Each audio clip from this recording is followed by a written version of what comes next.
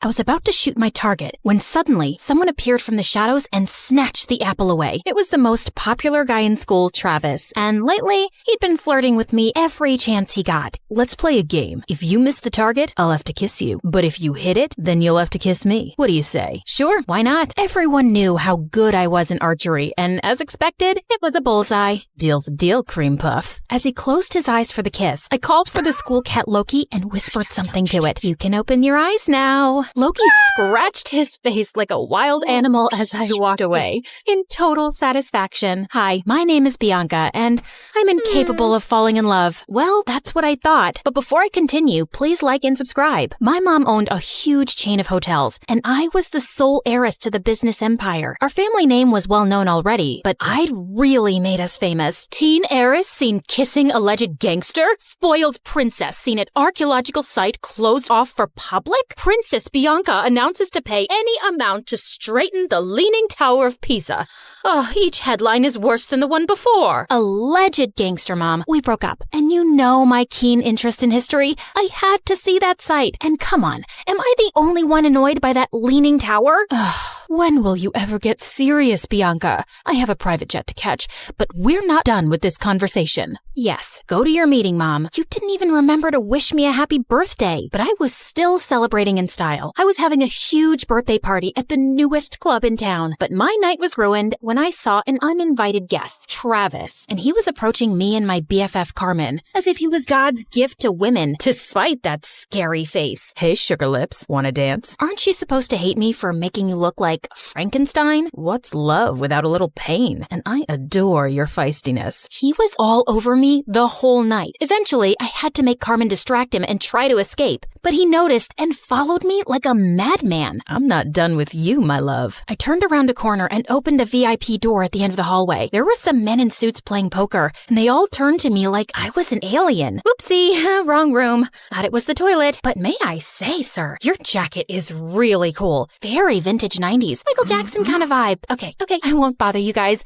May the best man win. Bye. Travis was nowhere to be seen, so I took the chance to finally leave the club. But of course, I couldn't avoid him at school, and he was being such a nuisance that eventually I got a restraining order against him. My life was finally peaceful, till a few days later when Carmen told me that her cousin from the village would be joining our school. Since when do you have a cousin? Ever since he was born? You never told me about him. I love to collect snake skins and samurai swords in my basement. I didn't tell you about those either. What? Friends should share everything. I think some secrets are good. Oh my god, my cousin's here. I turned to this guy who was walking towards us like he was the king of the underworld. Judging by his walk, he knew he was a fine specimen of the male species. But suddenly, he tripped over nothing and fell into the fountain nearby. And then he immediately got up like nothing happened. I felt like I was watching a comic cartoon strip. Are you sure he's not some hot model you paid to act as your clumsy cousin? Nice way to say that he's hot and adorable. He then spun her around like she was a cotton ball. Carmen, my favorite girl. I missed you so much. The guy turned to me and I was stunned.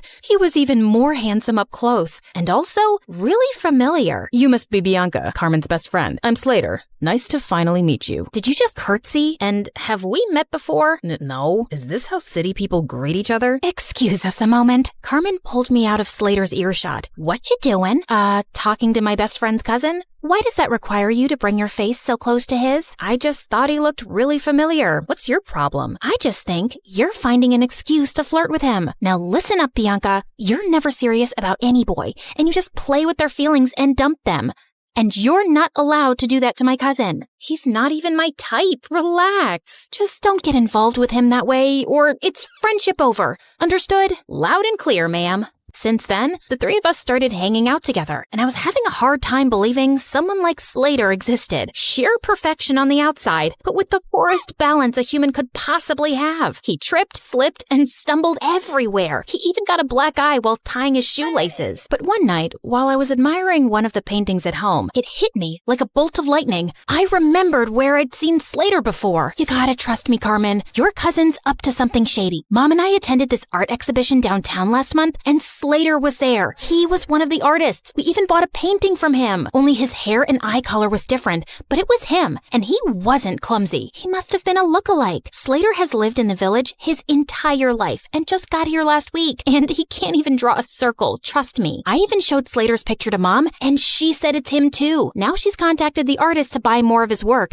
and he's coming soon, and I'll finally know the truth. You just need to give yourself something to be excited about. Do what you want, but you're wrong. A couple of days later, the artist called Mom to say that he had to go out of town and he'd come to meet her next month. How convenient. I decided not to say anything to Slater and try to get to the bottom of his secret identity. He was always hovering around me and Carmen like an annoying fly. He was sure to slip up at some point. I'd be watching him. But one day, I was spying on him at the gym, and after seeing him miss the 100th basket, I got really bored. I decided to skip the rest of school that day to get a manicure. As I was walking to my car, a van suddenly stopped next to me. "Good day, child. Would you please buy some apples from me? I run an orphanage, and I'd like to get some toys for the children." "Sure thing. Just give me a basket and I'll give you $100,000. I was about to take the basket from her when Slater suddenly popped out of nowhere and crashed into me. "Hey, you. Who do you work for? Show me your ID." The poor lady looked terrified and just drove away. What the heck was that? Didn't your parents ever tell you not to take candy from strangers? What if she was trying to poison you? Dude, those are apples, not candy. And who am I? Snow White? And that cute granny is trying to poison me because I'm the fairest girl in all the land. This isn't funny. You don't know how dangerous some situations can be. Oh, please. I swam with sharks last year and jumped off a hot air balloon when it malfunctioned. I laugh in the face of danger. And that lady just wasn't dangerous. I know you're from the village and probably think everyone in the city's evil, but please stop being a weirdo. But Slater just got weirder. Like another time, the three of us were at a restaurant, and as soon as the waiter served our order, he started sniffing mine. If you wanted me to completely lose my appetite, you succeeded. What's wrong with you? He also started sniffing his food and Carmen's. That's how we do it in the village. The first whiff of food tells you everything you need to know. About what exactly? About how organically the food was grown, if the farmer sang to his crops and cows.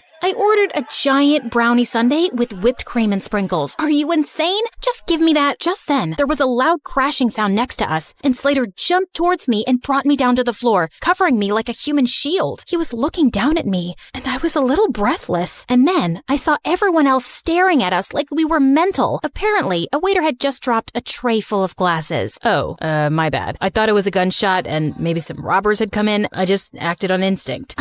Wait, let me get this straight. So you thought it was a dangerous situation and your first instinct was to save Bianca? Hello, what about me? Your own flesh and blood? Slater muttered some apologies while Carmen kept scolding him, even if he was crazy. It was really sweet how he tried to protect me. One weekend, Carmen told me that the cheer captain was throwing a party, just for the cheerleaders and all the boys. I felt curious to see how Slater would act at parties with other girls, so I dashed over to the venue and spied from the bushes. But I couldn't spot him anywhere. I knew how girls looked at him. He was probably surrounded by the cheerleaders. Well, what did I care? I took this opportunity to practice my amazing singing. I can buy myself flowers, write my name in the sand, talk to myself for hours, say things you don't understand. Suddenly, I heard a sound right behind me.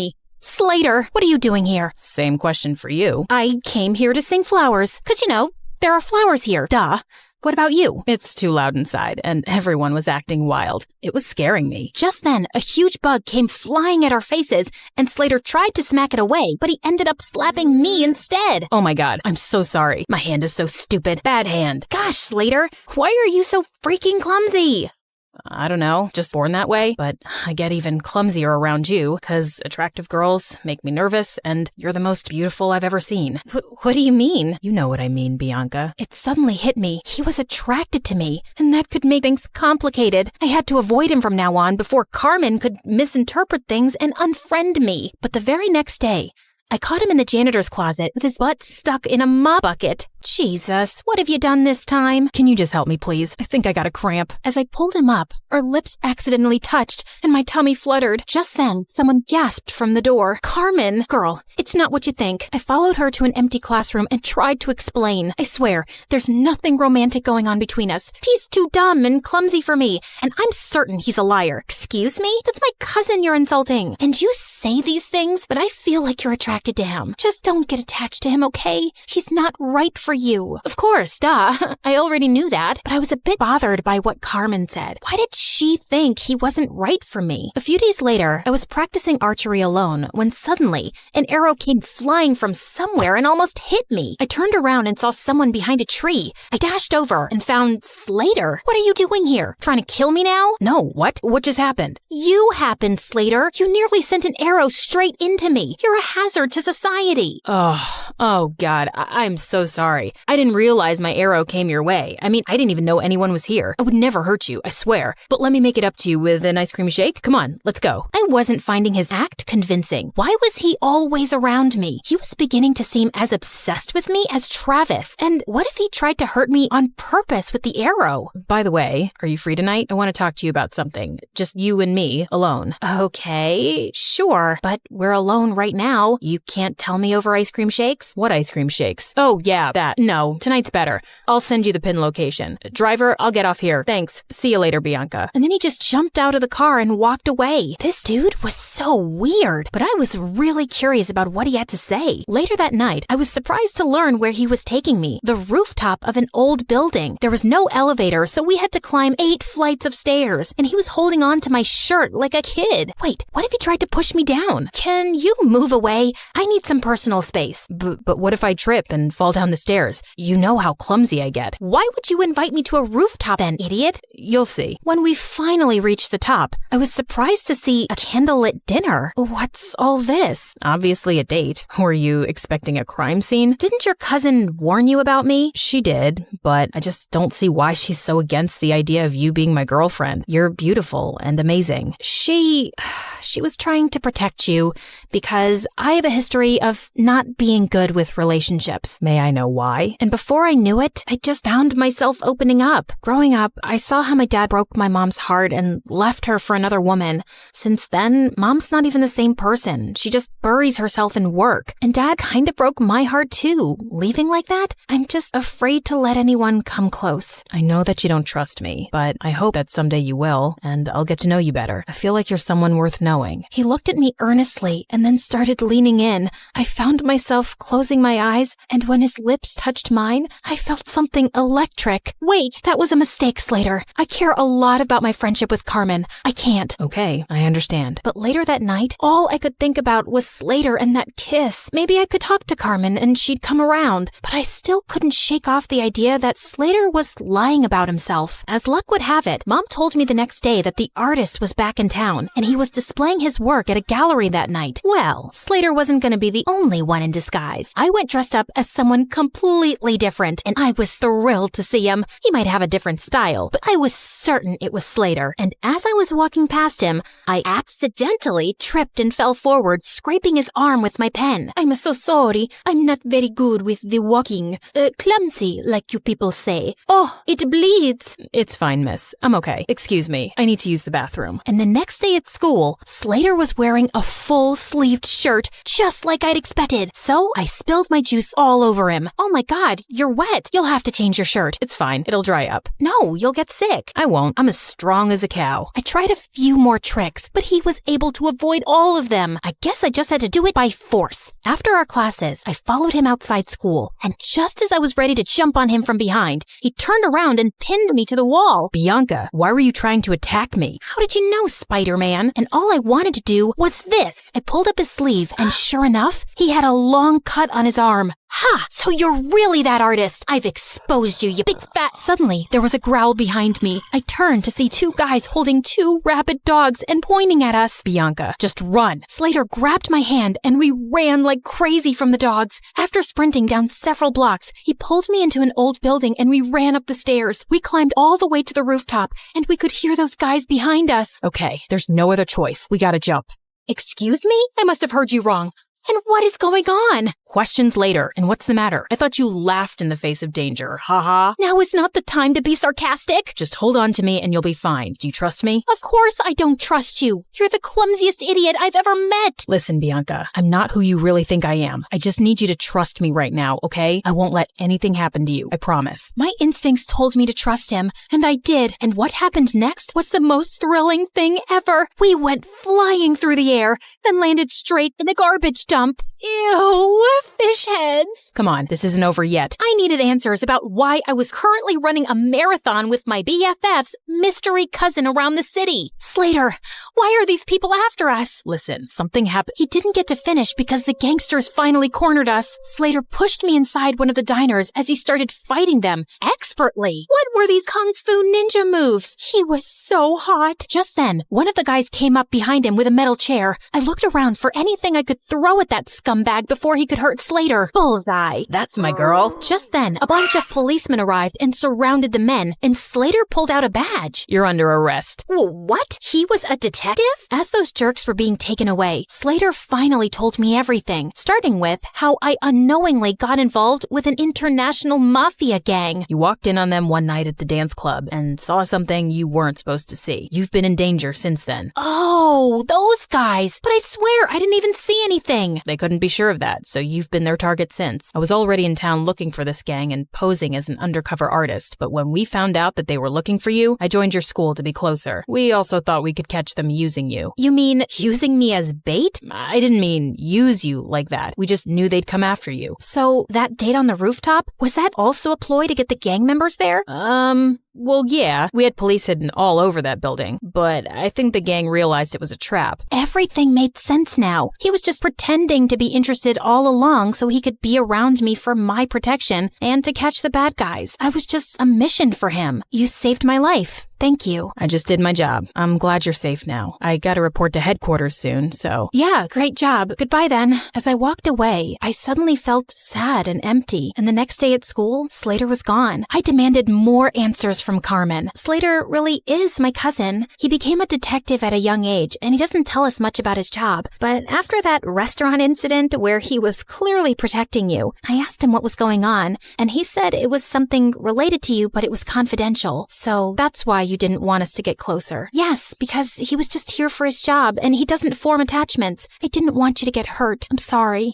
What for? I can see it in your eyes, Bianca. You're in love with him, but I don't think he can make you happy. Oh, please. I've told you. I'll never fall in love with anyone, if you say so. Over the next few days, I tried my best to get back to normal, but I couldn't get Slater out of my mind. Even Mom noticed something was up with me. Haven't seen any crazy headlines lately. No new adventures? Yeah, it's been kinda quiet, but I did make one stupid mistake, falling in love. Mom sat down beside me and then pulled me into an awkward hug. Sweetie, I know you've been affected by what your dad did, but don't close your heart off. Falling in love isn't stupid, and you'll find the right guy one day, and it'll be amazing. Trust me. Mom decided to take some time off work and we planned a vacation together, but just as I was leaving for the airport, I heard a loud crash from the main hall and saw Slater had pinned Travis to the ground. Slater? Travis? What are you both doing here? Bianca, my cream puff, I couldn't go on any longer without seeing you.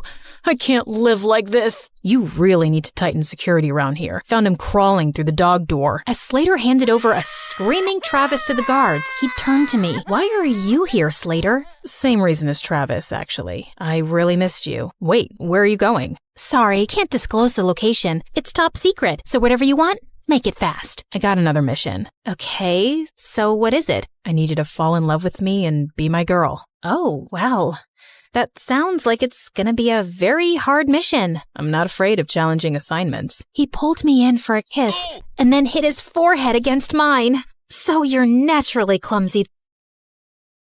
Only when I'm in love.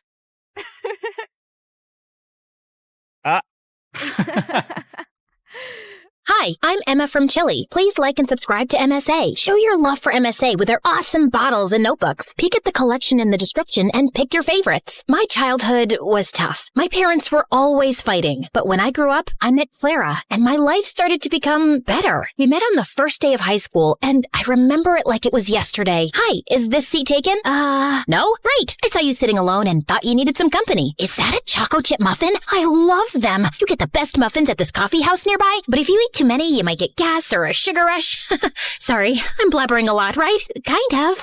You'll get used to it. I'm Emma, by the way. Do you want to be my friend? Trust me, we both need friends if we want to survive high school. Oh, okay. I'd like that. I'm Clara. Since that day, we were like gum. Clara was a pretty and shy girl, and me, well, I was the weird girl with a tiny obsession for Sherlock Holmes. You better not be asking who Sherlock Holmes is. Wow, that's an interesting outfit. It's my Sherlock Holmes uniform, Clara. I already told you like a trillion times. Yes, of course. How can I forget? The world's greatest detective, right? The best, the biggest, the most... Wait, are you teasing me? Wow, you figured it out. Guess you are good at detecting things. It's elementary, dear Watson. What? Oh, never mind. But despite my weirdy personality, Clara always stuck by my side until one day, everything started to break. I was coming back from school and saw Mom going crazy in rage. She was screaming at Dad, throwing his stuff outside, while Dad just looked like a deer in the headlights trying to stop her. Let go of my hand. That's it. I can't live with someone who scams others. We're done. Get out of my house. Please, not in front of Emma. Why? She should know what kind of father she has. Tell her how you scammed people into investing money in your little Ponzi schemes. Tell her that you're a liar and a crook. Go on. A mouse got your tongue? Mom kept screaming at Dad, and I just couldn't take it. So I ran away to my room and locked my door. Mom followed me and was still screaming, but I just lay on my bed, trying not to cry. And later that night, she came into my room. I know you feel horrible, darling, but it's for the best. Your father was a good guy, but now he prefers money over his own family. But what happened? I don't know, dear, but I do know that you and I are going to be just fine. We're a team. Remember that, okay? The next day, I went to school feeling worse than ever, but I saw Clara and I got a little happy. Hey,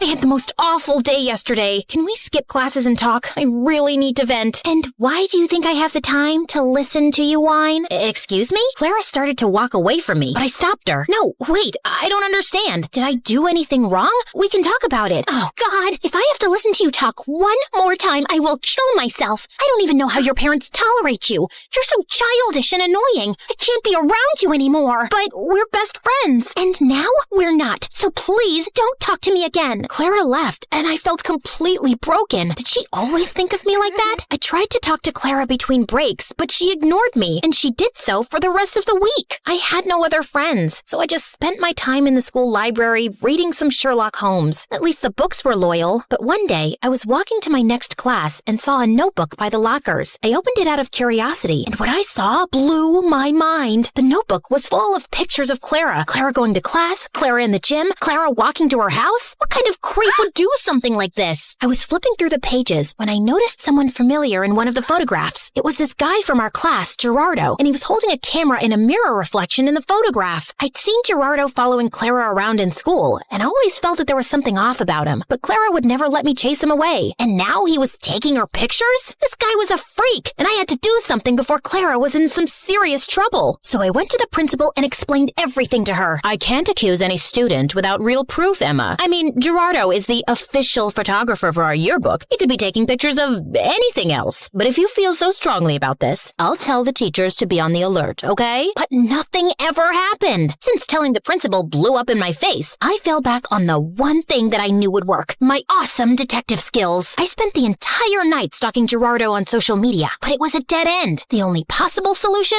was to confront him. But the next morning when I entered school, I saw Clara walk in with Gerardo looking completely different. Her face was painted with makeup, and her hair was all red. Oh my God, Clara, what happened? Did a radioactive spider bite you or something? What happened to your hair? And what's with the makeup? Can you stop touching her, you freak, and get out of the way? I wasn't talking to you, creepy stalker. Clara, what are you doing with him? Did he torture you? Do you need my help? She doesn't need anything from you, so get lost if you have nothing to say. Clara didn't look at me, so I walked closer to her, ignoring Gerardo's protests, and pulled out the notebook. Clara, this guy is a stalker. He's been taking your pictures since God knows when. Look, he's even in one of these pictures. Can you see that tiny little reflection reflection in the background, Clara ripped the notebook out of my hands and finally looked at me, angry. What part of "I don't want to be your friend" didn't you understand? I don't care about your little detective games, okay? It's not a game. This guy is creepy and weird, and my boyfriend? He's my boyfriend, okay? Now stop insulting him with your dumb games and get out of my face. Clara stormed off before I could ask any questions, but Gerardo stayed, smiling at me. Thank you for finding my notebook. I was worried about losing my favorite photos of my girlfriend. Listen, I don't know how you brainwashed her, but she's not like that. I didn't do anything to her. I just offered her a quick way to earn money. What did you make her do? Why don't you ask her? He left with a victorious grin on his face. I started to feel really worried about Clara. The next day, after the end of the school day, I was determined to save Clara any way I could. So I decided to follow Gerardo like a shadow. After a while, I saw him slipping through the school back gate and entering a scary dark alley. I hid behind a pillar and saw him wait there. And moments later, a bunch of guys came in on their motorcycles, each scarier than the next. How you feeling about tomorrow, boss? Pretty good. You have the motorcycle I asked for? Yeah, it's in Clara's house. Perfect. I taught Clara everything she needs to know about riding motorcycles, and I've told her to meet us right here tomorrow. I'm telling you, Clara's so ready for this race. She's gonna nail it. And what if she doesn't? Then we train her more till she can. But don't worry, I can feel that money is ours already. Everyone started cheering in celebration, so I got out of there before they saw me. I ran until I found a bench and sat down. Clara was participating in a motorcycle race? Why? I had so many questions, but right now, the only thing on my mind was to save Clara from this dumb race. The plan was simple. I was gonna go to the dark alley after school and wait for Clara to show up, and then I would just grab her arm and run till we were safe. So the next day, I went to the alley extra early and waited for everyone to show up. Everyone, including Gerardo, was around, but Clara was nowhere in sight. Half an hour went by, and when she didn't show up, I decided to leave. But my jacket got caught in one of the boxes, and I fell, and all eyes turned to me. Whoopsie! I was just making sure there was no rats here. I think it's safe to say that this place is officially rat-free.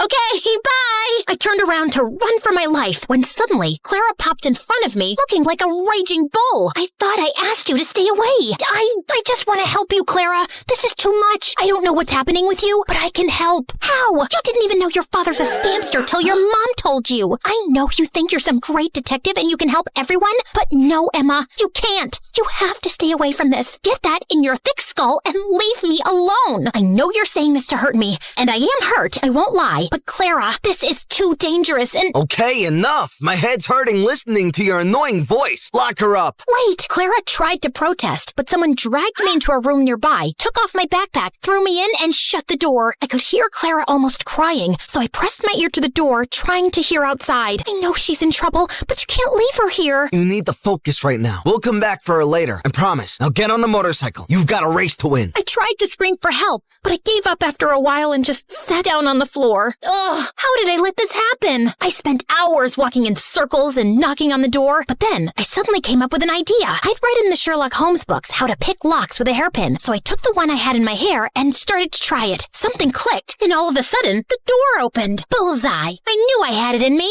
Okay, now focus. I left the alley and started to run without direction, but then I heard sounds of motorcycles. I went down a stone stairway and found a giant tunnel full of motorcycles and people. And Clara! But before I get Clara out of there, I need to do something else. Hello? 911? Come to Keller Street, down the stone stairway, and hurry up. There's an illegal motorcycle street race happening. Can you provide me with your name? There's no time. Hurry up! I hung up and ran down the stairs. All the motorcycles were already lined up, and Clara was on one of them. I could see Gerardo talking to some guy, so I ran to Clara without him seeing me. Come with me. It's impossible to escape from you, right? You can roll your eyes later. Just get off this thing and come. Emma, you don't understand. I found out a week ago that my parents declared bankruptcy, and we might have to move to a homeless shelter. He's a liar. Look at that nose on his face. It's so plastic and fake. You can't trust him. His nose was really crooked. You should have seen— Wow, great story. Let's save it for another time. Now come. Just as Clara stepped down from the motorcycle, we heard police sirens outside. I pulled Clara away before Gerardo or anyone else could frame her. How? Shh! You're a suspect. If anyone asks why you're hiding behind this bush, pretend that you're from a really exotic island, you know? Maybe you're collecting a... Emma, I'm such an idiot. I ruined everything. My grades, my life, my future, our relationship. Gerardo told me not to talk to you anymore because he wanted me all to himself. Emma, I am so sorry about everything. I just really need my friend right now. Hey, don't worry. I'm not going anywhere. You and your family can stay with us until you guys get back on your feet. Let's just go home and get you cleaned up. I missed you. I missed you too, Emma. Thank you.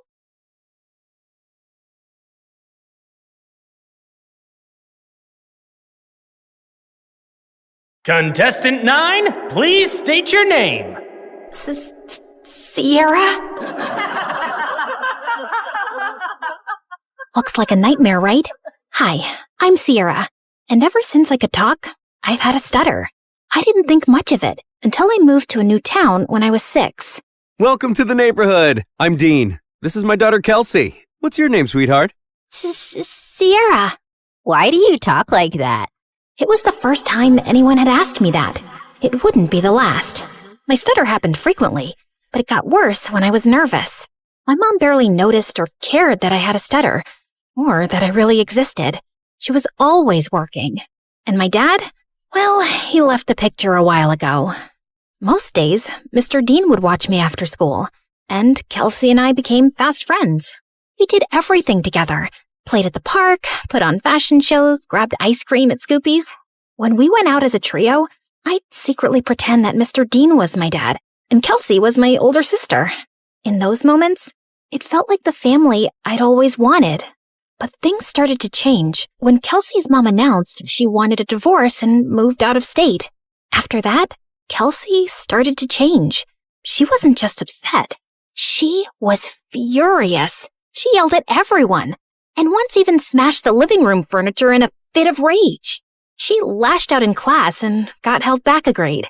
And if her dad hadn't been the superintendent, she probably would have been expelled.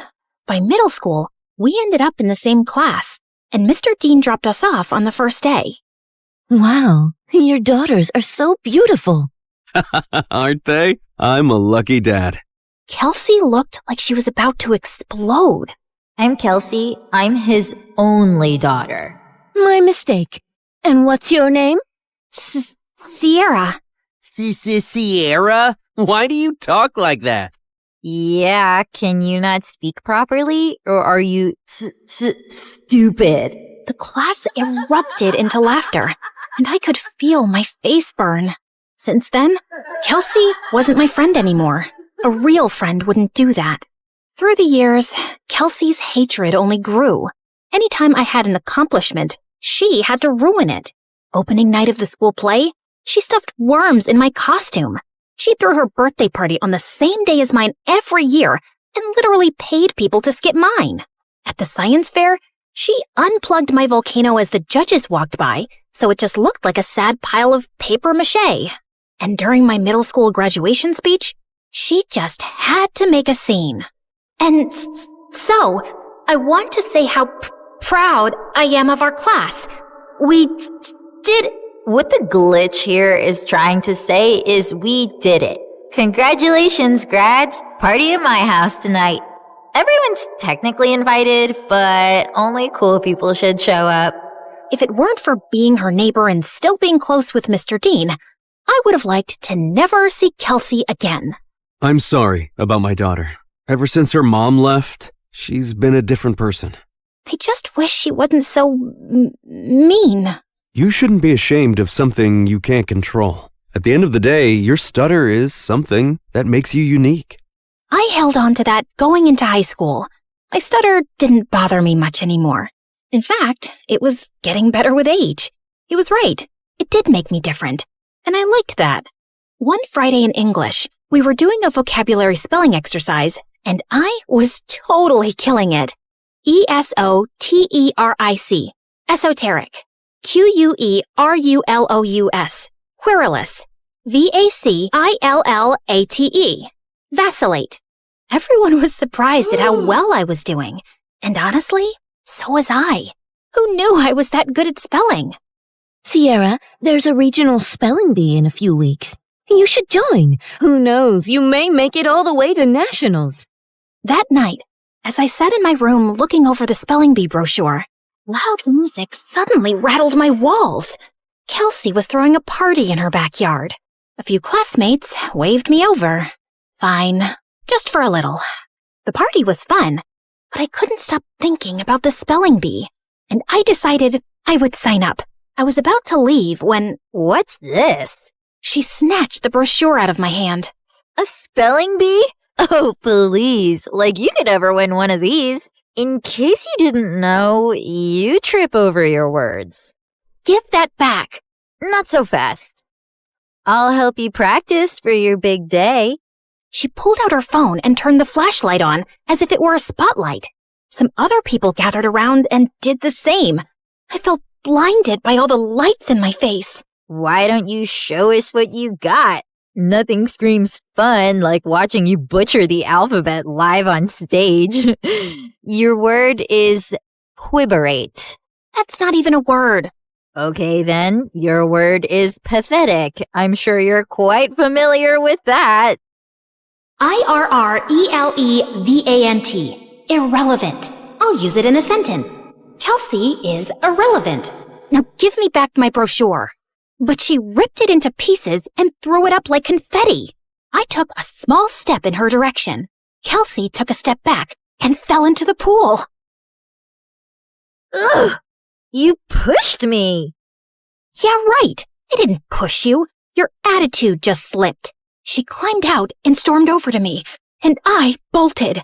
As I ran, I saw her shoving people in her way into the pool. I made it home and locked the door just as she started kicking and clawing at it. My heart was racing. By Monday, the whole school was talking about it. Someone had filmed everything, and she looked completely unhinged. I avoided her all day. After class, I asked my teacher if she would sign off on my spelling bee application, and she wrote a letter of recommendation. That night, I was recording myself practicing when I heard Mom come home early. I rushed downstairs to tell her about the bee, but she really wasn't listening, as usual. Sierra, that's great and all, but I'm working and I don't need any distractions tonight. And the Mother of the Year award goes to... Feeling annoyed, I went back upstairs and found Kelsey sneaking through my bedroom window. What are you doing here? Get out! Relax, Miss Broken Record. I'm just here to apologize. Apologize? Yeah. I saw the video from the party over the weekend. I looked crazy. It wasn't okay how I was treating you, so I'm sorry, okay? Thanks? I'm not really sure what to make of this. Yeah, well, we used to be friends or whatever. I think it's time to put the bad blood between us to bed, right? Trust doesn't just snap back into place, not after everything that's happened between us. I understand. I intend to prove it to you. Do you mind getting me some water? Climbing up the vines was harder than I thought. Uh-huh. Sure. This certainly wasn't on my bingo card for how the night would go. I brought her water, which she downed in one gulp. Thanks. I'll see you tomorrow. Maybe we can sit together at lunch? Maybe. Also, never sneak into my room again. Then she climbed out the window. What a strange interaction. But maybe we really were turning over a new leaf. The next day, I walked into class feeling good about the new era I was in, where I tried new things and made up with old friends. But that confidence vanished when I found my teacher waiting for me, looking pissed. Sierra, you will not be attending class today. I've contacted the spelling bee and pulled my recommendation for your application. What? What did I do? You should be ashamed of yourself. The principal is waiting for you in his office. What was going on? It has come to our attention that the English exam answers were sent to your entire English class yesterday. I'm sorry. I have no idea what you're talking about. That's strange. Given the exam answers were sent from your email address, you'll be suspended for 3 days. Your mom is on her way here to come get you. What? This wasn't possible. I didn't do it. When Mom showed up, the veins in her forehead were practically bursting. I begged her to believe me the whole way home, but she didn't say a thing. When we pulled up to the front of the house, she told me to get out of the car. I can't believe I missed an hour of work for this. You're grounded. Then she just drove off, and I burst into tears. I was wrongly accused, suspended, banned from the spelling bee, and all my mom cared about was missing work. Over the next few days, I stayed home and studied, and I kept practicing spelling words anyway. Failure. Failure. Dismay. Dismay. Okay, maybe I was leaning into the drama a little. When I finally got back to school, everyone basically hated me. A bunch of students had used the answers sent from my email, so the teacher failed the entire class, and now everyone was blaming me. Next few weeks were so lonely. I walked straight out of school one day and went to get an ice cream cone from Scoopy's, and Mr. Dean happened to be passing by. I told him everything that happened. Let's go talk to the principal right now. It was nice to have one person who actually listened and seemed to care. Back in the office, Mr. Dean demanded answers. It was sent from her email account. My hands were tied. Steve, you're talking like you weren't the biggest troublemaker back in school. Honestly, I'm shocked you became a principal. Mr. Dean insisted on seeing the email with the timestamp. It was around the time I was practicing spelling. Wait, I had recorded myself doing that. I pulled out my phone to prove it. We watched me spelling, then leaving when Mom got home. Then Kelsey climbed through my window and went for the laptop, but I walked in. Once she sent me away for water, she sat down and typed out the email. She did this. They called her into the office. Dad, what are you doing here? You framed Sierra for stealing exam answers when she's completely innocent. I did not. He showed her the video. Of course you go to defend her. She's never been completely innocent, Dad. What had I ever done to her? The principal and I had front row seats to their screaming match. Kelsey got suspended for a week, and the principal and teacher apologized to me and reinstated me in the spelling bee. That night, I heard a commotion outside. I looked out my window and saw Kelsey stuffing suitcases into her car. I'm over you, Dad, just like Mom was. She slammed the door, rammed the car into the garage, and peeled out of the driveway. I ran to Mr. Dean, who was covered in food. What happened? We were in a huge fight about what she did to you, and she threw everything in the fridge at me. I kicked her out, and she's gone to live with her mom. As much as I wanted to jump with joy at the thought of never seeing Kelsey again, I didn't want things to be like this. Mr. Dean looked crushed as he walked back inside, and I followed him to help clean up the mess. At school, word got out about what Kelsey did, and people started being nice again. Things weren't just back to normal, they were better.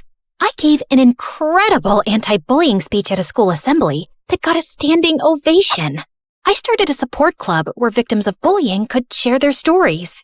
And at every free moment, I was practicing for the spelling bee, often with Mr. Dean's help. He still seemed down about being alone, but when I was around, he cheered up. He drilled practice words with me every day until regionals. And on that day, he was there in the audience. My mom wasn't. I got second place and was qualified for nationals in a month. Afterward, the top contestants did a group photo shoot. I was smiling for the camera when someone put an arm around my shoulder. I looked up. It was the guy who won first. You were a great competitor out there today. Congratulations. His accent, his eyes. Suddenly, I forgot how to breathe. Thanks. Where do you come from? Where do you come from? Sierra, are you kidding me? Is that how you speak, or did I just fluster you? Oh, no. I just have a stutter. It's adorable. I'm Leon, and I'd love to get your number. We should talk more, since we'll be seeing one another for nationals next month. Yes, please. We exchanged numbers, and I practically floated back to Mr. Dean. It felt like the best day of my life. When we got home, Mom was on the porch, arms crossed. She rolled her eyes when she saw us together. And where have you two been? The spelling bee, Mom. Remember? I won second place. She did amazing. You should have seen her. I'm sure, but I was too busy with the logistics of moving. Moving? Work wants me to relocate to California within the next couple of weeks. Mom, no! I have nationals next month. Well, that's too bad. Work comes first. You know that. Work always comes first for you, Mom. It's never me. Oh, stop being so dramatic. What if she stays with me until the end of the school year? What? I have Kelsey's empty bedroom. She can compete in nationals, finish out the year, and then move out to California. Please, Mom. Fine. Within a week, Mom was gone and I had moved into Kelsey's old room. Mr. Dean cared in a way my mom never had, and this new life felt good. And to top it off, Leon reached out. He was a foreign exchange student from Spain living in New York, and we hit it off instantly, texting all night, every night. We had so much in common, and he was so easy to talk to. I had a major crush. One night, I even felt bold enough to tell him.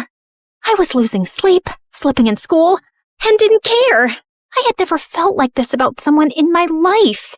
Leon and I even planned our first date the night before nationals. That weekend, I was behind on prep, but I was more excited to see Leon than I was to compete. We planned to meet at a park, and I spent hours getting ready. I waited for him at the park. He was 5 minutes late, then 15, then 30. After 2 hours, unanswered calls, and 20 unread texts, I gave up and walked home. I got in bed and cried. Had something happened? Had I been stood up? I barely slept that night. The next morning, I was exhausted. Mr. Dean and I headed to the B. I checked in and looked for Leon.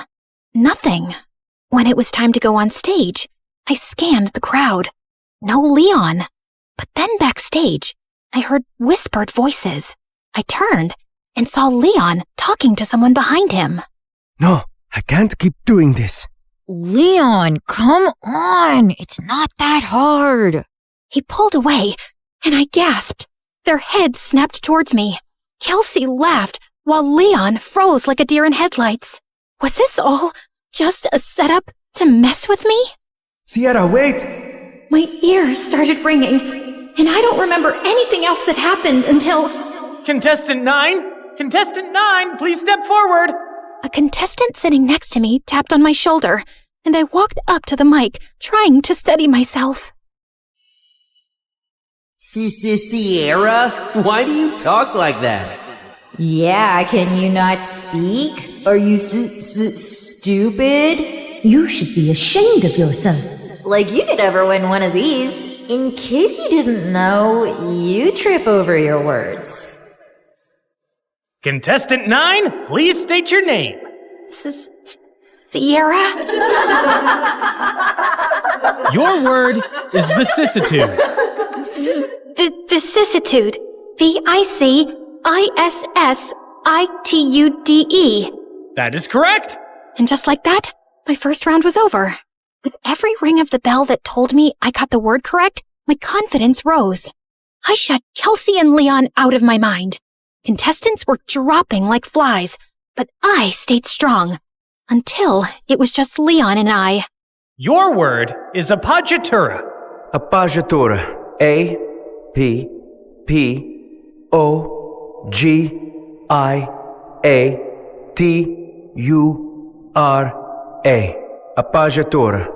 I'm sorry, that is incorrect. Sierra, if you can correctly spell the word, you will be our national spelling bee champion. Appoggiatura. A-P-P-O-G-G-I-A-T-U-R-A. Appoggiatura. That is correct. I did it! The audience went wild. I got my huge new trophy and went to the lobby to find Mr. Dean. But I heard Leon's voice behind me. Wait, Sierra, please! Leave me alone! Sierra, please, let me explain. It was all Kelsey. She put me up to this. She wanted to get in your head so you'd lose. Wait, don't go to the lobby. I walked through the doors, but Leon lunged at me and pushed me out of the way. The doors had buckets of slime and feathers on them, which all fell on Leon. Why did you push me away? I was trying to save you from this. Listen, Kelsey moved to my school and found out I was going to regionals for the spelling bee. She said she'd pay me to flirt with you and distract you from studying. I'm so sorry. I was just a game to you? I only agreed because I really needed the money for my mom's treatments. That's why I'm even competing in the bee. I didn't expect to end up having real feelings for you. When Kelsey found out, she stole my phone and smashed it. She even threatened to get me kicked out of school. Just then, my mom and Mr. Dean walked up. Mom, what are you doing here? Mr. Dean convinced me to attend, and I had no idea you were so talented at this. We're so proud of you, Sierra. And then Kelsey walked in. Of course my dad is here to support perfect little Sierra. And Leon, I see you've betrayed me too. Guess your mom isn't going to get any better. Why are you so evil? What did I ever do to you, Kelsey? You stole everything from me. Everything! She didn't steal anything from you, Kelsey. Oh, really? Because I remember the night you and Mom screamed at each other when she found out about your little affair, when we both found out Sierra is your daughter. What? Oh, yeah. My neighbor was actually my half-sister, the girl who ruined my family and took my dad away from me. Is this true? Yes, it is. Even though this was the craziest day ever, the news warmed my heart. I'd seen Mr. Dean as my dad since I was a kid. You didn't lose your dad to me, Kelsey. You lost him because of you. You could have told me the truth. You could have been my sister. But you chose to be a liar, a bully, and a sad little lowlife who only feels powerful when someone else is hurting. I may stutter, but I never had to hurt people to be heard. And why didn't you guys tell me sooner? I'm sorry. He didn't know until I told him once we moved in next door. I wanted to tell you right away, but then my wife left me and Kelsey took the news really hard and started lashing out.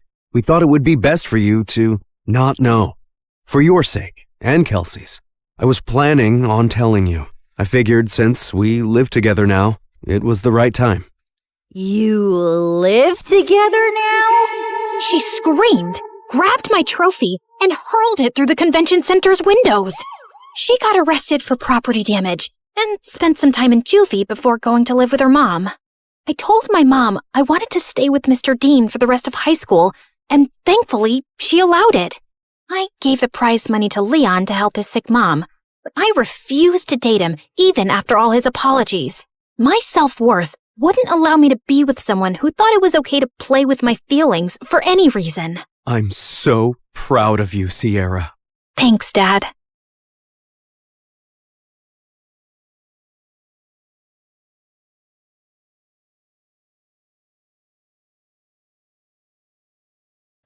Hi, I'm Blair, and I'm about to tell you a crazy story. Before we continue, please like and subscribe to MSA. Growing up, my parents fought constantly over money. Dad was a struggling sculptor, and Mom, who was a waitress, cursed the day she met him because we constantly had money problems. She always said dropping out of school was her biggest mistake, so she made sure I studied hard. That's how I earned a full scholarship to one of the city's top schools. But my true passion was painting. I fell in love with it at 5, taught myself through YouTube, and by 13, I was winning major school competitions. Dad was proud, but Mom didn't like it one bit. Art's a hobby, Blair. You can't make a career out of it. Definitely not a successful one. It was my dream to become a world-famous artist. Well, mine and my best friend Ashley's. She was an artist just like me, and we'd been best friends since middle school. Ashley was rich, so she got to go to amazing art classes and shared everything she'd learned with me. And whenever my parents argued, I'd sneak over to her mansion. Life was just better with Ashley around, except for her annoying twin brother Dexter. He mocked our art, hid our supplies, and chased us with his paintball gun. Whenever we complained to Ashley's parents, Dexter would just put on his innocent face and get away with it. Even at school, everyone adored him for his sense of humor. Ashley absolutely hated him, and I could see why. Like on their 15th birthday, Ashley spent hours getting ready and she looked beautiful. But the moment Dexter walked in, everyone gathered around him, completely ignoring Ashley. Look at him, smiling like he owns the world. I will never understand what people see in him. Probably his athletic body. I mean, if you look at it from an artistic point of view, Dexter's pretty much perfect for a portrait. What? I mean, so what if he's good looking? You've got a great personality. That's what you tell ugly people, Blair. You're also so much more creative and way smarter. People would notice that someday. Notice what someday? That you're a total jerk. Aw, are you jealous because no one's paying you attention? Go away, Dex. It's her birthday too. Don't make things worse. Fine, I'm sorry. Here, I got you a flower, little sis. Happy birthday. But as soon as Ashley took it, the flower squirted water all over her face, ruining her makeup, and Dexter ran away laughing. As we grew older, Dexter just got more annoying. At 17, he joined the football team, became the most popular guy in school, and a serial heartbreaker. Every day, some girl would be crying over him, and it was nauseating. As for me, my parents were fighting a lot more lately, and one day, Dad just packed his stuff and left. Shortly after, he filed for divorce, and Mom went bonkers. She refused to shower or step out of the house, and a week later, she came home and told me she'd quit her job. Between rent and expenses, we soon ran out of our savings and didn't even have enough money for food. Do you have cash? Sure. Let me just grab some from the secret trust fund your dad left me. No, I don't have cash, you moron. Just run the card again. I've already tried 3 times. It's not working. Pay or leave. Mom just started yelling at the cashier like a madwoman. He called security, but as they approached, Mom grabbed a bunch of stuff and bolted in the other direction. She went round and round in circles before the security guys finally caught her and dragged her out. Since Mom was acting all kinds of crazy, I took up a part-time job at a cafe to help out. But between work and school, my life was miserable, and Ashley wasn't helping. What do you mean you're not coming for the concert? We booked this months ago. Things were different back then. Now I have to work. Ask someone to cover your shift. We're short-staffed, and I need the money. But Hank's gonna be there, and I need your help talking to him. You're not getting out of this. Ashley kept pushing me, but I kept refusing, and eventually she gave up. The next morning, she told me Hank had asked her out, and I was happy for her. College applications were looming, and I desperately wanted to get into NYU's art program, where Ashley was applying to. It was expensive, and I needed a strong portfolio for a scholarship. I couldn't risk my mom finding out, so I stayed late after my shifts at the cafe to work on my portfolio. One day, while I was heading back home, it started raining heavily. It was already late, so I couldn't get the bus, and was waiting for a cab when someone walked up to me with an umbrella. Dexter, what are you doing here? I was just across the road running some errands, and by errands, I mean date that didn't go too well. Anyway, I saw and I thought I'd help. Dexter led me to his car, and on our way, we got talking. He asked me how I was doing, and I don't know why I ended up telling him everything about Mom and how things were really tough at home. Ashley told me about your parents' divorce, but I didn't know things were so bad. If you need anyone to talk to, I'm here. Something about the way he said it made my heart melt. And after that day, Dexter and I got closer. He would wait for me at the cafe and then walk me home. We'd debate over classic movies, argue over music, and bond over our favorite MSA videos. The more time we spent together, the more I saw a different side of Dexter. One that was kind, funny, and surprisingly thoughtful. And before long, I started having feelings for him. You know, I've always had a bit of a crush on you. Really? Why? You're kind, beautiful, smart, creative, and you're probably the toughest person I know. Wow, thanks. I always thought you're kind of annoying. Gee, thanks. What a compliment. Let me finish. But now I think you're the only person who gets me. You've shown me what it's like to really connect with someone, Dex. I guess what I'm saying is... That you like me? I like you too. And then Dexter kissed me, and it was perfect. I wasn't sure how Ashley would take it, but before we can even gather the courage to tell her, we found her crying in the school garden the next day. Hank dumped me. He says my nostrils are too big and that my face reminds him of his dead cat. What kind of reason is that? The kind that's a lie. Hank's a total player. Why would you ever fall for him, you dumb... Ow! I mean, I'm sorry you're hurting, but don't weep over that idiot. You're stronger than that. Be a man, woman, girl, be a girl. Did you hit your head or something? Why are you even talking to me? Blair, I need a hug. The next few days were a mess. Ashley was hung up on Hank and dragged me along for endless shopping sprees and salon visits to distract herself, and I didn't think it was a good time to tell her about me and Dex, who I wasn't even getting to spend any time with. She was also home all the time, so Dexter started sneaking into my room late at night. This is not fair. You're totally ignoring me. I know, but she's miserable, and she needs me. Hey, Han, remember when you needed her, but she was too busy falling in love? Anyway, my football team's having a party tomorrow night, and I'd love for you to come. It's low-key, just close friends. How close are we talking? Close enough to do this. Dexter leaned in to kiss me, but before he could, someone knocked on my door. Ashley! He hid under the bed as I opened the door. Who are you talking to? No one. I was just humming to myself. La la la. See? You tell me, what's up? No time long see. You're being weird. Anywho, I need your help. I've heard the football team is having a party tomorrow and Hank's gonna be there. I need him to know that I've moved on and this party is perfect for that. I have the invites. You're coming with me. No excuses. But I have to work on my portfolio. I promise I'll help you after the party. Please say yes. Ashley looked desperate that I couldn't refuse. Dexter was furious, though. He didn't answer my calls or reply to my texts. Even at the party, he ignored me. But I could see he kept looking my way. Ashley had hired some guy to be her fake boyfriend, so she left for the dance floor with him while I waited for Dexter. I was near the pool when I almost slipped, but someone held on to me. Careful there, sweet cakes. You'll hurt yourself. Blair, right? I'm Hank. I know. Great. Then let's skip the introductions and dance. I don't want to. Come on. She said no. I turned around and saw Dexter looking furious. And who are you? Her boyfriend? Yes, now back off! Or what? You'll hit me, pretty boy? You bet I will. Dexter punched Hank right in his face and he stumbled backward. Hank charged at Dexter and the two got into a fight. Everyone gathered around and I caught sight of Ashley's face in the crowd. She looked furious. I ran over to her, but I slipped and fell in the pool. I don't remember much after that, but when I opened my eyes, I was in a room with Dexter and Ashley staring at me. What happened? You passed out. You don't know how to swim? I didn't exactly grow up with a pool in my backyard, so no, I don't. You're bleeding. That's no big deal. Yeah, no big deal. Just like it's not a big deal to hide from your best friend that you're dating her idiot brother. How could you not tell me? I don't know, okay? I freaked out.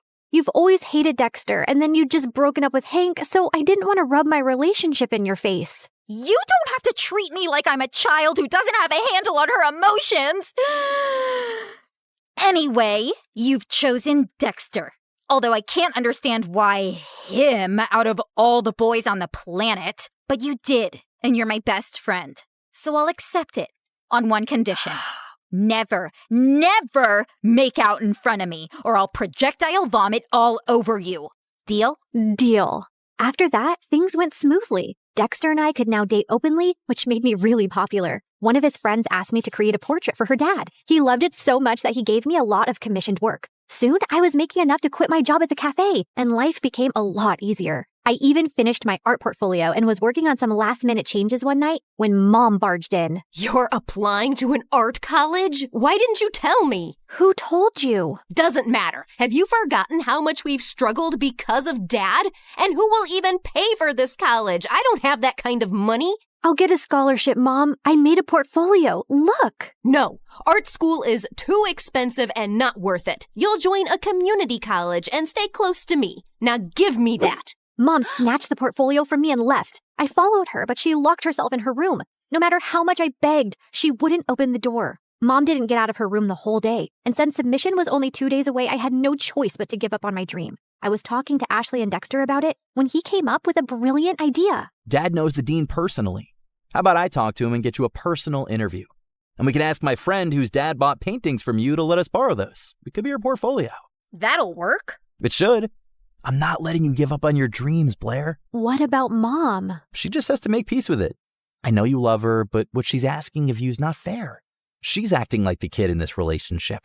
The interview was scheduled for 2 days later, and I spent every second preparing. On the big day, I felt really confident. But as I was on my way, I got a call from the admissions office saying that my interview was canceled. Apparently, I had called and canceled my interview, claiming my mom was unwell, even sending medical reports as proof and withdrawing my application because I needed to take care of her. I tried telling them so many times that it wasn't me, but they just cut the call. I had no idea how Mom had found out about my interview, but I was furious that she'd done this. I went back home to confront her, but to my shock, I found her passed out on the floor. I called 911 and immediately rushed her to the hospital.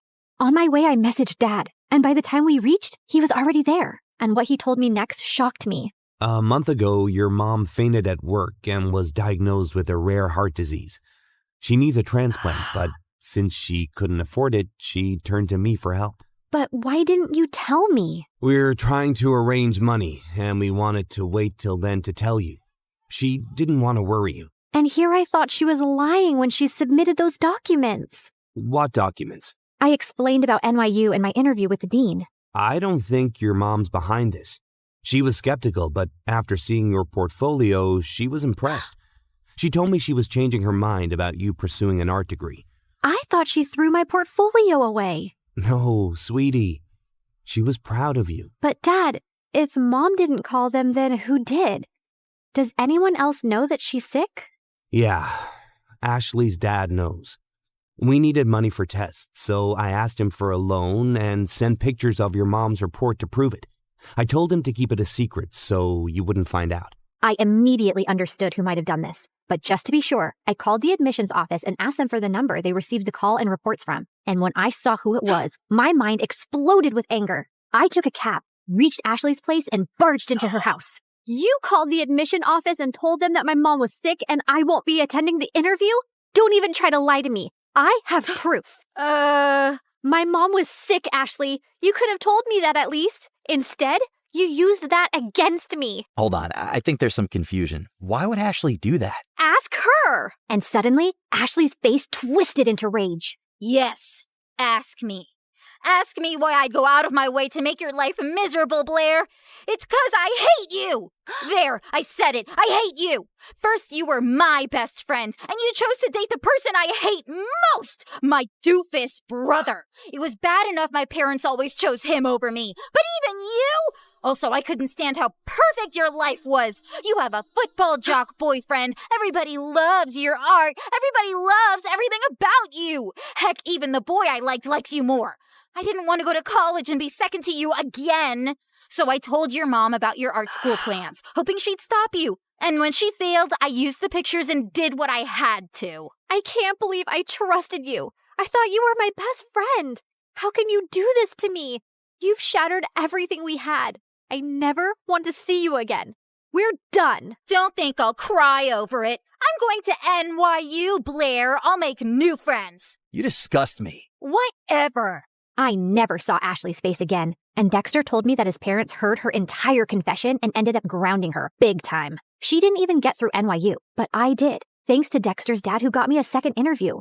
Mom stayed in the hospital for a few more weeks before coming home. A month later, we found a donor. It was tough to get the money for the surgery, but we managed, and Mom made a full recovery. Today is my first day in college, and I couldn't be happier.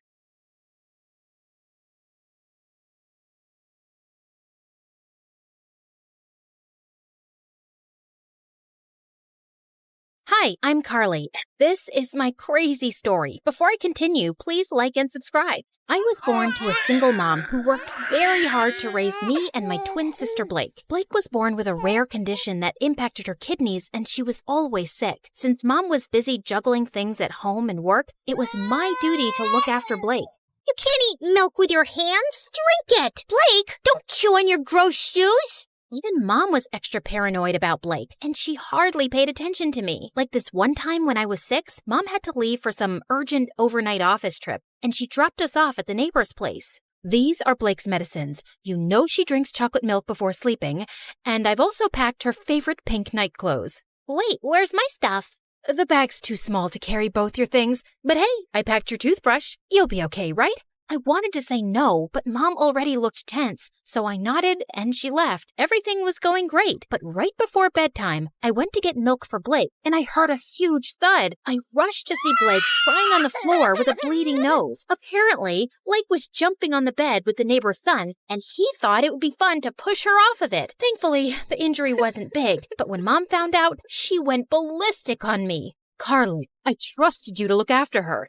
And I did. I was just getting her milk, like you asked me to. And she's okay, Mom. Everyone falls sometimes. Your sister isn't like everyone else. After that day, Mom banned both me and Blake from participating in any extracurriculars at school or playing in the park afterwards like other kids. I was always stuck at home with Blake, so I never really got a chance to make new friends. And those at school joined clubs and got busier. I missed having a normal life, but Blake needed me more. Mom got more paranoid with time and took special care preparing food for Blake. I knew how tired she was, so I'd get by with frozen meals. And over time, I started taking comfort in junk food, eating candy bars from the hospital vending machines while I sat in waiting rooms for hours. By 13, I was much bigger than most girls my age. One time, our aunt was visiting us and she hadn't seen me and Blake in a while. Look, I bought you girls matching outfits. Go on, try it. I'll just wear it later. What are you saying? Come here.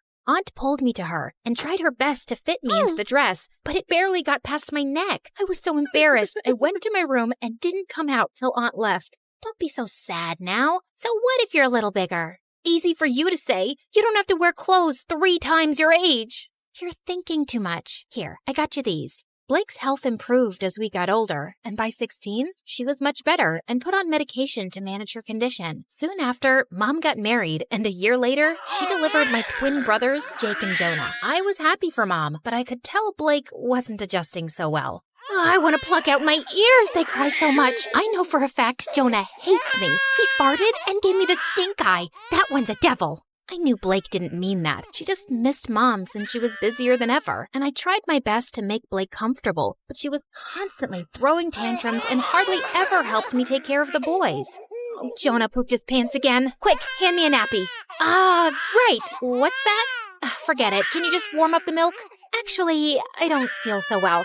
I'm getting a headache in my stomach. A stomach in my headache. You get the point, right? And when I asked Mom to hire a babysitter, she just gave me a lecture on money and expenses. My grades were getting affected too, and I was an overall mess. I knew it had something to do with my eating habits, so I started taking care of my health. I went for runs, ate better, and over time, I could see the results. One day I was jogging when I saw someone taking my picture, hiding in a bush. I caught him by the collar and dragged him out. What do you think you're doing? I just thought you were pretty. I'm good at taking pictures. Here, have a look. Wow, that's me? Yeah, whatever. But you should be asking me first rather than acting like a creep. I get it. I'm sorry. Can I make it up to you with some coffee? Fine, but I want a copy. Deal. Eli and I went to a coffee place close by and hit it off instantly, and soon we became good friends. He was into filmmaking and would always have his camera around his neck. Watching him, I got interested and tried my hand at handling a camera too, and it was love at first sight. Okay, so that's how you focus. Now look at that sunset. Beautiful, isn't it? Yeah, you know so much about the camera. It's really fascinating. I've always wanted to make movies, you know? And I love the ocean too. I'll tell you a secret. I'm part mermaid. Oh yeah? Prove it. Eli got up from the rock he was sitting on and started doing an awkward dance, flapping his arms like fins. Okay, I believe you. Well, good, because I was afraid I'd have to splash you with my tail. Really? That was on your mind? Well, that and something else. With that, Eli jumped down and pulled me in for the most magical kiss. Eli and I started dating soon after, and I decided to make him finally meet Blake. So the next time he invited me out, Blake tagged along. But the moment she saw him, she burst out laughing. Oh my God! Where did you get that shirt from? Your grandpa's closet? Actually, yeah. He has a really good shirt collection. Do you like it? I can get you one. Ew, no thank you. I'd rather wear a tent than slip into something so cringe. Come on, Blake, that's not very nice. What? I'm kidding. I'm sure Ebola can handle a few harmless jokes. Eli.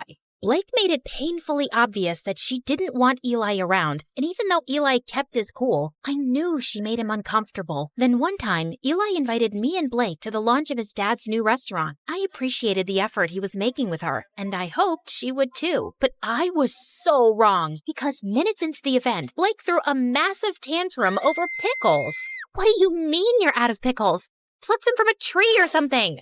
Could you please keep it down, Blake? Everyone is staring. So, you care about all these fancy people, but not your sister?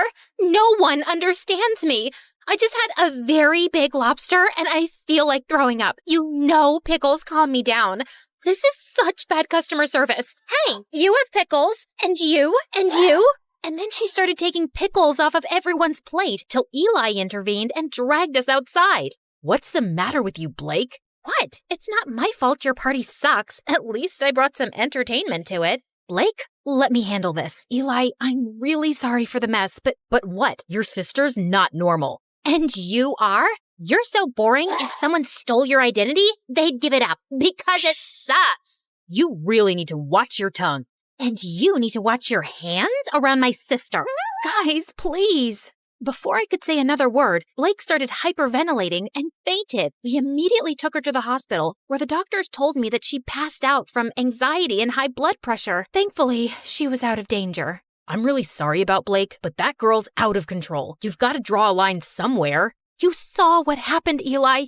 You can't just scream at her like that. She's my sister. I can't be around her, Carly. This is going to be a problem. I wanted to stop Eli, but there was nothing more I could say. Blake was my sister, and she came first. I didn't meet Eli for a few days, and a week later, he told me that one of his movies that I'd helped him with had gotten selected for a local film festival. He wanted me to come, but Blake was still recovering, and I couldn't leave her alone. But when he came back, he told me something shocking. Everyone loved the movie, Carly. One of the biggest film schools in New York wants to take us both in on full scholarship. How amazing is that? I don't know what to say, but I don't think Mom would let me go to New York, Eli.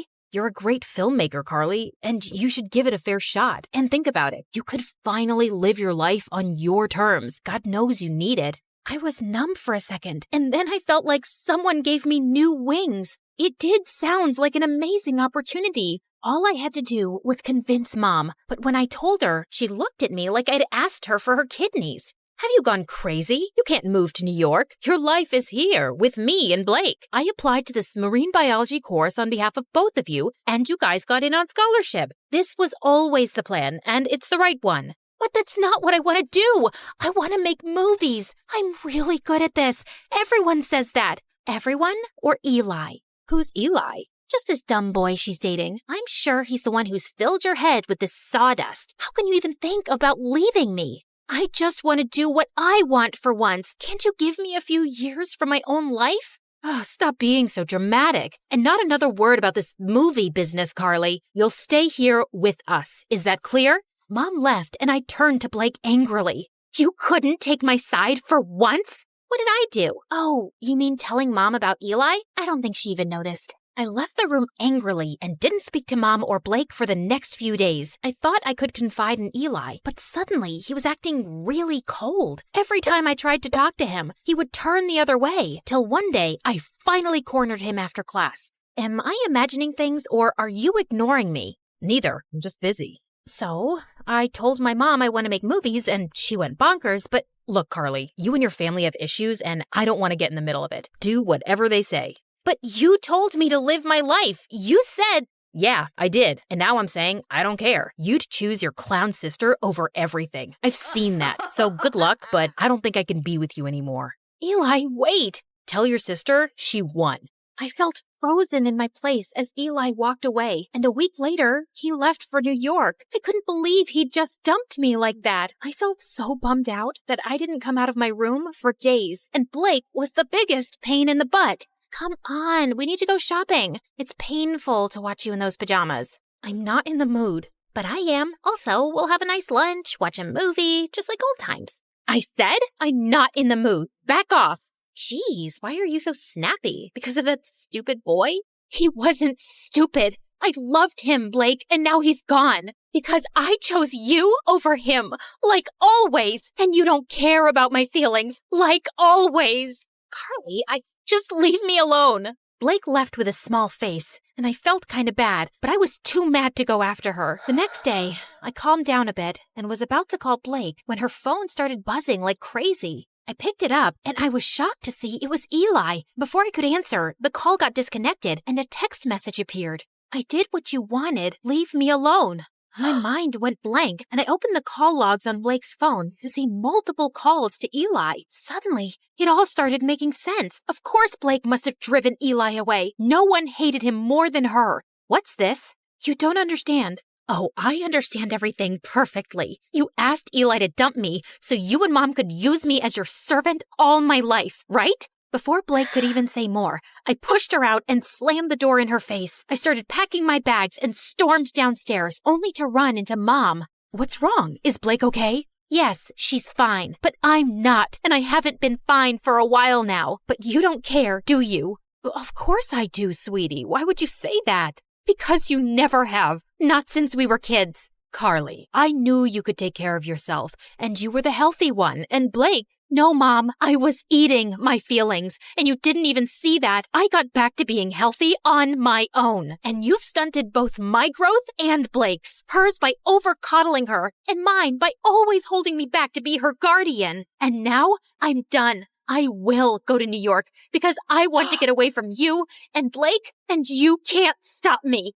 I left home and booked a flight to New York. On my way, I called Eli and explained everything to him. He told me that he was proud of me for taking a stand for myself and welcomed me with open arms. We moved in together, and I was doing really well in my classes. Mom and Blake tried getting in touch with me multiple times, and even though I missed them, I needed my space. Eventually, they stopped calling. After graduation, Eli proposed to me, and I said yes. Life was going great, till one day I heard a knock on the door and opened it to see Blake and Mom. What are you guys doing here? Eli called us and told us about the engagement. Carly, I have a confession. It was me who convinced Eli to break up with you, not Blake. Wait, what? Eli never told me that it was Mom behind everything. I didn't want to stress you out more. I could see you missed your family, and this would have made you sad. But I saw the call logs and the messages on Blake's phone. I'd actually been calling him to apologize, but I guess he thought both me and Mom wanted him to dump you.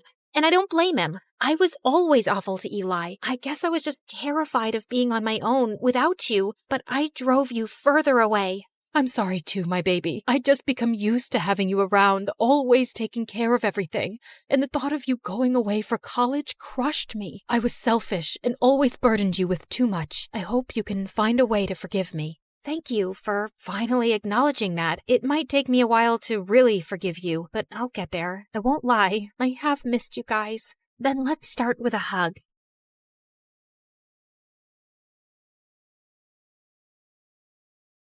Musical sensation Cameron Cassie has gone bananas. She's turned the stage into a scene from Jumanji. And if you don't stop talking, I'll turn you into a scene from The Walking Dead. Yep. That's me, crazy old Cameron. But I wasn't always like this. There was a time when I was the most patient, quietest person around. Want to know what happened? Then stick around. And yeah, like and subscribe to MSA. I grew up in a big family. And by big, I mean I was the oldest one among 10 siblings. You don't believe me? Okay, team, let's go. This is Lana. This is Rose. These are my twin brothers, Brad and Pitt. My twin sister, Hala and Lala. Another sister, Ava. And that's Thanos. Don't ask me why. My parents are huge Avengers fans, and they thought this might be a good idea. Of course it's not. You forgot about me. Again. Just like you forgot me in that park last year. I didn't forget you, Liam. You pooped your pants, so I asked you to stay where you were while I looked for an extra pair of diapers. You were the one who ran behind the squirrel. She was cute. And why didn't you just carry an extra pair of diapers? You were 7. You were supposed to be potty trained by then. My parents worked as hospital nurses, so they didn't have a lot of time, and I had to step up and look after the house and my siblings. They also didn't make much money, so whatever little we had was shared between everyone, and because I was the oldest, I was made to sacrifice the most. I didn't mind that, though. My parents were already working hard enough, so I did what I could to help them out. But sometimes, I wish I could just get a little space of my own, where I could play my guitar in peace. It was a rusty old thing, but I loved it. In this world so big, give me a place oh so tiny, with nobody screaming or acting whiny. Ah! What the heck was that, guys? Sorry, Pitt started it. No, I didn't. Brad threw his lunch in my face. I didn't throw it at you. I was just throwing it away. Why? Because it's tasteless. I want pizza. I want pizza too. Did someone say pizza? No one's getting pizza. Go inside and finish your veggies or no TV for a whole week. So,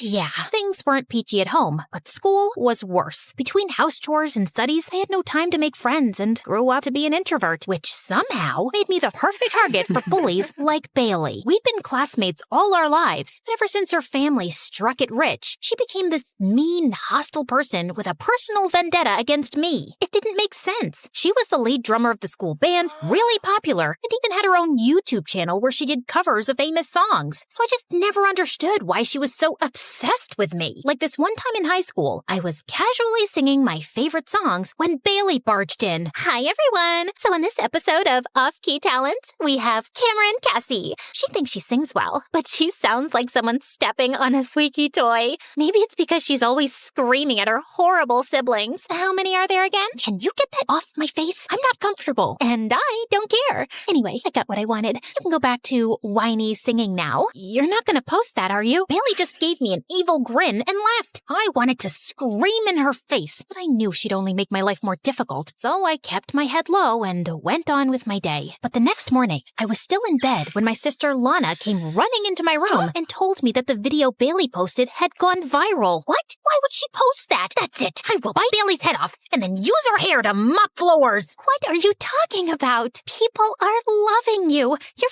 famous. Lana shoved her phone in my face, and I was shocked to see that she was right. People were calling me inspiring, adorable, amazing, and all sorts of great things. Within a few hours, it had more than 1 million views, and I was famous. You got pipes, girl. Would love to take you out sometime. You have the most beautiful voice in the world. Will you sign my pizza? Sure. Bailey sat in a corner, looking totally humiliated, and it was the best day of my life. I was debating whether to thank her or kill her for posting my video without asking me, when suddenly my phone rang. It was some lady who told me that Tucker Wayne, owner of one of the biggest talent agencies in the world, wanted to see me. Apparently, he was assembling an all-girls band and wanted me as the lead singer. The money was great, and he'd even sent me a first-class ticket to New York for the same night. I was pretty excited, but my parents weren't happy. Who's gonna look after the house? Maybe we could hire some help? Don't be ridiculous, Cameron. We don't have that kind of money. Millions of people go to New York every day because they think they can change their lives. What makes you think you're any different? You'll only become disappointed. And what if I'm successful? This opportunity could change our lives. Fine, do what you want, but don't come sulking back to me when you fail at this stupid music thing. I was hurt that my parents didn't support me, but I knew this was my one chance to turn things around. So I packed my bags and left for New York that night. When I arrived, a limo whisked me away to the most stunning building I'd ever seen. Mr. Tucker greeted me warmly and gave me a tour of the studio. The first day of recording was an absolute blast. Everything seemed to be falling into place until a few days later, I was chilling in my hotel room when the door flung open and Bailey walked in. Ah! Bailey? What are you doing here? Your drummer had to drop out because of personal reasons. So Tucker called me in. Why? What do you mean, why? Because I'm talented, you butt face? Talented in making my life miserable? Ooh, someone grew a tongue while I was away. Relax, that was school. But this is real life. I won't bully my own teammate. You can take my word for it. As soon as Bailey left, I spoke to Tucker, and he confirmed Bailey's story. He asked me if I was okay with it, and I wanted to say no, but Bailey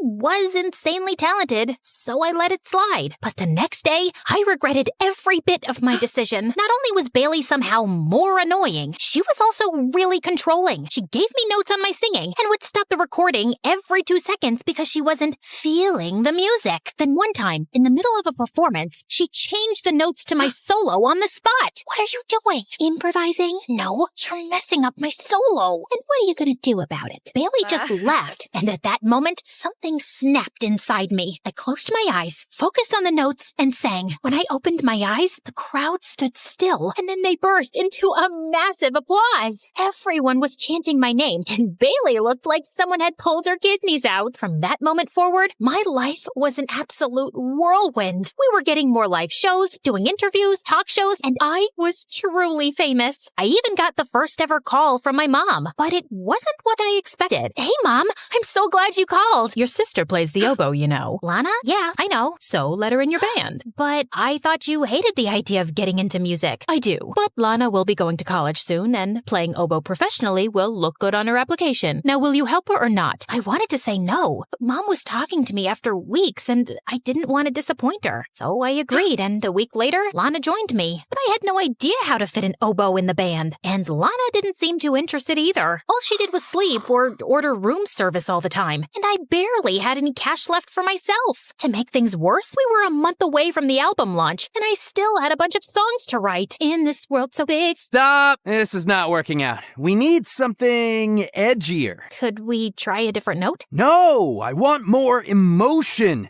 Was there ever a time when you were angry? Not that I can recall, but maybe when Bailey posted that video of mine without asking me, or the time she dipped my books into spaghetti sauce, or when she tried to spoil my solo on stage. Darling, you can't let people walk all over you like that. Stand up for yourself.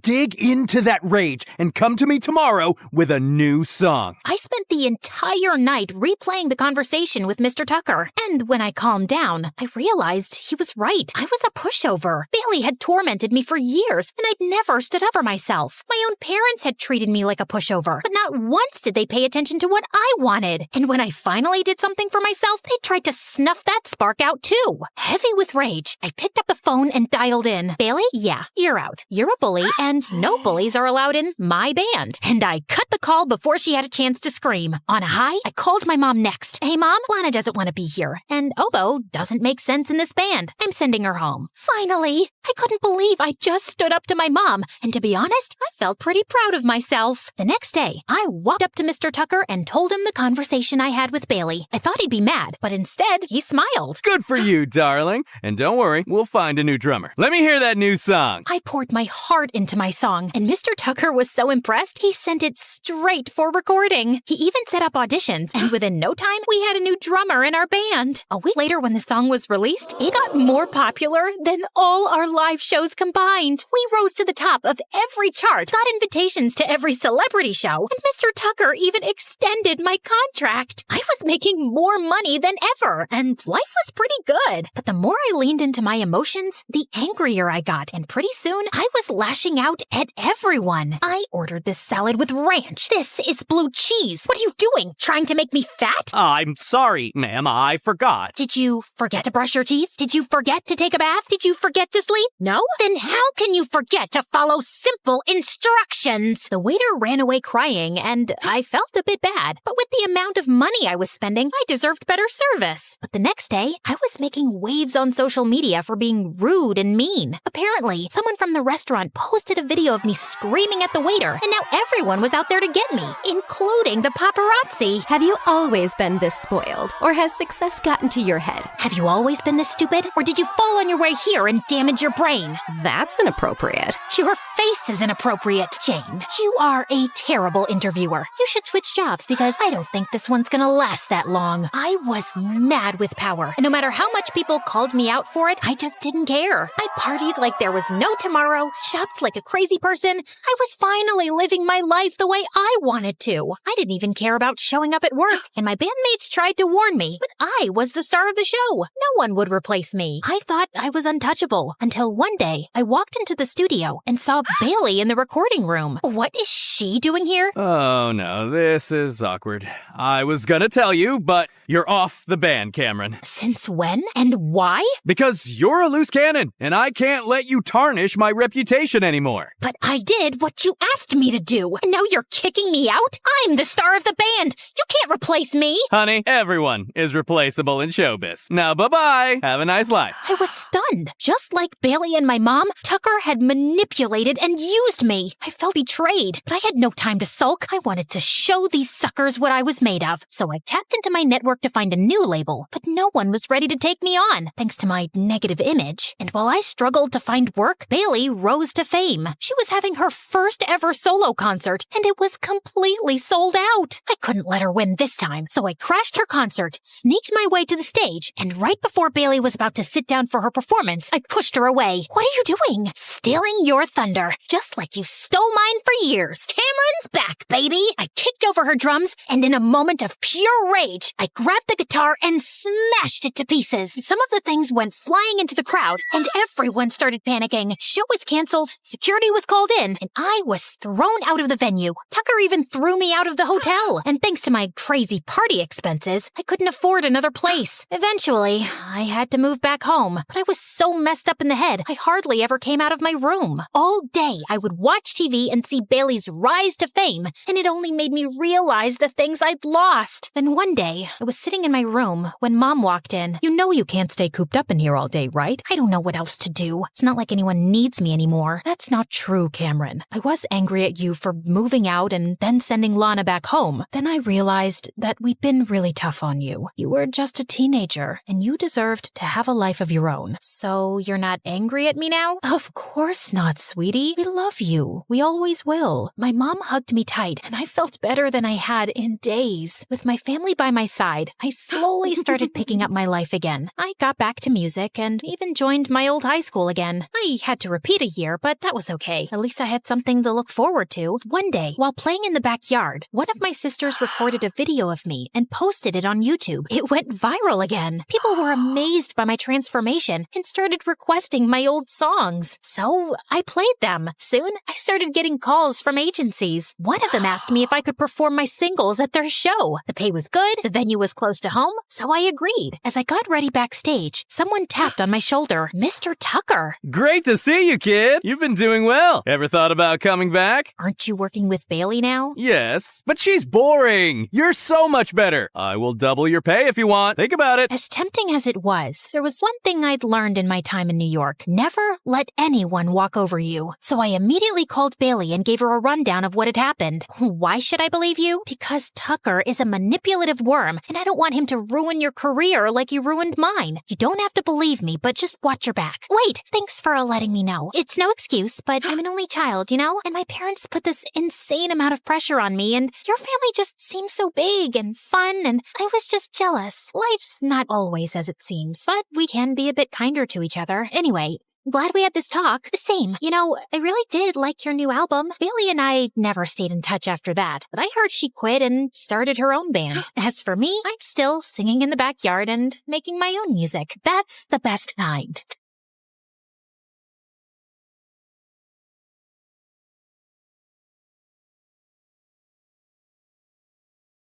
I woke up in the middle of the night feeling extra thirsty and almost passed out when I saw the time. It was 3 a.m., the devil's hour. I tried to go back to sleep, but I just couldn't. Come on, girl. Ghosts aren't real, but dehydration is. So hold yourself together and get your ice-cold water. I silently prayed as I went down to the kitchen. Suddenly, I caught someone moving in the shadows. Holy Mother of God! Was it the devil? I was about to scream when I realized that it was just my older brother, Kevin, who looked suspicious. I silently followed him as he went down the basement and was surprised when he opened a mysterious door that I had never seen before. But before he could enter, he looked back and saw me. Don't you ever tell anyone about this, especially Dad, no matter what happens. Why? What's inside that room? He just patted my head and smirked. The devil himself. He then disappeared into the room and locked it, leaving me shaking in fear and confusion. Hi, my name is Kendra, and this is my story of how my mysterious brother changed my life forever. Before I continue, please like and subscribe. After what happened last night, the first thing that I did in the morning was to check that door in the basement. But unfortunately, it was padlocked to death. Kevin was definitely hiding something in there, and it was killing my curiosity. I was finally able to corner him during dinner. Are you sure that you weren't dreaming? Because that totally didn't happen. That night was really weird, so he could be right. Our conversation was cut off when Dad joined us. Son, it's time for you to take over the company. We will be holding a gala next weekend to introduce you to everyone. They're all so excited to meet you. But Dad, no buts. You're graduating in a few months, so prepare yourself. I don't want any problems. Understood? Of course my brother couldn't say no to him. He was always Dad's favorite, his golden boy, the perfect son. While me, I was just a stranger to him. If Mom was still alive, things would probably be different. Later that night, when I was about to sleep, I almost screamed when I saw Kevin leaning against my door. Can I help you? What makes you feel alive, Kendra? Huh? What's with you? Why are you being so weird? The less you know, the better. Good night, Peanut. Peanut? Where did that come from? That was the weirdest and longest interaction we've ever had. He was a year older than me, and we had never been close growing up. His time was spent in his room reading, in the piano corner perfecting his sonatas, or with Dad talking about business while playing chess. We also didn't see each other often at school because he was always with his best friend Cedric or surrounded by their crazy fangirls. The next morning, I woke up to Dad screaming from the library. I dashed to check what it was and found out that one of our maids found a letter under Kevin's pillow. I read it and froze. Kevin left. He didn't say where he went and when he was coming back. All the note said was, "Do not wait for him." I would expect something like this from you, but not my son. Kevin is a responsible young man. Well, the note says otherwise. The gala is this weekend. I need your brother to be there no matter what it takes. We tried looking for Kevin everywhere, but no one knew where he was. Even the police couldn't find him, and it was driving Dad crazy. One night, he just walked up to me and started inspecting my face. You would do. You were going to be him. Be who? Kevin. In case your brother is still on this stupid little adventure on the night of the gala, you will pretend to be him. But Dad, I don't think I can... Kendra, you are a capable young lady. Of course you can. You'll be saving our company from humiliation. I know I have not been very vocal about your accomplishments, but I do notice. Will you do this for me, sweetheart? I had never heard Dad talk to me that way, and it felt really good. So I found myself giving in. Besides, it would only be for just one night, right? I just needed to hide my hair under a wig and dress up like Kevin and just smile and avoid conversation as much as possible. Simple.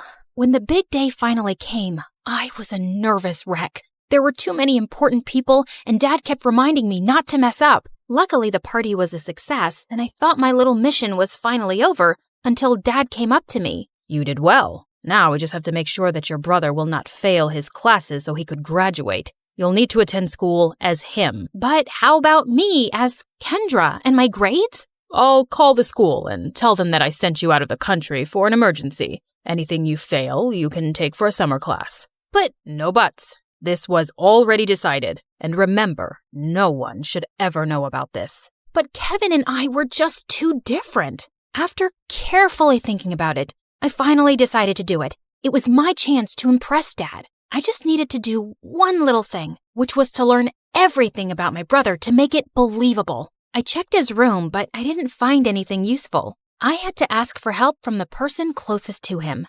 Cedric. But there was one problem. At school or whenever he visited my brother, I would usually lock myself in my room because every time our eyes met, I felt like passing out. The guy looked like a demigod, and I just couldn't handle him. But this time, I had no choice, and I knew exactly where to find him at school, the music room. As I peeked into the room, I saw him playing the violin, and I was instantly mesmerized. Just then, he stopped playing and smiled at me. Just avoid his eyes, and you'll be fine. Did it tickle your soul? Huh? The rhythm, the passion, the climax. Sorry, but I'm not into music. I stepped back, and he started walking towards me. How about this? Did it tickle your soul? I suddenly became mute. This is the first time you talked to me, and I'm surprised. What brings you here, Cupcake? Cupcake? I got a grip of myself and slapped his hand away. First of all, I'm not food. And second, I'm not here to talk about souls and music with you. It's about my brother. Suddenly, his face turned serious. I had already talked to your dad about it. Kevin ran away and he didn't want us to find him, and there's nothing we can do about it. I know, but I need your help with something. I told him about Dad's demands, and he suddenly laughed. That's a ridiculous idea. You two look similar, yeah, but you're too cute and girly to be a boy. Wait, he found me cute? I excused myself to the bathroom, and after calming down, he was nowhere to be found. It took me a whole day to finally find him playing violin in the school garden. So, are you going to help me with this, or are you just going to play your violin all day? I only help people who can look me in the eye. Ugh, why was he being like this? I gathered up all my courage before finally meeting his eyes, and thankfully I was able to control myself until he smiled. You have the same eyes as your brother. They're very pretty. So he liked my brother's eyes? That was fruity. Whatever. Now, where do we start? Your appearance. And I think it needs a lot of work. For the makeover, he brought me to the mall to cut my hair short, and it took me several hours to finally say goodbye to my precious long hair. After accepting the fate of my hair, we tried on some clothes similar to Kevin's fashion. As I walked out in a leather jacket, he came up to me to zip it up. He was so close, I could hardly breathe. Looks perfect now. He then taught me about my brother's stance, walk, and gestures. I told you to walk faster, not like a gangster. And stick out your chest more. Think of yourself as the hunkiest man alive. Like this? He held my hips to guide me, and I felt like exploding from the sparks. Just then, I noticed some girls around drooling over us. Both guys are so cute. I'll take either of them. They look so in love. OMG. Love wins. Great. And now we were a gay couple. Cedric coached me about Kevin's interests, and I was surprised. I didn't know my brother was such a dork. He loves SpongeBob so much, he even thought of diving into the ocean just to look for its real-life version. But one revelation made me tear up a bit. And he adores you so much. But he thought you didn't like him, so he always chose to give you space. What? That's not true. He's too protective of you. He even told me not to talk to you because he thought I'm trouble. Oh, yes, you're definitely gonna be trouble. To my heart. That weekend, we continued practicing until I looked convincing enough, and when we finally got to school, I just stayed close to him and smiled at people from time to time. I was doing an excellent job at being my brother until it was lunchtime. We sat at their usual table for lunch when suddenly someone sat on my lap and kissed my cheek. It was Lauren, the prettiest and coolest chick at school. What in the frickin' pregnant duck is happening? What? You hate my kisses now? You look like you've seen a ghost. I turned into the ripest tomato when she giggled into my ear. I could never hate such a goddess like you.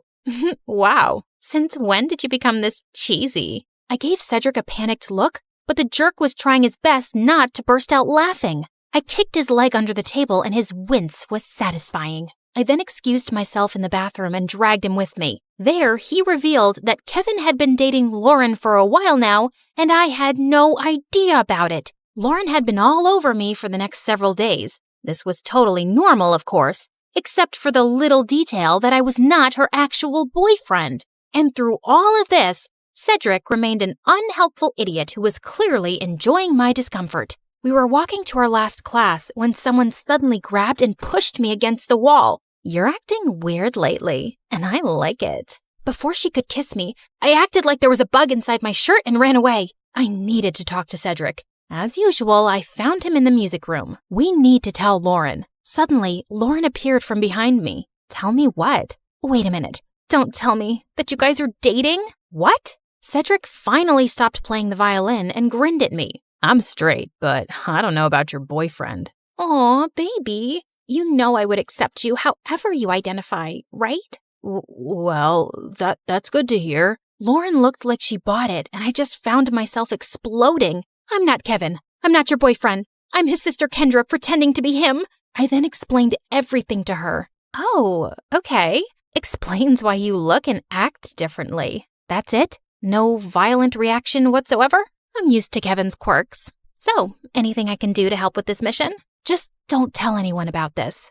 Got it, baby. Despite knowing the truth, she still kissed me on the cheek and it made Cedric laugh. I started hanging out with both of them since then. They would talk fondly about my brother and share things about him that I didn't know. It made me realize that he wasn't as boring as I thought he was. One day, Cedric dragged me to the music room and asked me to listen to his new composition. It was a wrong move to come with him, because the way his fingers moved and his handsome face played with the painfully sweet tune screamed danger to my heart. I calmed myself down and hyped him up when he was done. You really like playing the violin, don't you? I like to touch people's hearts with classical music. How about you? What makes you happy, Kendra? I'm curious. I ended up telling him about my passion, which was fashion designing. I used to draw my designs every day, but when Dad saw it, he burned all of them. He found it lame and useless to his company. I'm sorry to say this, but your dad is the biggest jerk in the world. He treats you and Kevin as assets to his company, and never as a son and daughter. You're right, but it just made me crave for his love and approval. Someday, I hope you'll be able to find the courage to do what you need to do. You have me now, you know. I'll take care of you. He leaned in closer, and I thought he was going to kiss me, but to my surprise, he pulled away and walked back to the platform to play again. What was that all about? After the incident in the music room, I started thinking that maybe Cedric liked me too, until one day I heard him talking to Lauren in an empty classroom. You like Kendra, don't you? What are you talking about? She's off limits. And besides, she's just like the little sister I never had. Those words were enough for me to accept the truth, that Cedric will just be my dream. To distract myself, I invited Lauren for a sleepover, and as she was trying on some of my favorite clothes, I couldn't help but admire how beautiful she was. Just then, I found her smirking at me through the mirror. Are you falling in love with me now? What? No, I wish I was as pretty as you. Oh, honey, you are prettier than me. And not to mention cute. She ended up knocking on my drawers, spilling some things. There was one thing that suddenly caught my attention. A peanut. What was it doing there? Suddenly, I remembered Kevin calling me a peanut before he ran away. Why don't we crack it open? Maybe he left a secret message or something.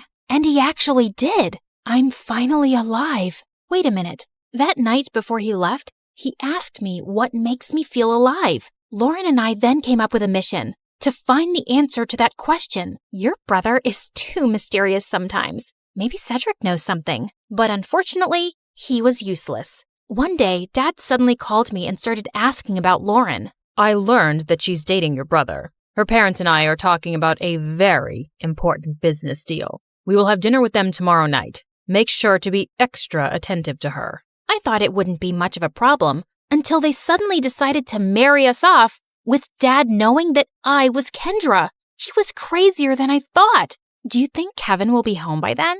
I don't know if he's ever coming back. I can't believe you dated an idiot. Watch your words, honey. That's my idiot. Well, we need to find your idiot ASAP. The next day, we met up with Cedric in a cafe to talk about finding my brother. We don't even know what makes him feel alive. Shouldn't we just wait for him to come back? Our parents are talking about marriage, for Pete's sake. We're running out of time. Do you know what my parents would do if they found out they were being played? Out of panic, I remembered something again. The mysterious door in the basement. I told them about it, and we waited for Dad to be out before destroying the padlocked door, only to find out that it was actually a dark room where Kevin developed all his photographs, and it was connected to his room. And all those pictures were related to an island that only meant one thing. Kevin was staying on one of them. It makes sense now that he always disappears on weekends. I also found a camera in his bag one time, but I never saw it again. And why didn't you both tell me about this earlier? You're both idiots. And with that, the three of us were off to an adventure to get my brother back. As we traveled, I kept on flirting with Lauren to avoid Cedric. And for a moment, I thought I saw his deadly glare through the rearview mirror. Was he jealous? I wished. In a span of 2 days, we had already visited 7 islands, but there was no luck. Just when we were about to give up, we suddenly spotted someone resting on a hammock. It was Kevin. He looked shocked to see us. Suddenly, he glared at Cedric. Dude, you told them? Wait, you knew? Let me explain. No, you knew. And you kept silent while I was going crazy trying to find a way to bring back my brother so I could get me back. Kendra was equally furious. Babe, I can explain. Shut it, Kevin. You're not my favorite person right now. Kendra. Later. I need to speak to my brother. I walked away and Kevin followed me. Now start explaining the reason I'm sacrificing my identity. I'm sorry, Peanut. I didn't mean for you to be tangled up in my mess. I felt stuck and suffocated because of Dad's expectations. I always knew I would have to take over the company someday, but I didn't know it would be this soon. I thought I would have enough time to still do what I love, to enjoy every island and see its beauty through my lens. But suddenly, I didn't even have a year, so I panicked and I ran away. I'm such a coward. It didn't take a second for me to melt. No, that's the bravest thing I've seen you do. All our lives, I've only ever seen you nod to Dad's every demand. I'm proud of this version of you. I convinced him to come back, but he ended up convincing me to ditch Dad and come with him. After everything that happened, I just realized one thing. Dad wasn't worth it. So I agreed. Lauren is amazing, you know. She didn't deserve to be left without a word. I know, Peanut. I guess I have a lot of making up to do. Good luck, Walnut. Later that day, he spent his time making it up to Lauren and talking to Cedric, while I was left alone doodling some cute dresses on the sand. My brother then came up to me and asked me something. Are you mad at Cedric? I asked him not to tell anyone. Keeping this from you must have been very hard for him. I understand, but you like him, don't you? What?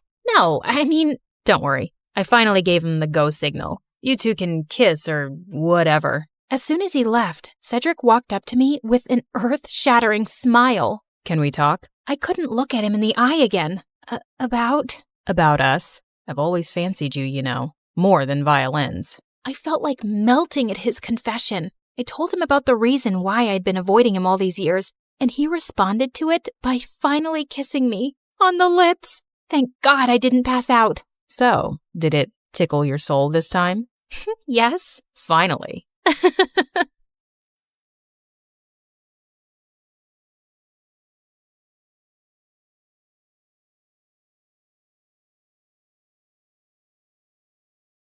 Hi everyone, my name is Marina and I'm from Nevada.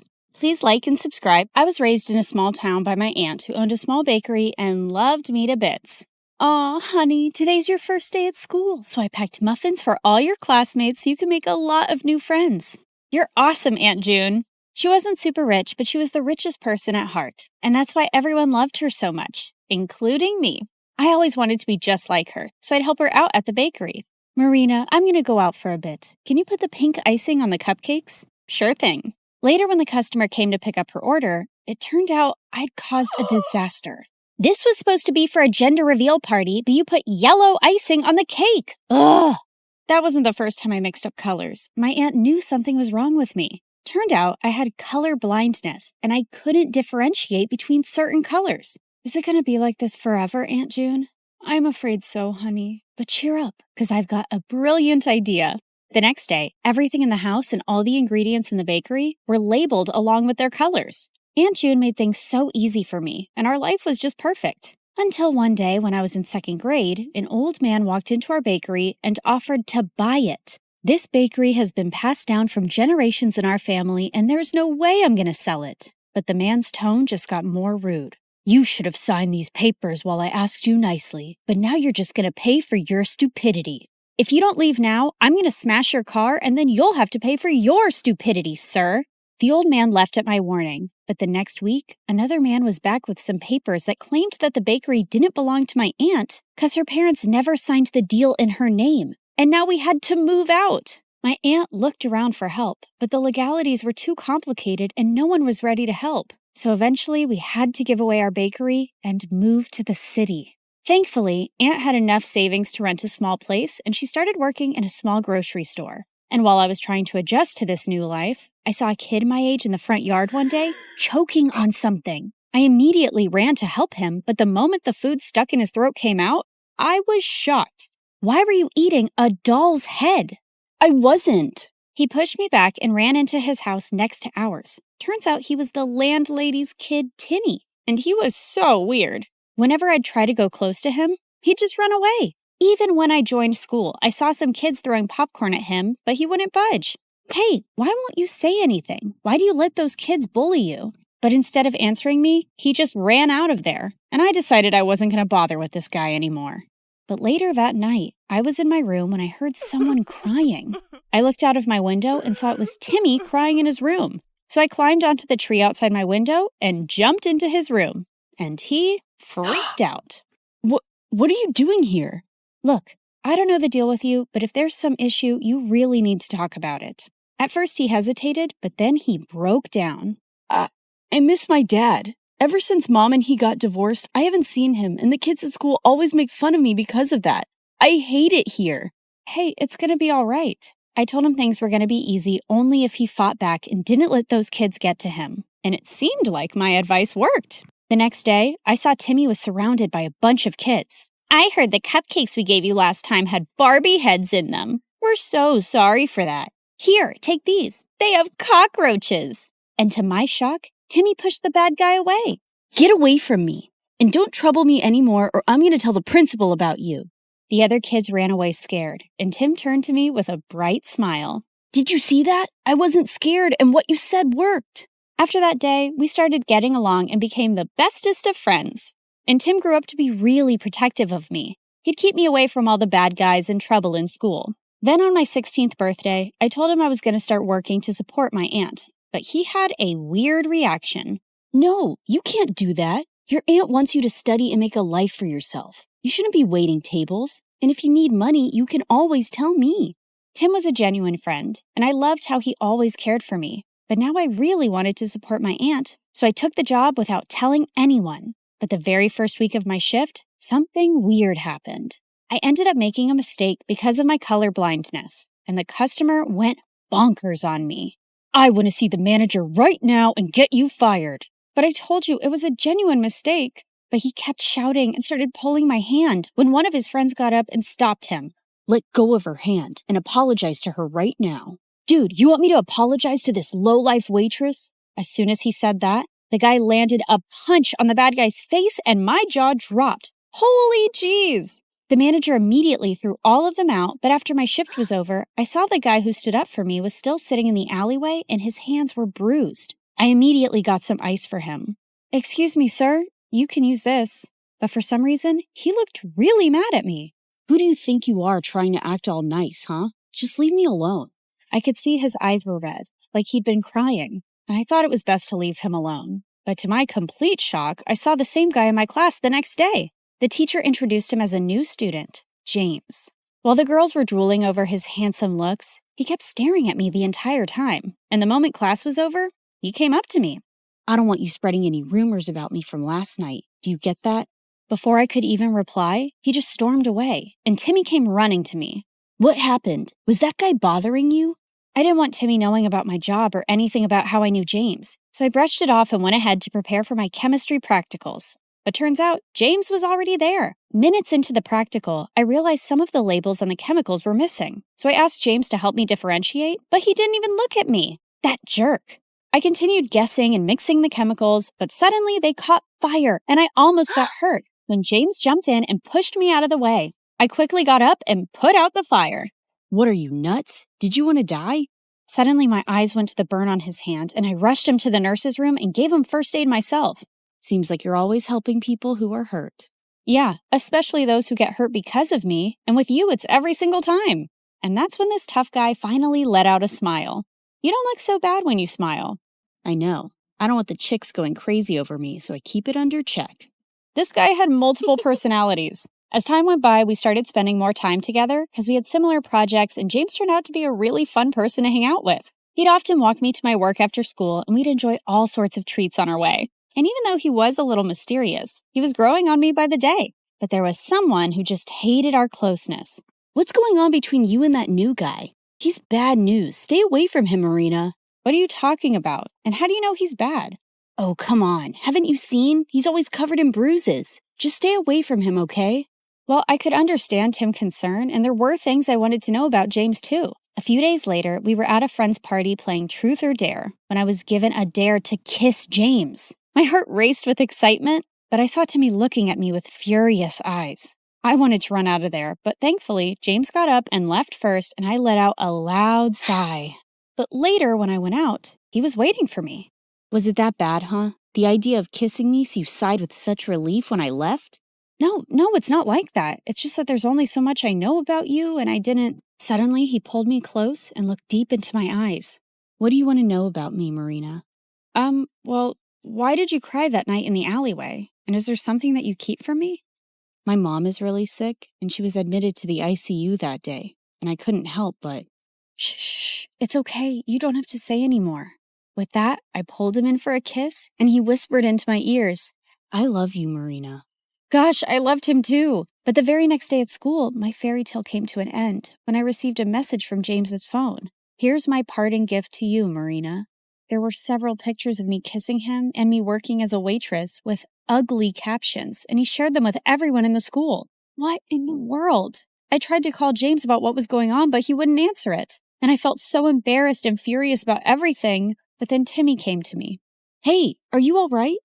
I thought he'd question me about the pictures, but he just took me home and comforted me. I don't believe what's going on, and I can't even reach James. He left, Marina, and he's never coming back. He then showed me the newspaper articles of how James was the grandson of the same businessman who took away my aunt's bakery. I heard his grandfather sent him here as a punishment because he used to be a jerk at his old school, but looks like he's still going around messing with people's feelings. Gosh. There was no way I was going to forgive a jerk like him, but I wasn't going to cry over him either. I blocked him everywhere and decided to shift to another city for my college, along with my aunt. And after graduation, I joined a top law firm and helped my aunt open a nice bakery in the city itself. For the opening day, we sent out invites to everyone across the city, and it all went so well. After we were done with the day, we were about to close up when Timmy took me to the roof and proposed to me. I love you, Marina. I have always loved you and... Oh, Timmy, please stop. I liked him too, but he was my friend and I could never see him any other way. What is it now? Don't tell me you still love that moron. Timmy, what are you saying? You know I hate him. Then why won't you say yes to me? I tried to explain to him, but he wouldn't listen. And suddenly he pulled me in and tried to kiss me. God, Timmy, just stop. Just then, I saw a man pull him away and punch him hard. James, what in the world are you doing here?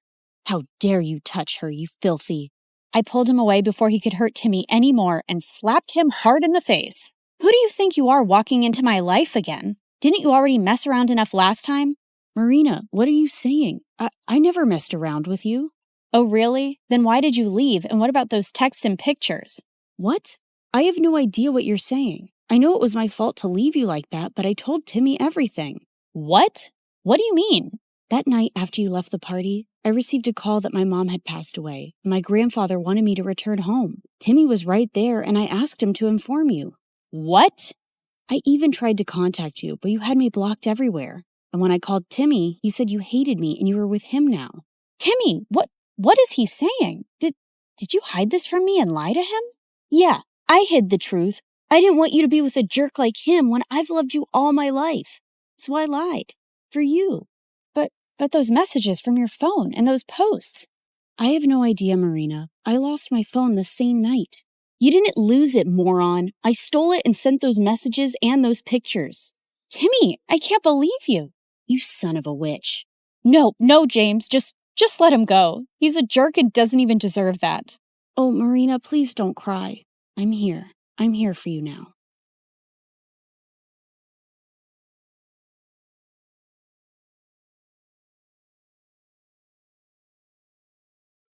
Good day, everyone. My name is Odette, and I'm in the 10th grade. They say you can tell a lot from someone's face. Mine says, please look away. I'm an only child with only child parents, meaning I have no aunts or uncles. My life is boring. My parents are calm and reasonable in that polite, suburban way. I always believed even my face looks boring.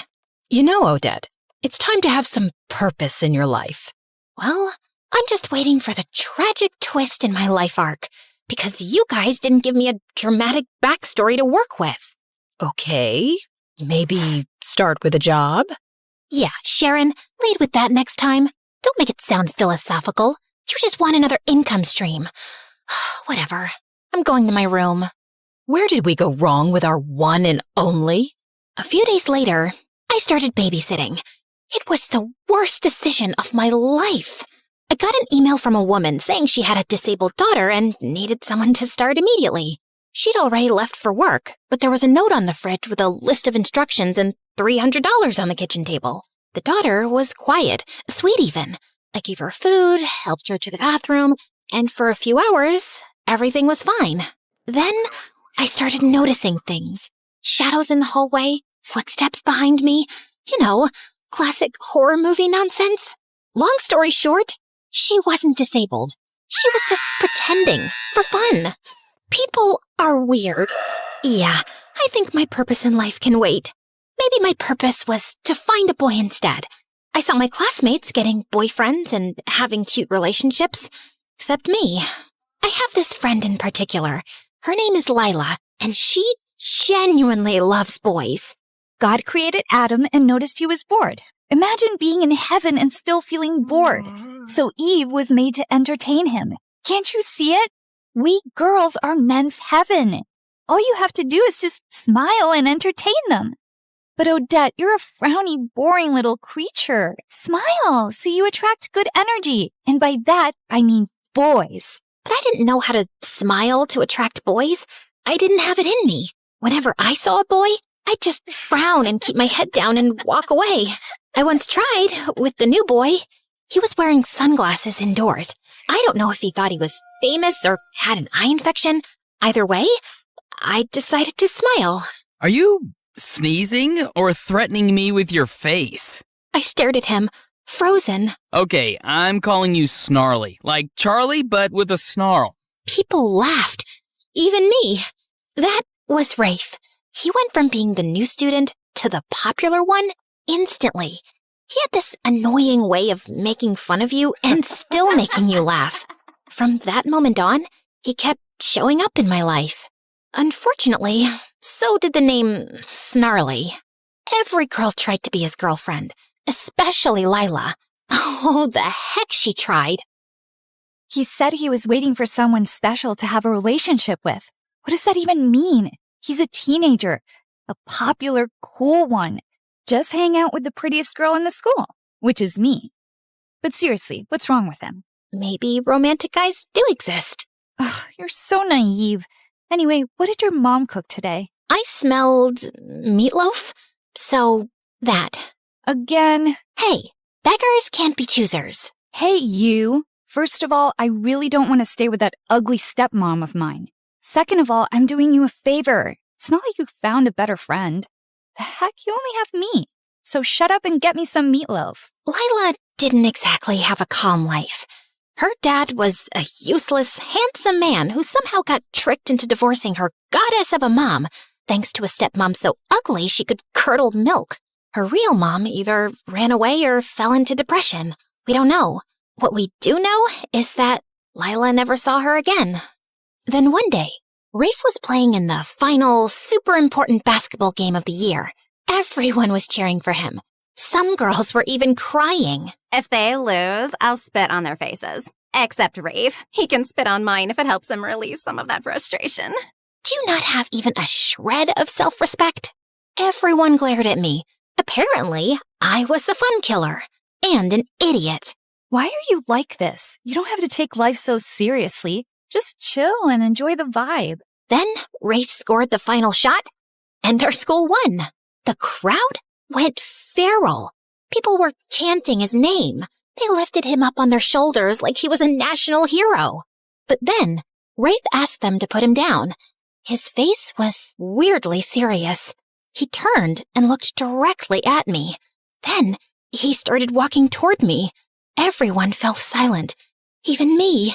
He looked deep into my eyes and said, "Would you go out with me, Odette?" The crowd gasped, but not the cute, supportive kind. More like an, "Is this a prank?" gasp. Rafe, nice one.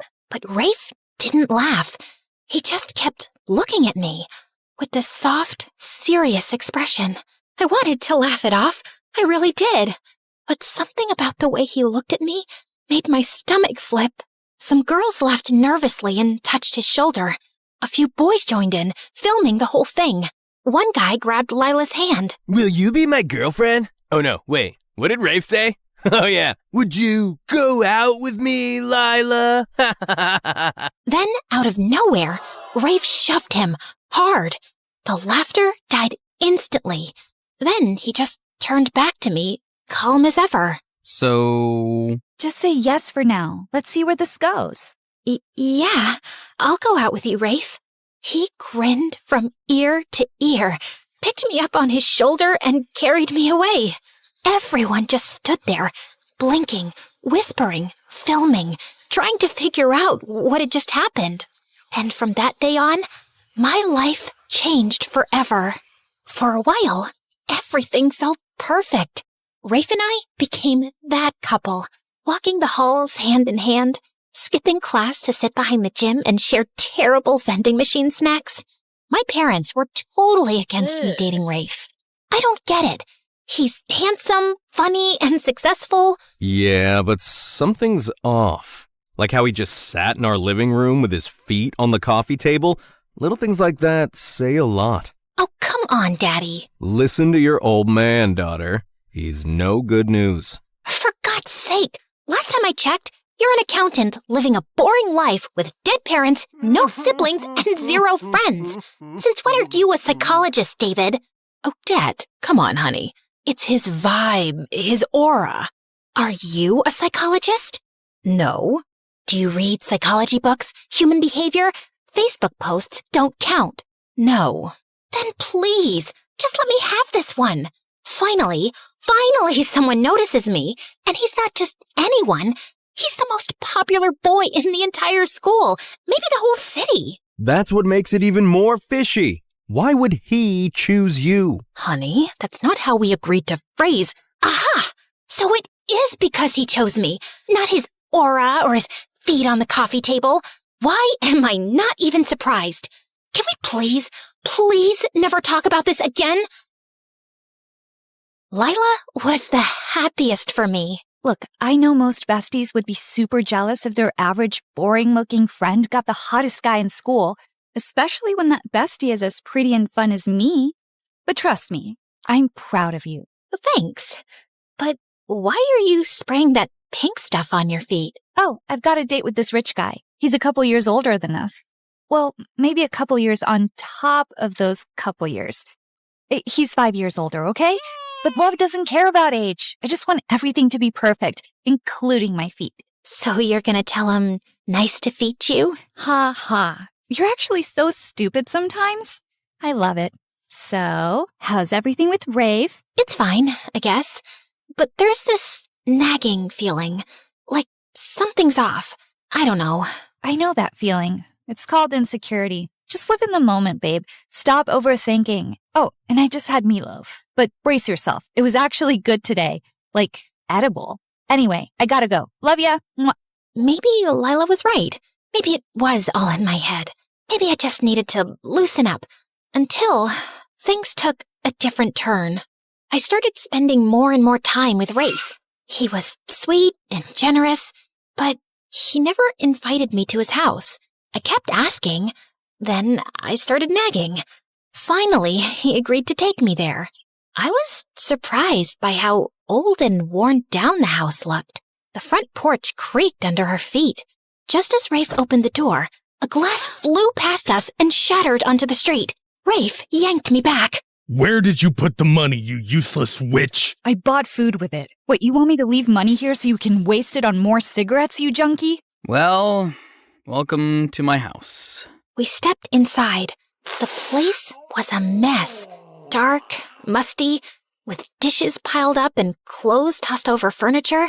His mom looked pale and worn out. His dad looked like he hadn't showered in weeks.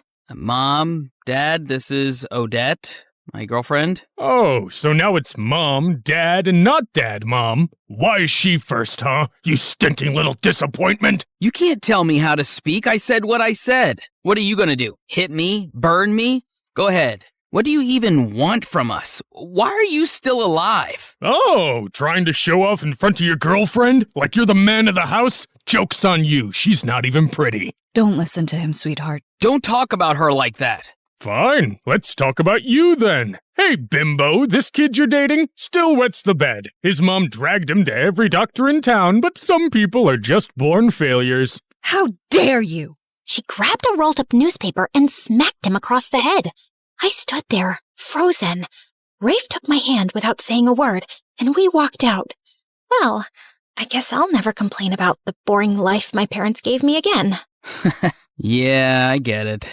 Now you know why I never wanted you to meet them. I'm sorry you had to see all that. Don't be, Rafe. I'm your girlfriend. I'll accept you no matter what. Cool. I like acceptance. So, not leveling up yet? You know, like love? Because, Odette, I love you. Finally! What took you so long? It's been, like, a few weeks, but yeah, I mean, you're amazing. I'm lucky to have you. And when I become this huge, successful basketball player, I'll give you the best life. He was ambitious. He had dreams, and I liked that about him. Then he leaned in to kiss me, and my stomach flipped. But just then, my phone rang. Ugh, it's my mom. Don't answer, Snarly. Let me kiss you and take you to your favorite diner. Rafe and I were only getting closer, which I didn't want my parents to know about, so I kept lying more and more to them. My grades slipped, but I told myself it was fine. I'd catch up later. I just needed time. Time to be with Rafe, to support him, to listen to his rants, to calm him down when he got angry for no reason and swore he wasn't actually mad. We had a routine. After school, I'd meet him behind the gas station near the edge of town. We'd sit on the curb, share a soda, and talk about how fake everyone else was. He said I was the only real person he knew. He started asking for little favors, borrowing my phone, asking me to cover for him when he missed something, lying to his mom. I did it all. That's what you do when someone loves you, right? Sometimes he disappeared for a day or two, and when he came back, he acted like nothing happened. And so would I. I stopped hanging out with Lila as much. You've been ditching me like you're in a full-time relationship with a ghost. He's just going through stuff. Right, and you're the emotional support animal. You're the one who told me to follow my heart and live in the moment. Yeah, the moment. Not the weeks, not the months. Odette, your parents call me all the time asking where you are. I lie and say you're with me, or studying in the library. It sucks. I hate lying to them. Then don't. If covering for me is such a burden, maybe you weren't a good friend to begin with. Whoa, since when do you talk to me like that? Oh, wait, since you started hanging out with Rafe. Open your eyes, Odette. Don't lose yourself. Oh, please. Says the girl dating some guy 5 years older than her just because he's rich? You want to talk about self-respect? You know what? I'm done with this conversation. I'm leaving. No, wait. Stay. You love my parents. They love you. You feel sorry for them, right? You can play the perfect daughter they wish they had. I'm leaving. We have SATs coming up, Odette. Don't you care? You're ruining everything for yourself over that dumb jerk.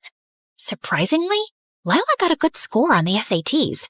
I got an acceptable grade, but not good enough to get into nursing school like I'd always planned.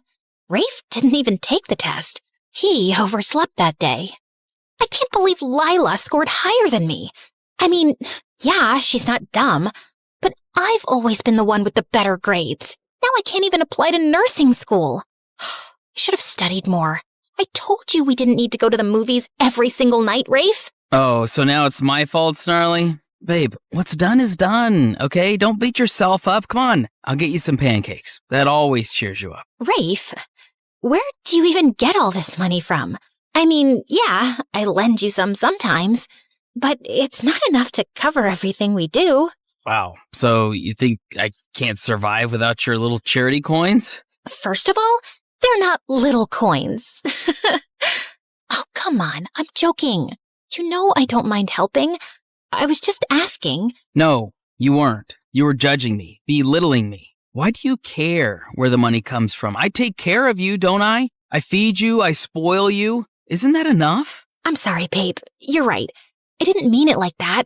I'm sorry, okay?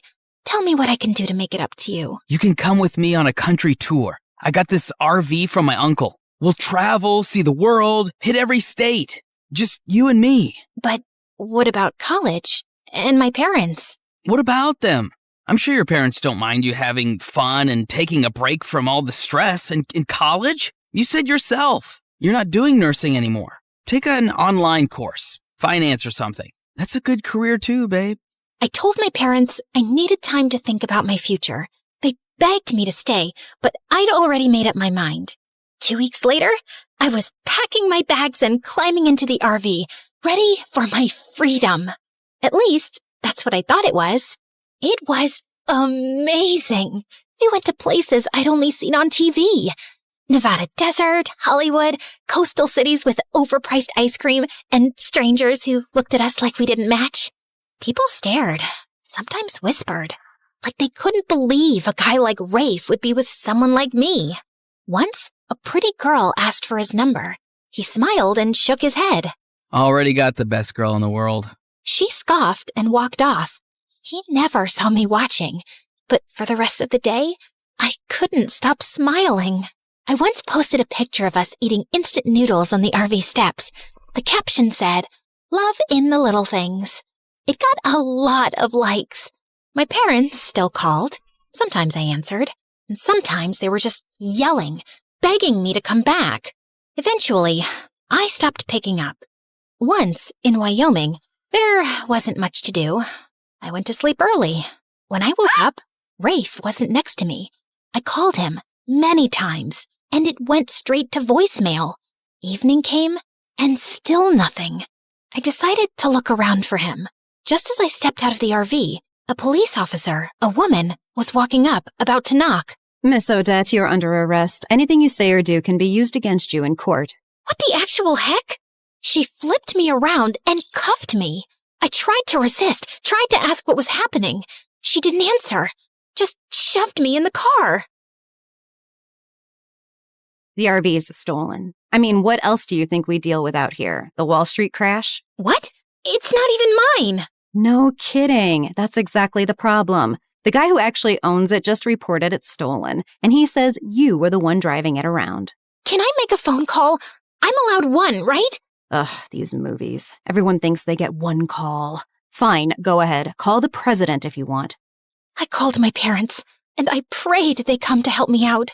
What do you mean, arrested? Odette, where are you? Wyoming? Is that in Japan? No, honey, give me the phone. Sweetie, that's like 7 hours away from here. Yeah? And I'm your only daughter! We're coming, honey. Just stay strong. Just then, Rafe showed up. Where the heck were you? I ran to him, hitting his chest with both fists. The officer stepped in and pulled me back into the cell. You don't have to lock her up. I talked to my uncle. He's coming to sort this out. That jerk filed a report because I'm behind on paying him back. Where were you, Rafe? You've disappeared before, but this time I was alone in a strange place, scared. And your uncle reported you? Nothing about this adds up. I'm sorry, but I called my parents. I think I'm gonna stay with them for a while. No, babe, please don't say that. Don't give up on me. You're all I have. Please. I can't be without you. Don't make me beg. You already are begging. Is that part of your dream too? The one where you become a famous basketball player and give me the perfect life? Yeah. How's that going so far? Funny thing, I once had someone beg like that. I didn't give him a chance. Thought I was being smart. And then I lost him. Not saying what you should do, but some things haunt you. I hated how much that got to me. The thought of losing him, of him disappearing forever, made my stomach twist. I wasn't strong enough yet. Fine. I'll call my parents. Then let's go, babe, before they get here. As we walked out, the officer leaned in and whispered in my ear. How'd you land someone that hot? Good for you, girl. You know what might even make him hotter? Liking this video and subscribing to MSA like everyone else? I called my parents, but they had already booked their flight and were heading to the airport. When they landed and kept calling, I let it ring. Then I let it ring again.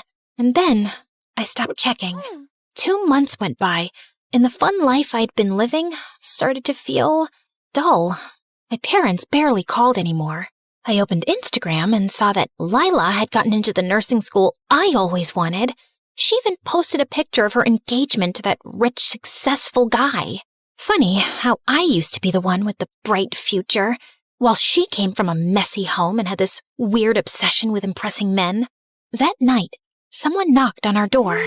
Rafe started acting weird, like he didn't want me to see who it was. But I pushed past him and opened the door, and saw a bunch of dangerous-looking guys with tattoos on their faces. Why am I not even surprised at this point? Babe, it's not what it looks like. I just borrowed some money and they're being dramatic. You're saying it like we just met you yesterday. You've been working for us for years. Now, are you paying up, or can I take a closer look at your pretty little girlfriend? Don't touch her! I mean, babe, he thinks you're pretty and not boring. Don't touch her, you idiot. How much do you owe them? Just $25,000. Add a zero to that. 250,000 US dollars? And just like that, my stomach flipped. I gagged and nearly threw up on the mafia guy's boots. Whoa! She's so shocked she's about to hurl. I'm pregnant, you idiot. Rafe looked shocked, but also happy. His eyes lit up. Then he turned to the mafia guy and said, So, no baby discount? Are you seriously negotiating right now? I started hitting him, and one of the mafia guys actually pulled me away. Relax, miss. It's not good for the baby. For the next few days, Rafe was acting super nice.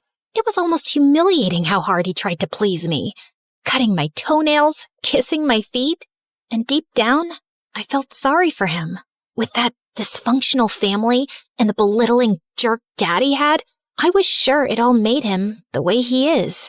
But I also believed I had lost so many years with him. I knew what was happening was wrong. It was just too hard to let go. That night, I left while Rafe was asleep. I had contacted Lila on Instagram sometime earlier, and we'd agreed to meet up. When I saw her, she didn't even look happy to see me. She was cold and dry. What, you want money now that you know I'm engaged to that rich guy? Whoa, you've changed a lot in the past 2 years. What the heck, Lila? Okay, fine. That was too much, I know. But still, why did you want to meet up, considering your poor life choices? I know you've had problems ever since that thing happened when we were kids, and you can't carry a baby. So, I'm offering you something. Please don't take it as charity. I'm pregnant, and I thought maybe you'd want to adopt the baby. Lila looked shocked. Then her eyes lit up. She smiled wide and hugged me. Oh my God, my man doesn't even know I can't have kids. I've been too afraid to tell him. He'd probably leave me. But this is perfect. I'll just fake being pregnant, and when you give birth, I'll take the baby as mine. Wait, you don't mean legally? You don't want the papers to show I'm the biological mom? Who cares? You always said your life was boring. Abandoning a baby just fits you. I know this might feel hard because, well, having a baby might be your only achievement in life, but babe, if cats can do it, it's not that deep. Let me get this straight. You think this is about achievement? Do you even know how hard it is to give up a baby that came from your own body? Not so hard for you, apparently. I mean, you're handing the baby away the second you found out you had one. What kind of mother does that? And bam! I slapped her. She slapped me back. This'll slap you back to reality. You were my safest place, idiot. Look at you now. Take this. Do you hear yourself? Wake up, you stupid witch. Take this and this and this. So, what are you gonna do? If you can't adopt my baby, then maybe adopt me. Odette, nothing is forcing you to stay with him. But he loves me. And let's be honest, Lila. Girls like me don't exactly get love stories. That's a lie Rafe told you to believe. You're lovable. You just forgot. And sometimes love destroys people, Odette, especially when it's too much, when it blinds you. But he's a victim, Lila. He grew up with an abusive dad and a wrecked home. That messed him up. Maybe so, but your support has to stop when it starts destroying you. Don't turn yourself into the victim of your own choices. I don't even know why I gave him another chance. Maybe I didn't have the strength to leave, or maybe I was afraid of being pregnant and alone. Maybe I believed him when the tears came and he promised he'd change. In the next months, Rafe came home bruised, limping, once even from jail. Other times, he just didn't come at all. I spent nights alone at the hospital while he lost track of time. And when he did show up, it was with apologies and bruised knuckles, not flowers. Then one evening, I came home from a long hospital checkup to find him sitting outside the RV, staring into nothing. I have to sell it, the RV. I owe them and they want their money. Wait, what? No, don't sell it. I think I can help. He looked at me like I was a ghost, then grinned. You're gonna borrow money from your parents. Borrow. As if we'd ever pay them back. I didn't answer. What, are you gonna rob a bank or maybe call a friend that hates me? Just wait for tonight. You'll know. I love you, Snarly. What would I do without you? That night, I messaged Lila, asked her to meet me halfway. I told her I needed to go home, and she came and didn't ask me any questions. The drive was mostly silent. I watched the highway lights. She hummed softly. When we reached my parents' house, I braced for anger and shame. Instead, Mom opened the door, saw my swollen face and belly, and pulled me into an embrace so tight it cracked everything I'd been holding in. Oh, sweetie, welcome home. We missed you so much. I thought being loved meant being useful. I mean, why else would a handsome guy love someone like me? Dad draped my old blanket, the one I'd sworn I didn't need, over my shoulders. The next morning, I enrolled in online classes. Nothing grand, just something manageable with a baby coming, and a life to rebuild. Weeks passed. I got bigger, slower, tired, and then the baby came. It was a long night, too long. I was sweaty, shaking, crying, maybe screaming. I don't remember half of it. But when the nurse placed him in my arms, everything went quiet. He was so tiny, red, wrinkly, angry at the world already. His eyes didn't even open yet, but mine did. I looked at him, and I swore, I'm going to give you the life I never had, the love I spent years begging for. You won't have to earn it. You'll just have it. I found out sometime later that Rafe had been arrested for attempting some robbery. I guess he'd gotten desperate to pay off his debts. I almost felt relieved. He was better off in jail than being killed by some criminal on the streets. And he was no longer my problem, because some people just can't be helped. But my mom was by my side, holding my hand. My dad brought me soup, and Lila sent a message that just said, I'm proud of you, idiot. And for the first time in years, I didn't feel like running. I was exactly where I was meant to be. Sometimes, the bravest kind of love is the one you give yourself.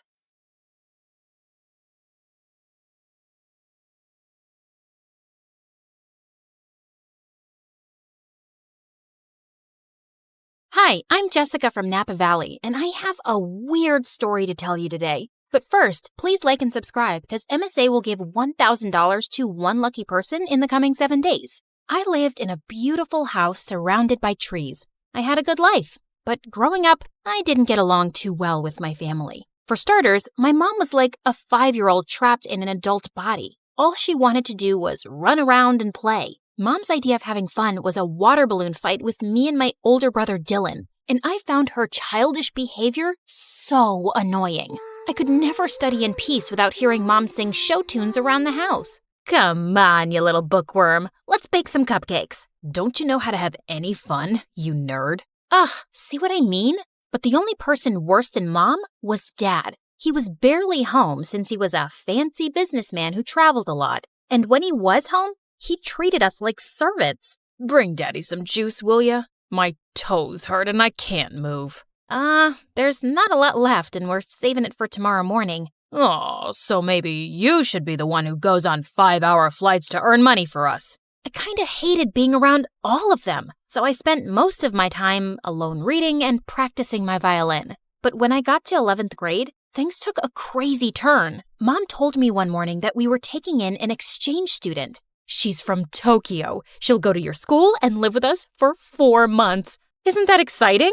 Sure, but we'll have to clean the kitchen first so she doesn't run crying. Be happy, Jessica. Now you'll have a live-in friend to bore to sleep while you play your violin. I sure hoped she wouldn't be a live-in headache like Dylan. That weekend, we all drove to the airport to pick up our Japanese guest. Her name was Queenie, and she looked like a goddess out of a wonderland. Even her fingers were beautiful. Thank you for having me. Truly, it means so much. It's our pleasure, sweetie. Look, I got you a stuffed welcome panda. Mom?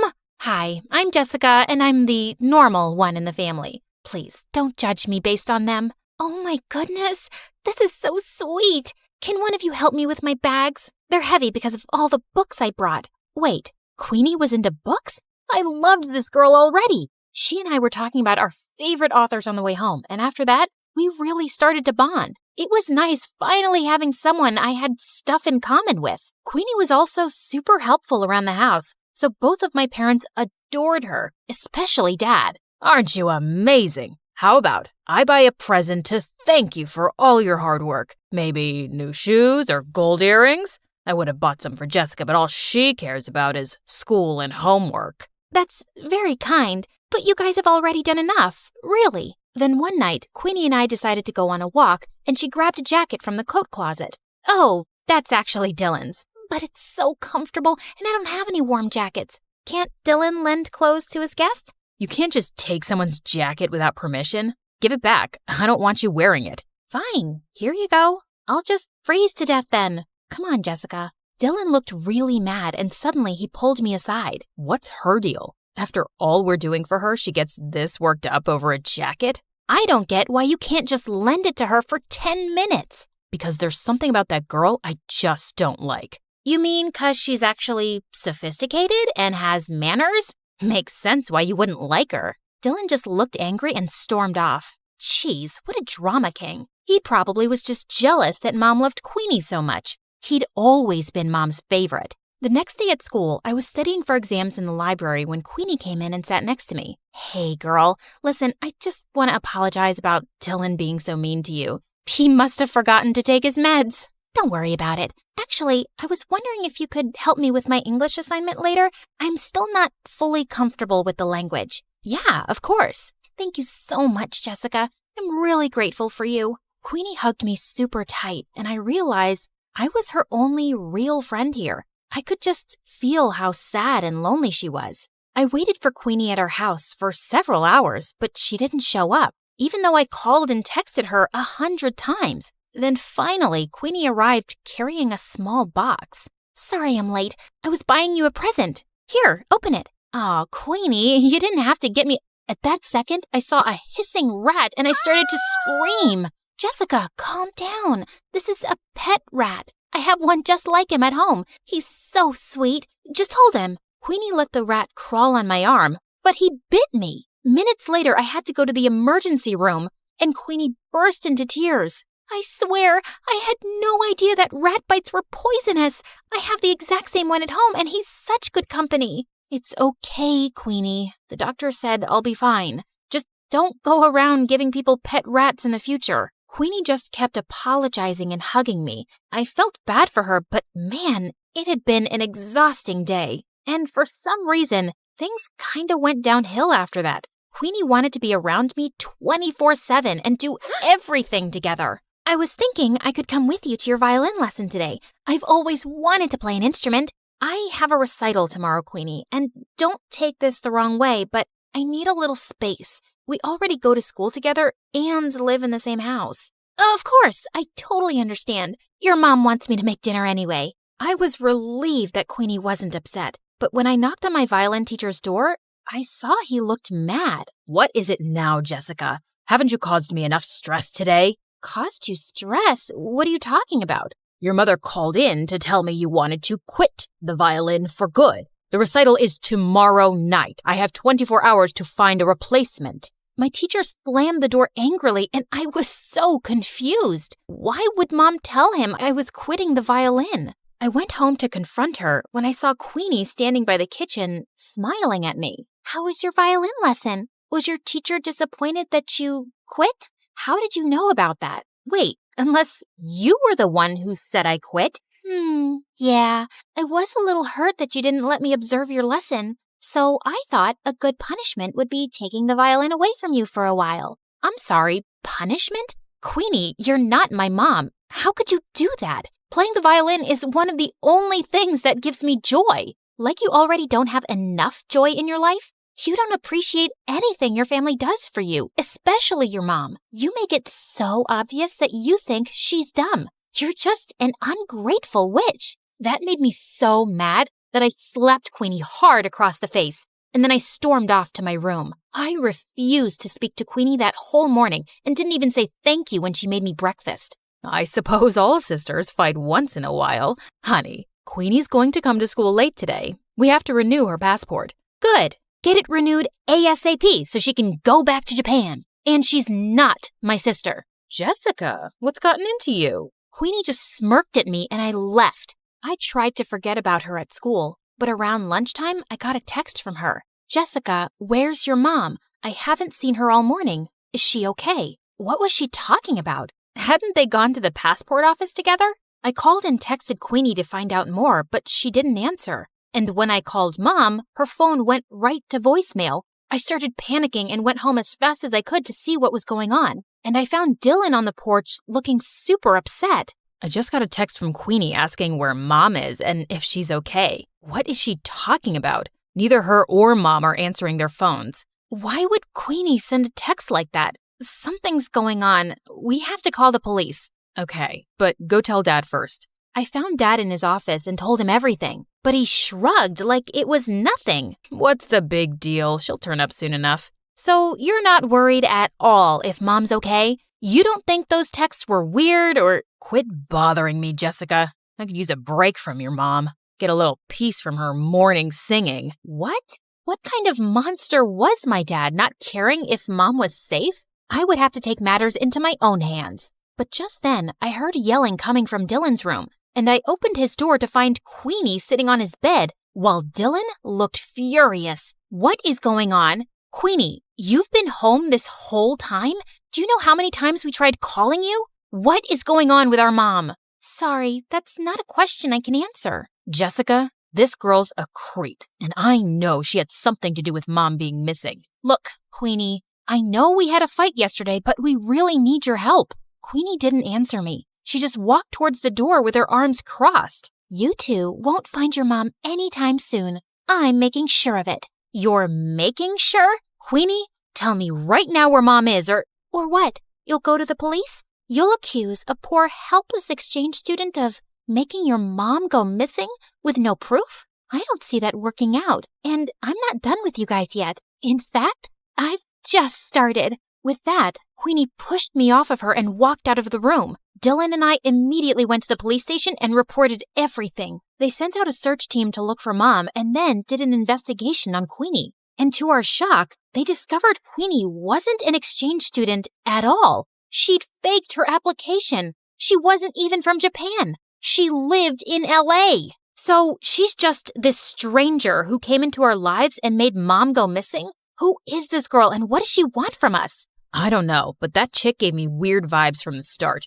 She's obviously out to get us. We stayed at the police station for several hours, waiting for any news. Then finally, the police came back with Mom. Oh my God, what happened to you? It was Queenie. She said she had to show me something important, then drove me into the middle of the woods and threw me out of the car. She just left me there without my phone. I was just lucky some forest rangers found me. But don't worry, I'm all right now. Just then, some policemen walked in with Queenie. Looks like Mommy made her way out of the woods. You're a monster, Queenie. We know everything. How you kidnapped Mom, how you faked your exchange student application. Who are you and why are you trying to ruin our lives? Because you ruined my life first. When I was 10 years old, your dad conned my parents out of all their money and disappeared. And we ended up having to live on the streets. My mom had a mental breakdown. Your dad is a criminal, and I finally tracked him down because I wanted him and his perfect family to suffer the way I did. I was speechless. I knew Dad had been a jerk, but he was a crook too? Queenie was admitted into juvie, but we insisted that the police look into her family's case. And 2 days later, the police came to us with some news. It turned out that Dad was part of a group of con men that had been going around in disguise all over the country for years, scamming people. And as soon as Dad got home, they arrested him. He kicked and screamed and shouted at us to do something, but we didn't. A part of me almost felt relieved to see him go. I am so sorry, you guys. I never knew much about your father because he always told me to mind my business and kept everything a secret from me. And I stopped asking. That's why I was never happy in our marriage. He was the worst. He never cared much about you or us. You did everything for us, Mom, and I really appreciate you. I'm so sorry if I looked down on you for being messy or childish or whatever. Now come on, let's go talk to the police to get Queenie's family help for their situation. Be grateful for the life you were given. Every day is a gift.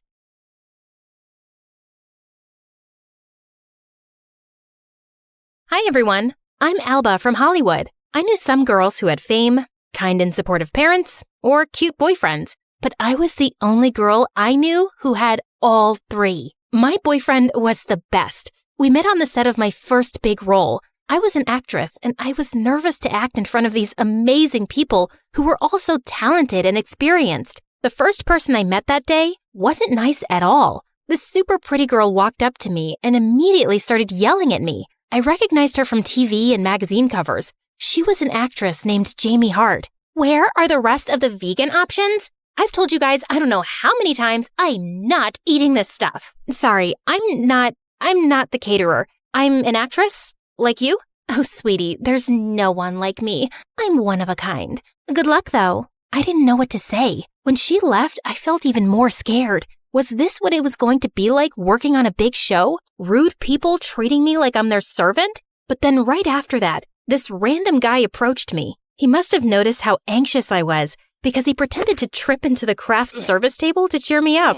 Everyone else looked over like he was crazy, but I couldn't stop laughing. First day? Yeah, I'm a little nervous. I was too when I first started. How did you get over it? Oh, I didn't. I'm terrified right now. He grinned at me, and I could tell he was joking. I was having a hard time imagining him ever being scared. He was so comfortable and at ease with himself. I wondered what his job was on set. Just remember, you're here for a reason. You wouldn't have gotten this job if you didn't nail the audition. You'll be great. I'm Malik, by the way. And then right after that, I found out he was an actor too, and my co-star on the show. We became close really quickly, and then things turned romantic, and he asked if I wanted to make it official. He got along with my parents, and even my dog was obsessed with him. So my first day got off to a bit of a bumpy start, but things were great now. I felt so much more comfortable on set. It took me some time, but I realized that Malik was right. I was there for a reason. The only person still rude to me was Jamie,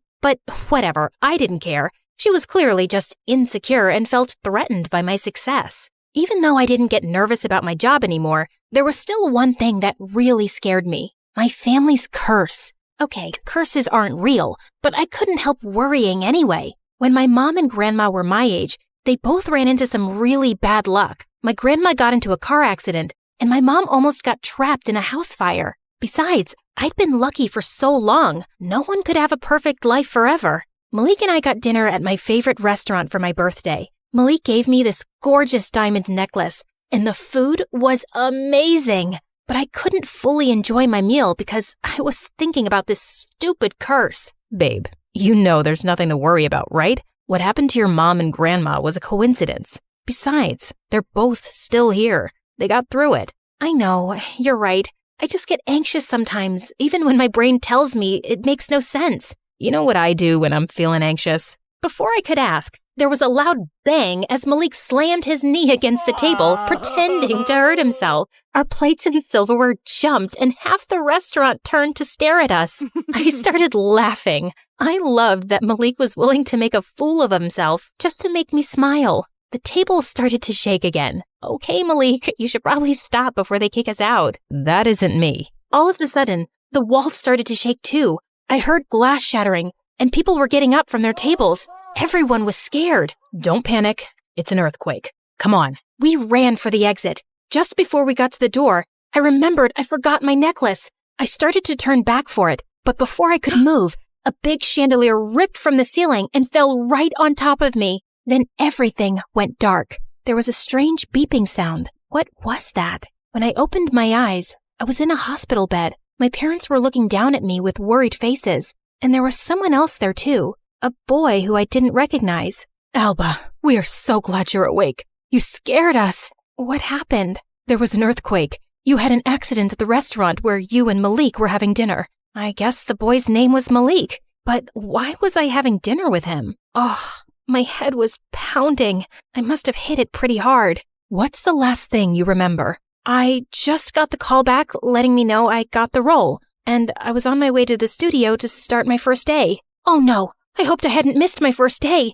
I'd worked so hard to get this role. Honey, you really don't remember anything after that? About the show? About me? Do we know each other? Malik looked so sad in that moment, but I didn't know what to do. Everything was so foggy, and my head was killing me. After I got home from the hospital, my mom sat me down and explained everything. I had amnesia, and I was missing almost a full year of memories because of my concussion. She said my show was really successful and I was a popular actress, and that boy from the hospital was my boyfriend. After you fell, he ran back into the restaurant to carry you out while the whole building was shaking. We're very fortunate that he was there to help. Wow, sounds like that boy Malik might have saved my life. On set the next day, everyone was so sweet and understanding. Even though I didn't remember all the acting I had been doing, the super famous actress named Jamie Hart went through the scripts with me and helped me catch up. I saw Malik too. He smiled and waved. I think he could tell I still didn't remember him though,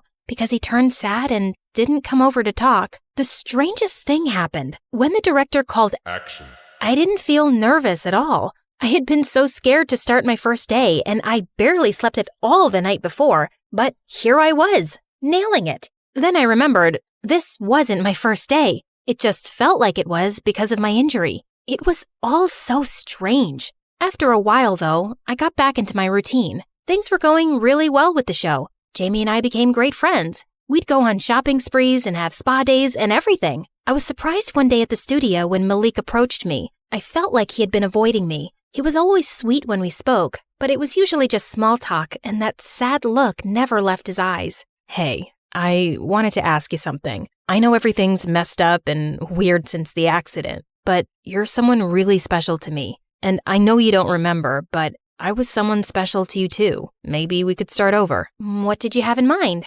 Something casual, no pressure. There was a smoothie place you really liked. Maybe we could hang out there. That I hadn't forgotten. Strawberry banana was my favorite. That would be nice. Malik and I got smoothies later and strolled around the park. The way the sun shimmered on the pond was so pretty. And Malik was so nice and funny. I could see why I must have liked him. I felt bad, though, because he seemed to know so much about me, but everything he told me about himself was brand new information. I tried really hard to remember, but I just couldn't. Ugh, stupid earthquake. On set the next day, Jamie came up to me after she saw Malik and I talking. Look, I don't know if I should say this because I don't want it to seem like gossip. What is it? You can tell me. Jamie glanced around and lowered her voice. It's about Malik. I'd be careful around him. He's one of those people who only talks to successful people because he's trying to boost his own career. It's pretty gross. I was shocked.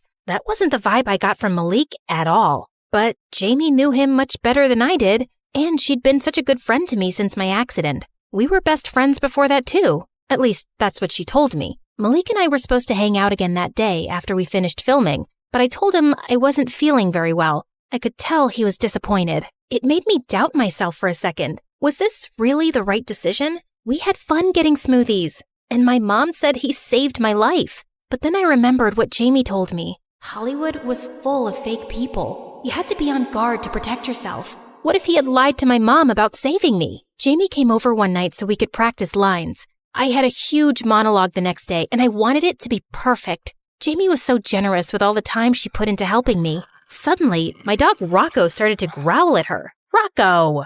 I couldn't believe it. Rocco was such a sweet and lazy dog. He loved everyone. What's his problem? Sorry, he must have smelled one of your pets. He's not usually like this. I don't have any pets. The next day, Malik approached me while we were getting ready to film. Hey, is everything okay? I tried calling and texting, but you never answered. Yeah, I've just been really busy. Okay, Alba. Have fun with your new best friend, I guess. What's that supposed to mean? You blew me off last week, and now you're giving me the cold shoulder. And you spend all your time with Jamie, who you don't even like. Of course I like her. And Jamie has really been there for me since my accident. You barely even talked to me until a few days ago. I was trying to give you space. I'm sorry, I didn't know how to handle you forgetting me. It was like we were strangers again, except I still had all these great memories of us together. I didn't ask to get a concussion. You're acting like I did it on purpose. That's not what I meant. I'm sorry. I'll leave you alone from now on. I thought my day couldn't get any worse, but just then, the director came up to me and told me that my monologue had been given to Jamie. I was devastated. I found Jamie getting her hair and makeup done for the big scene. Hey, what happened? They just told me that you're doing my monologue instead. Oh, I told them that you were still feeling really tired from your accident and weren't up for such a big, dramatic scene. I thought you'd be happy. Thought I'd be happy? You knew how important this was to me. Why would you do that? I thought you were my friend. That's how things work here, sweetie. It's really not a big deal. And if you don't mind, I need to get ready for my monologue. I spent the rest of the day trying not to cry. I felt like Jamie had taken a mask off and I'd finally seen the real her. A selfish monster who'd been using me this whole time. At the end of the day, I snuck onto an empty set and finally cried and let it all out. Everything was so messed up. My accident had ruined my life. It was that stupid curse. I knew it. My mom might not believe in it, but how could she say it wasn't real now? I stared at the set. It was this huge dark sky filled with galaxies and stars and comets. The door opened. Malik saw me and started to head over, a little bit hesitant. Suddenly, he tripped over an electrical cord and almost fell. I burst out laughing. He was such a goofball. He smiled and sat down beside me. Hey, so I know I said I'd leave you alone, and I still will if that's what you want, but I wanted to give you this first. I went back for it after the accident. Then he took out this beautiful necklace. It looked oddly familiar. When he handed it to me, our fingers touched, and suddenly, everything came rushing back to me like a flood. Malik and I were playing with my dog Rocco, the two of us cuddling while we watched a movie, on the red carpet together getting our photos taken. I remembered it all. Malik. I took his hands. He looked at me with a puzzled expression,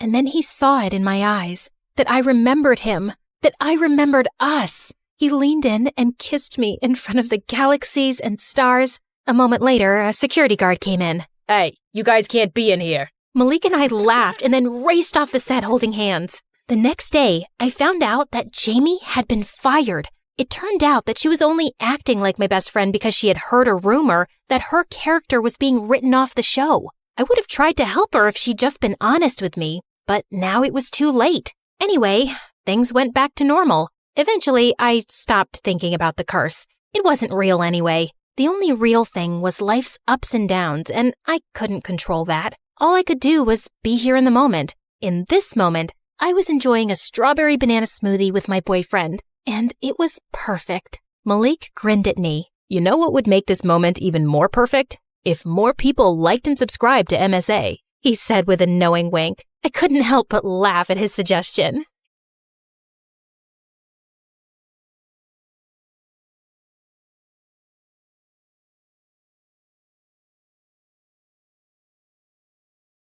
Hi, I'm Allison from a small village in France. Please like and subscribe. I lived in a small cottage with my single mother who worked as an artist. Life was tough since we had little money, so when I turned 5, Mom decided to move back to her home city, and it had a freaking palace. Whoa, is that a real palace, Mommy?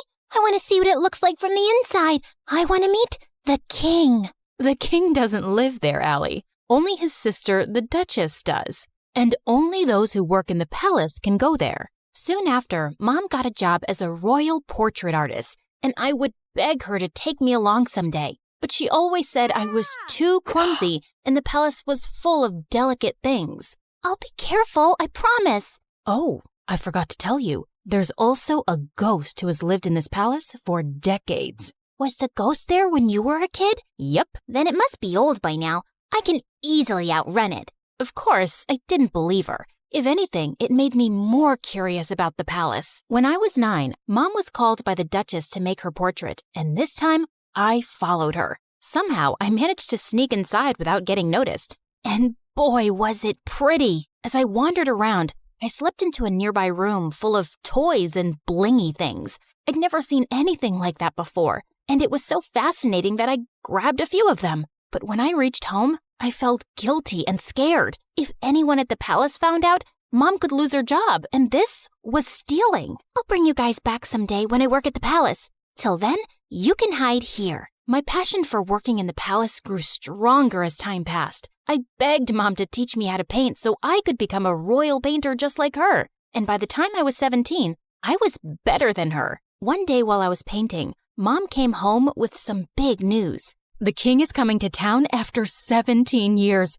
and they want paintings for the whole palace. We started working day and night, finishing all 20 paintings in under a week. But a day before the delivery, Mom slipped and sprained her ankle. I'll ask someone from the palace to pick them up. No, I can take them. I promise. I won't break a thing. Whoa! Are you sure? We can't lose the job. Yes, Mom. You can count on me. I managed to convince Mom and then left for the palace. I also took the stuff I'd taken all those years back. I could finally put that back. When I entered the palace, it was exactly as I'd remembered. Wow, how dull. This place could really use some color. I was so lost looking around that I tripped over a giant statue's foot, and the paintings flew in the air. Just then, I heard someone scream, and when I looked back and saw a girl, I almost passed out. It was like I was looking in a mirror. I touched her to make sure she was real, and she slapped my hand away. Don't you touch me, you peasant.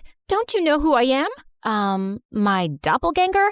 We look exactly the same. No, we don't. I'm a princess, and you look like a street rat. If I look like a street rat, so do you, because we have the same face. Wait a minute. Is that gold? Oh my God, you're a thief! The girls started screaming again, and I was surrounded by palace security within seconds. Just as they held me, I bit one of the guards and ran till I reached home. When I told Mom what had happened, she looked at me in shock, and minutes later, the king arrived with the Duchess. Oh, my sweet daughter, it is you. You're what? Mom, what's happening? My mind went blank when the king told me how years ago the nanny had taken me out for a walk, but we both never returned. Your mother and I searched everywhere for you, but we failed. She was heartbroken and no longer wanted to be here, so we left the palace. But today, when the security guards told me of an intruder who looks just like the princess, I just had to come and see for myself.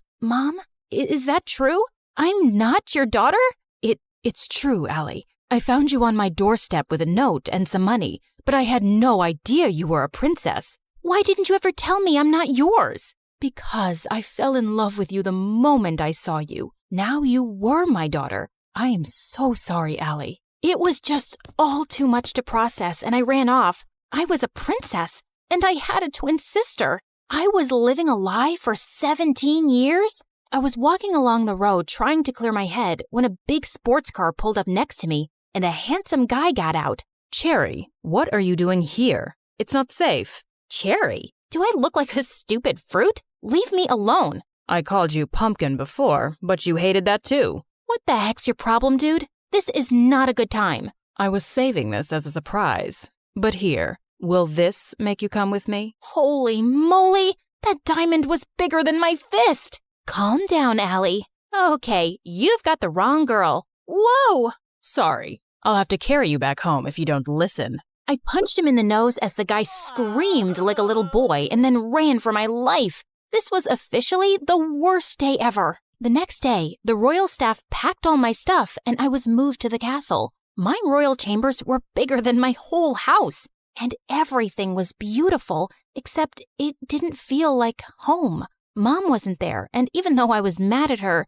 I missed her. I was unpacking when my sister walked in. I know you think you're suddenly a princess now too, but don't let this get to your head. Remember, I rule. Charlotte, dear, don't be so rude to your sister. You should be happy she's back. Okay, Amber. Allison, darling, we're starting with your royal lessons from tomorrow. Be ready at 4 a.m. sharp. Good luck with that. It's not easy being a princess. She wasn't kidding. It was a mad schedule. Mornings were for horse riding, then music in the afternoon, and martial arts in the evening. My body was super sore, and I was exhausted. But within a few weeks, I'd grown tougher and learned a lot. One evening during martial arts practice, someone walked up to me. It was the diamond guy. I thought they were just rumors, but you are prettier than Charlotte. We look exactly the same, like identical. Can't you see that, or did the punch make you blind? Feisty. I'm Prince Arnold, by the way, Charlotte's fiancé. Isn't she too young to get married? Are you jealous? What? Move along, dude, unless you want another punch. But the guy just winked and left. What a flirt! Later that evening at dinner, Dad announced that he'd be holding an official coming out party for his daughters, and the entire village would be invited. What's a coming out party? Lame question.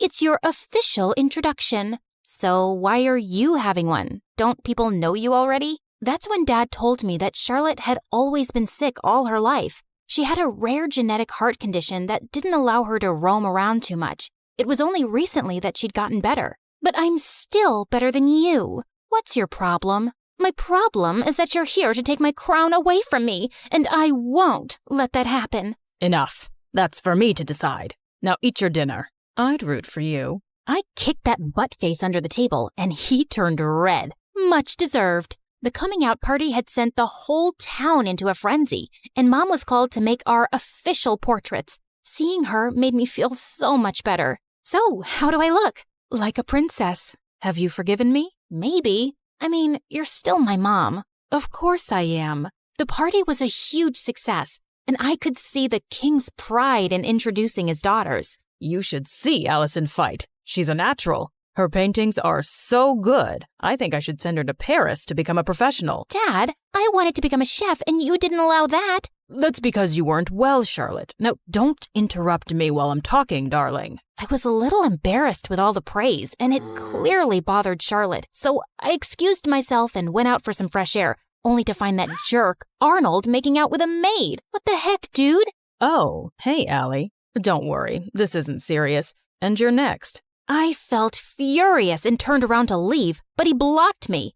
Oh, don't be so mad. Come here. Arnold pulled me in and was about to kiss me when I pushed him hard, but Charlotte walked in just then. What's happening? Wait, I knew it wasn't you. My darling Charlotte, this imposter tried to take advantage of me. She tried to kiss me while pretending to be you. What? That's not true. This guy's been flirting with me ever since I came here. Charlotte, he's a jerk. I just caught him making out with a maid.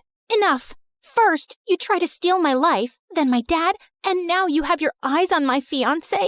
I won't let you get away with it. With that, Charlotte went inside and got on stage as everyone stared at her in confusion. Attention! My twin sister is a manipulative witch. She's a thief and a liar, and so is her mom, that lady. Tell me, Allison, did she teach you how to be a lowlife? Because you surely weren't born one. Say what you want about me, but keep my mom out of it. I feel sorry for you, Charlotte. How could you be so bitter? It's so... Before I could finish, Charlotte jumped on me and we got into a crazy fight. As the king pulled us apart, Charlotte started shaking and fell to the ground. We rushed her to the hospital, and the doctors informed us that she had fainted because of stress and needed rest. I wanted to visit her, but the Duchess stopped me. I think it's best that you stay away. You've done enough damage. Brother, she's not good for Charlotte's health. We might not get along, but she's my sister. She's right, Allison. I think it's best if you give each other some space. Maybe you can stay with your mom for some time. It will only be temporary, love, and I'll have you back as soon as possible. I think we dumped too much on Charlotte, and she needs to get better. Of course, I understood, but I was actually happy to get away from everything for a while, especially since Charlotte and I were on the front page of every newspaper the next day. People called us the Crazy Royals. We were a joke. I was packing my stuff when the Duchess walked in.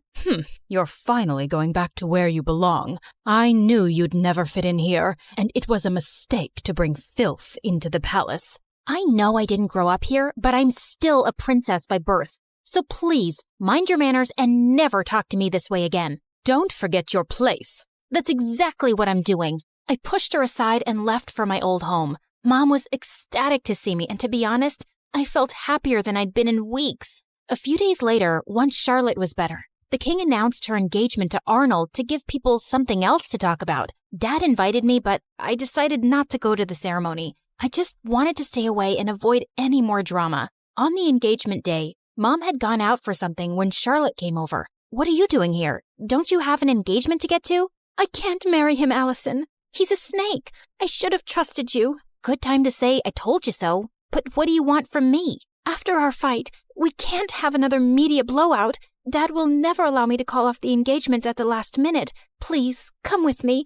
Maybe we could convince him together. Please help me. Charlotte was crying like a baby now, and I didn't want her to have another fainting episode, so I agreed. But just as we entered the palace, Charlotte stopped. I need to fix my makeup. The entire town is in there. Wow, priorities. Thanks for doing this. I'll be right back. I started to walk around when I spotted Charlotte. She's here. I've done everything you asked me to do, including the fake fainting. Now do your part and make her leave forever before Dad decides to bring her back here again. Leave it to me now, princess. I have the perfect plan to make sure you get the crown. Oh my God, these people were crazy. I had no idea what her plan was, but it sounded dangerous. So I ran straight to Dad, and seconds later Charlotte followed. Allison, I thought you weren't coming, but I'm so glad you did. Of course she had to come. She had to ruin my engagement. She just can't see me happy. Oh my God, Arnold, hold me, please. Oh, shut up already.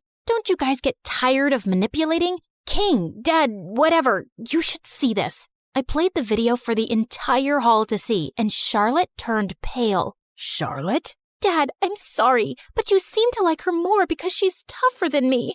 And when Auntie told me that she was after Arnold and my crown, I couldn't take it anymore. But this was all Aunt's idea. Sister, what were you planning to do and why? Suddenly, the Duchess turned into a mad person and started screaming. I'm tired of being your servant.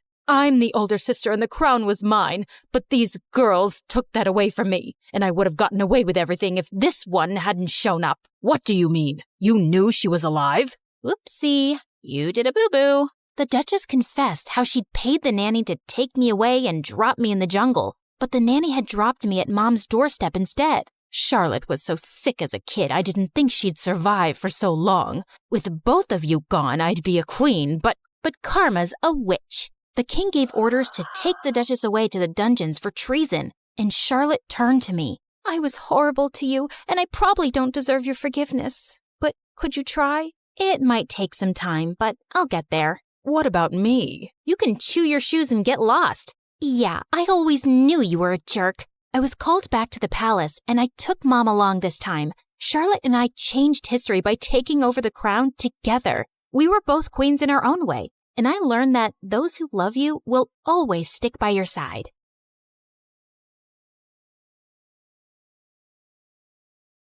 Hi, I'm Joyce, and I'm from China. People think my life is perfect. A pretty face, wealthy parents, and an elite school. But what good is any of that if my family doesn't love me and favors my genius brother? All I ever wanted was for my dad to be proud of me. But I made my brother disappear, and that ruined my life. Let me start from the beginning. I look like Mom, thankfully. Dad's beauty is mostly internal. Mom is the prettiest woman I've ever seen, and she looked more like my big sister than my mom.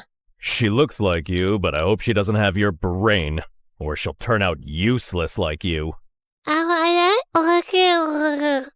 I had learning difficulties and barely spoke more than a few words until I was 5. Dad hated me. He spoiled my brother Dustin rotten. I wanted to impress him too, but Dustin, 3 years younger than me, was already a genius. Dustin loved me, no matter how much Dad compared us. He never let it get between us. Like this one time on my 8th birthday, Dad decided to celebrate Dustin instead of me. He invited all his employees and business partners. Dustin was on stage reciting this long old English poem called Beowulf, and people were already yawning and checking their watches. Mom and I were late because we were at the salon, and when we finally walked in halfway through the poem, every single head turned our way. People looked at us like we were movie stars. Dad came rushing over, looking pissed. What are you all staring at, huh? It's just 2 girls who care more about their looks than their brains. Joyce, you're just a disappointment. Go upstairs. Actually, do us all a favor and stay there. I went to my room, and a few people, including Dustin, gave me the thumbs up and told me how pretty I looked in my dress. So I gave them my best princess bow, threw a couple of kisses like a celebrity, and kept walking. Once Dustin started 1st grade, my parents adored him even more. Dad gave him the entire 2nd floor, 3 private drivers, and 1 jet. Maybe you're wondering why a 6-year-old needs a private jet. Yeah, me too. But when you're that rich and that obsessed with your genius kid, I guess a bicycle just doesn't cut it. Anyway, once, Dustin took me on his jet to France for breakfast. And when Dad found out, he freaked out and grounded me for weeks. I knew I would never make Dad love me, so I thought maybe being close to Dustin would help. Whenever he did something wrong, like breaking a glass or messing up the floor, I'd take the blame, thinking maybe that would make Dad look at me differently. Joyce, stop! You don't have to cover for me. Dad's not gonna love you more because you're suffering, and it kills me when he talks about you like you're nothing. No, you're just too young to get it. Once, when I was in 7th grade, Dustin had a science project and wanted to test gravity and weight. He used a bowling ball from our private bowling alley and dropped it on different items. One of those items was an old watch he thought nobody wanted, but it turned out it belonged to our maid, a gift her mom had given her when she was a child my age. When she found it broken, she lost it and said she would tell our parents. I panicked.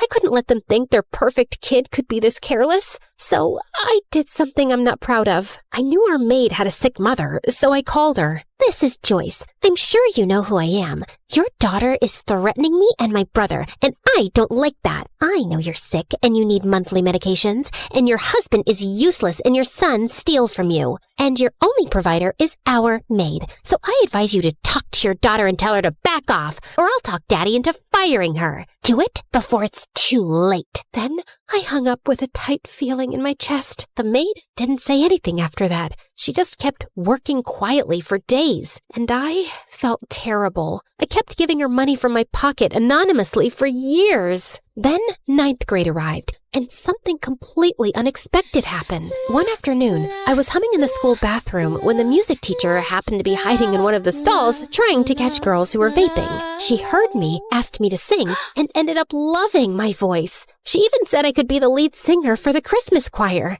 I was over the moon. And no, of course Dad didn't come to the choir. Only Mom came. And she didn't even stay until the end because Dad called her to come home for whatever reason. But everyone else was so impressed by my voice that a few people came up to talk to me afterward, including this kind-looking man who honestly resembled Keanu Reeves, if Keanu had a paunch. I'm Peter Anderson. I'm a music producer. You've probably heard the rumors that I'm a fraud, but this town loves gossip more than the truth.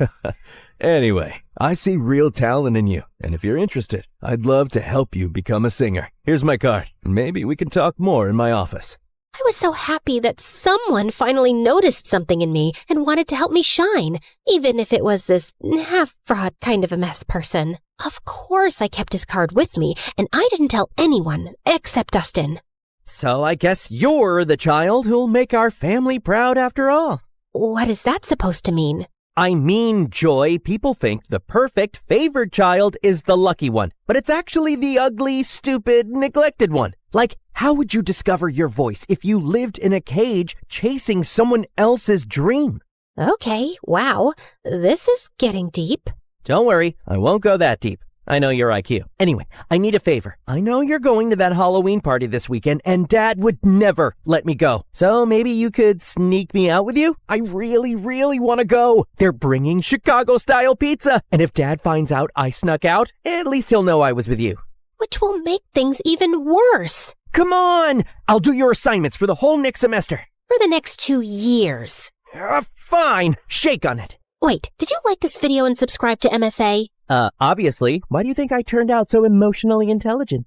Guys, interact with our video so this story blows up. What are you waiting for? Comment now! That weekend, I snuck Dustin out and we headed to this huge party 5 blocks away. Dustin was wearing a white ghost costume. Way too simple for a genius, but whatever. I dressed like Amy Winehouse, and honestly, I looked really cool. The party was wild. Everyone was having fun, and a bunch of kids were wearing the same ghost costume as Dustin. I kept an eye on him until this cute guy came up to me and started talking. I liked him, and when I saw Stephanie staring at us with jealousy, I realized she probably liked him too. She was a girl from my school who was always jealous of me, so I decided to annoy her even more. She walked over and started talking to him, and he didn't mind. So, Alan, did you know I have a really good voice? I can sing Can't Help Falling in Love by Elvis Presley, if you want. They have karaoke here. It's Derek. The singer? No, my name. Anyway, I'll show you how it's done. Then she rushed to the karaoke machine and sang in front of everyone. Her voice wasn't bad, and I saw Derek nodding along. When she finished, everyone cheered, and she looked like she owned the world with that smug smile. I don't know what came over me, but I ran up, grabbed the mic, and started singing too. Everyone went silent, listening. I even saw kids showing each other their goosebumps. When I finished, Derek came over to hype me up. That's my girl. I felt amazing, especially when I saw Stephanie's annoyed face. My eyes followed her as she stormed out of the party, and I saw a few boys in ghost costumes leaving too. That's when I remembered Dustin. I tried to run after him, but kids kept stopping me for high fives and congratulations. By the time I made it outside, I sprinted to the group of ghost boys. Dustin? Dustin! Knock it off! This isn't funny! No one answered. I started pulling off their masks one by one, but none of them were Dustin. Back off, you weirdo! Panic shot through me. I ran like crazy through the streets. Dustin! Dustin! Dustin! 2 hours passed. I couldn't find him. I was so worried sick about my brother, and I knew there was no running from calling Dad. I was finished. Dad and Mom arrived with a few police officers, and Dad looked like he was about to finish me off. He lunged toward me, but Mom stepped between us. He glared at her with furious eyes. So now you're protecting your kid? Oh, that's funny because I didn't see you stopping them from sneaking out in the middle of the night. The officers tried to calm him down while everyone started searching for Dustin. But another day passed, and still no sign of him. The whole town volunteered. People searched through the nights, but nothing. Every second felt heavier than the last. I isolated myself. I text Dustin every day. Stupid messages like, "Where are you?" and "Please come home," as if he'd somehow see them and reply. At night, I'd sneak into his room and sleep in his bed, burying my face in his pillow until his smell faded away. Some nights, I'd just sit on his floor holding his favorite hoodie, feeling like I'd lost the only person who ever really saw me. Dad barely talked to me anymore. Mom didn't yell at me or blame me, but sometimes I'd catch her crying alone, and she'd wipe her tears the second she saw me. "I'm sorry, Mom." She didn't answer. "Can we talk about this? I want to hear your voice. I know what happened is my fault, but I just want you to pat my shoulder, let me cry in your lap, tell me it'll be all right. Just say something, anything." But she didn't. She just gave me a sad little smile, nodded, and walked away. And then I completely shut down. A year of guilt and silence later, I couldn't take it anymore. I needed something, anything to distract myself, even if just for a little while. I remembered the card the producer gave me, and I figured, why not call him? It's not like I had much to do being alone all the time. Wise decision. I'm gonna make you a star, way up in the sky, so bright, your dad's gonna regret not loving you enough. Well, that's definitely a dream to live up to. He started helping me get small singing gigs at local cafes, and I loved it. The attention, the clapping, the feeling that I mattered to someone. One day, someone recorded me singing and posted it on TikTok, and it went viral. People loved my voice and kept commenting that they wanted more. So, Peter created a small YouTube channel for me and uploaded my videos there. He was so proud. It felt nice having a father figure in my life who actually cared. But when my dad found out, he completely lost it. Oh, look at you! Enjoying your little fame with that fraud producer. He's not a fraud. He helps me a lot. He even made me a YouTube channel, and it's growing. Aw, and who gets paid from YouTube? Did he even give you a single cent? Or does he just toss you a few pennies you get from those miserable cafes? I'm not doing this for money. I do it because I love singing. Just like you loved your brother, right? For the first time, I felt real anger toward him. Why couldn't he see any goodness in me? But before I could say anything, he pushed his chair back and walked out. Later that night, he started having chest pains. Mom and I rushed him to the hospital. The doctor said it was stress and that he needed rest. I didn't visit him much while he was there. Not after what Peter told me. Summer vacation's coming up. I was thinking we could go on a little tour around the country. Grow your audience. See where this takes us. I believe in you, kid. I went on that tour in a heartbeat, and I had the best time of my life. For once, I felt like a child again. No guilt, no pressure, just music and freedom. But even then, I worried about Mom. I always felt like she needed rescuing from Dad. That became my motive. Work harder, grow bigger, make more money, and buy us a house far away from him. My fame grew fast. By the time I finished high school, I was well known enough to earn a good income. One night, before leaving the house the next day for good and renting an apartment in the city, I was having my last dinner with my parents.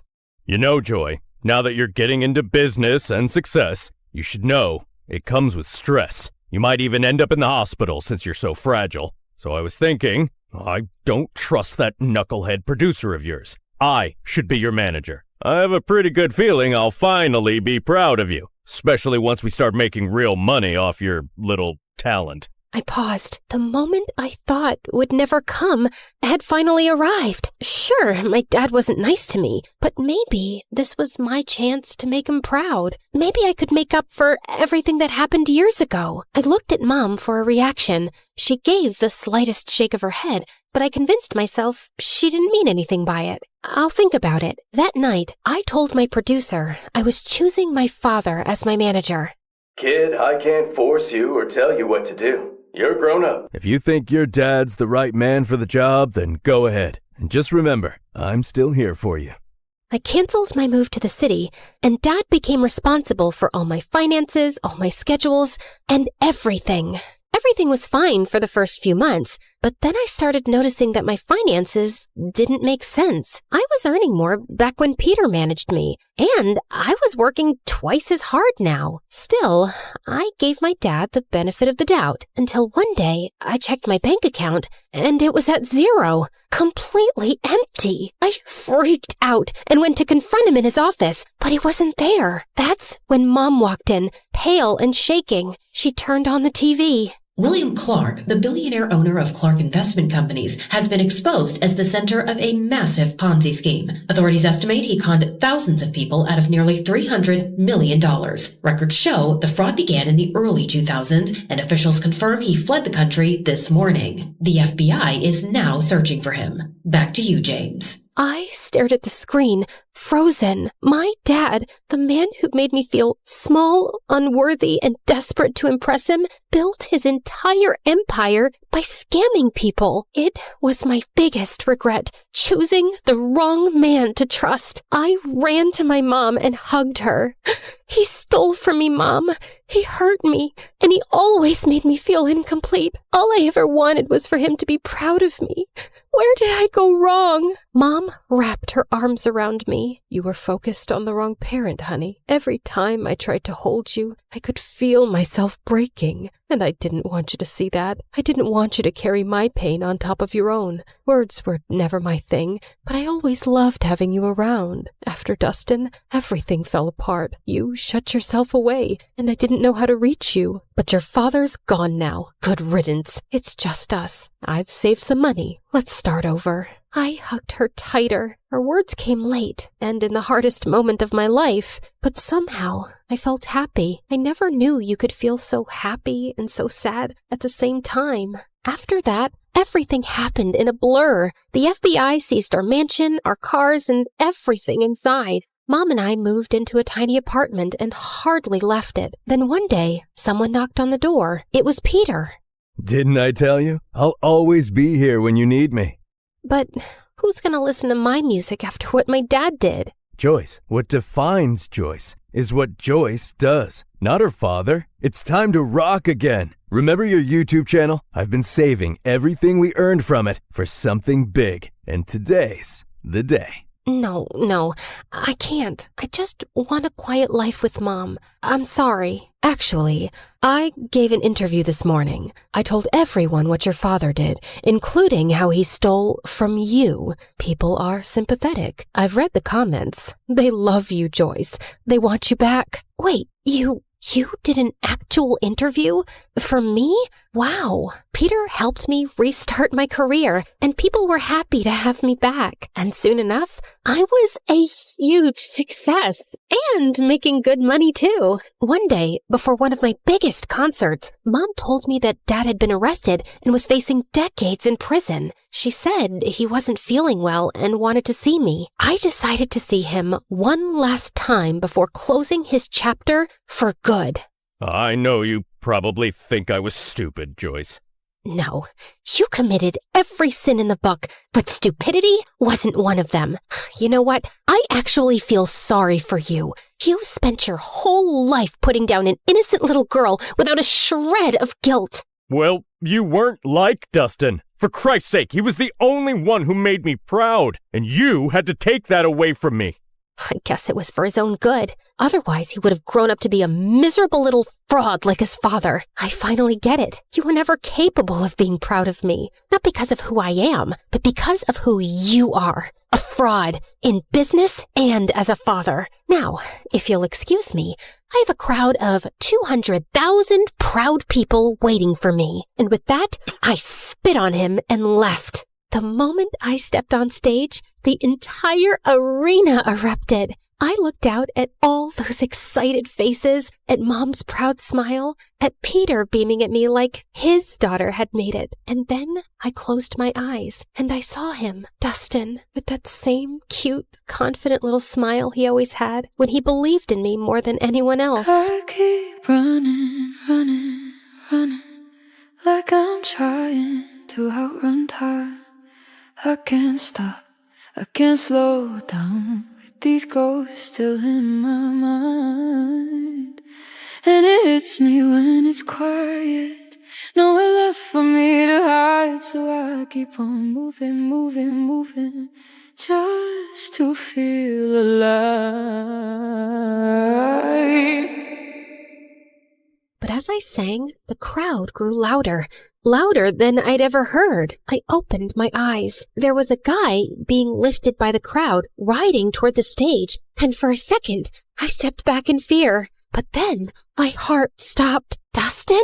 I signaled for my security to let him through. He climbed onto the stage, and I swear the world went silent around us. I looked at him like I had just seen a ghost. The hostess rushed forward, tears in her eyes. After your mother's interview about your missing brother, the internet made it their mission to find him. He's been missing for 10 years. We interviewed him and confirmed with your mom.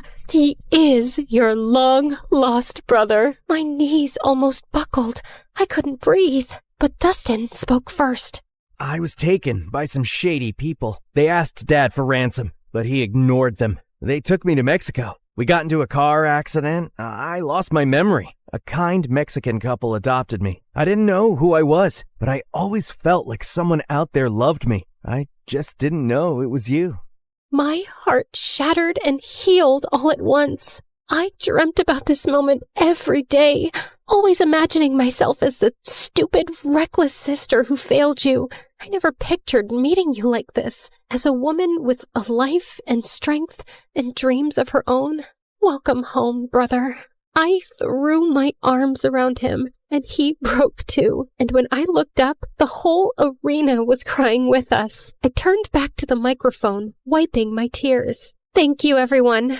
I learned something I wish someone told me sooner. You can't buy love. You can't chase approval. Not even from the people you want it from the most. The greatest person you can learn to love is yourself. And once you do that, everything else falls into place. Thank you again. And now, if you'll excuse me, my brother and I have a lot to catch up on. And with that, we walked off the stage together for the first time in years, and the first time all over again. Because sometimes the people who make you feel the smallest are just trying to make themselves feel big.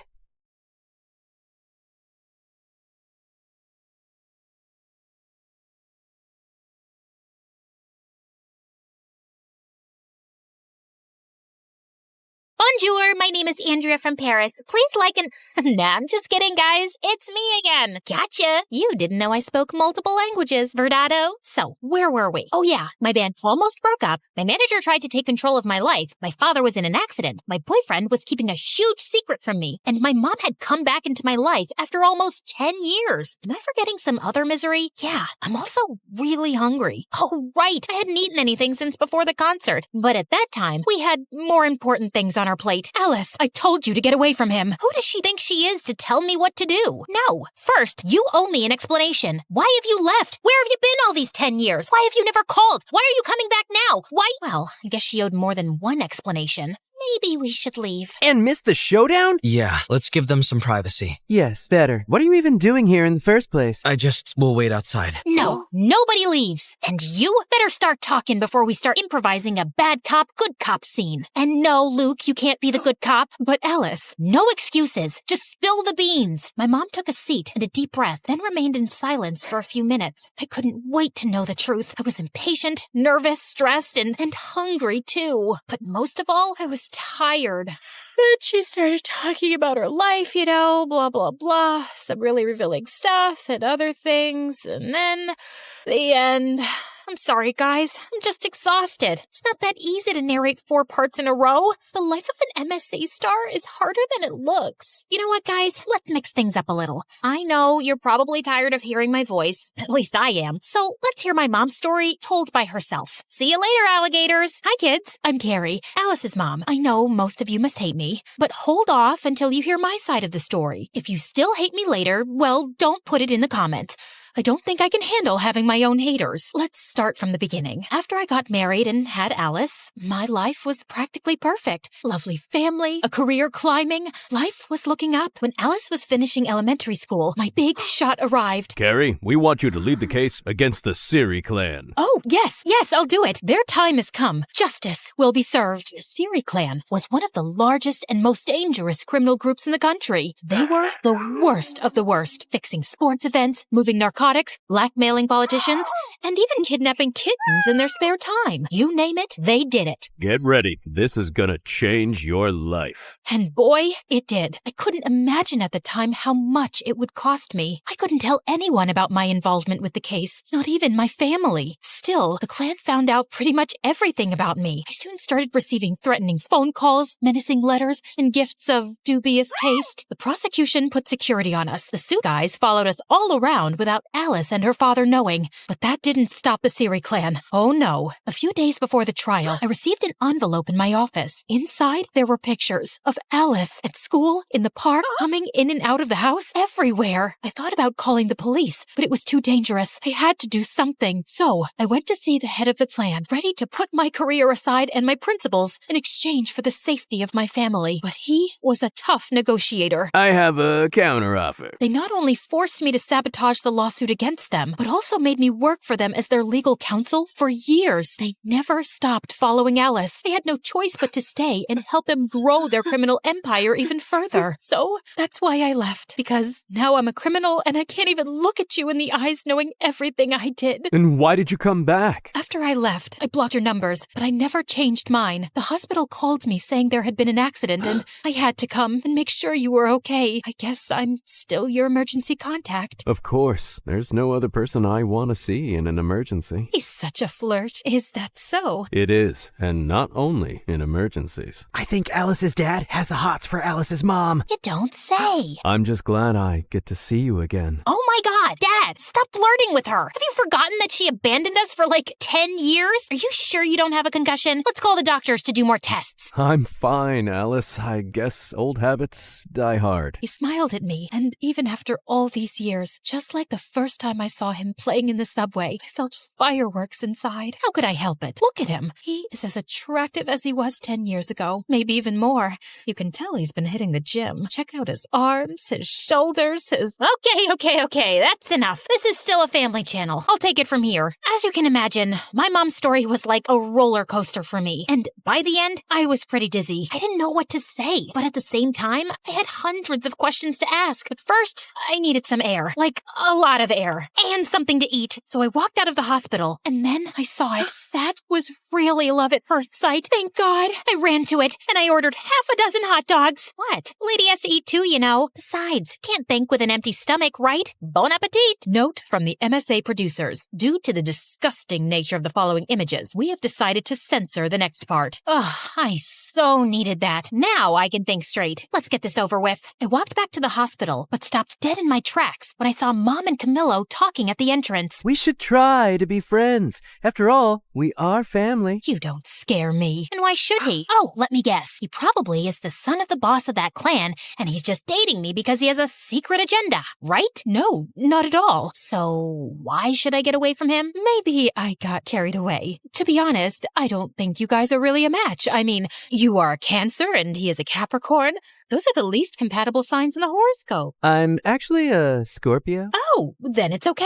You have my blessing. Great! Thanks, Mom. Camillo hugged my mom. Their performance was as believable as a bunch of elementary school kids acting out Shakespeare for the end-of-the-year play. Of course I knew there was something wrong. I'm not an idiot, guys. I asked Camillo about it like 1,000 times. Why does my mother hate you so much? What did you do? But he always came up with different excuses. It's because I'm Italian. She hates poets. She doesn't like like my cologne. I think she must be in love with me. Eventually, I stopped asking. I know it sounds crazy, but after so much time, things were somehow in order and part of me didn't want anything to change. Sure, I knew that things sooner or later were gonna bite me, and trust me, when they did, it hurt like a dog bite. The next few days were truly bizarre. My mom came back into our lives as suddenly as she had left. Every time I went to visit my dad, she was there, and the two of them together were absolutely unbearable. You guys know I'm a sucker for love, but they were too much even for me. Here comes the plane. Can I have a bite of the pilot too? Oh, don't start.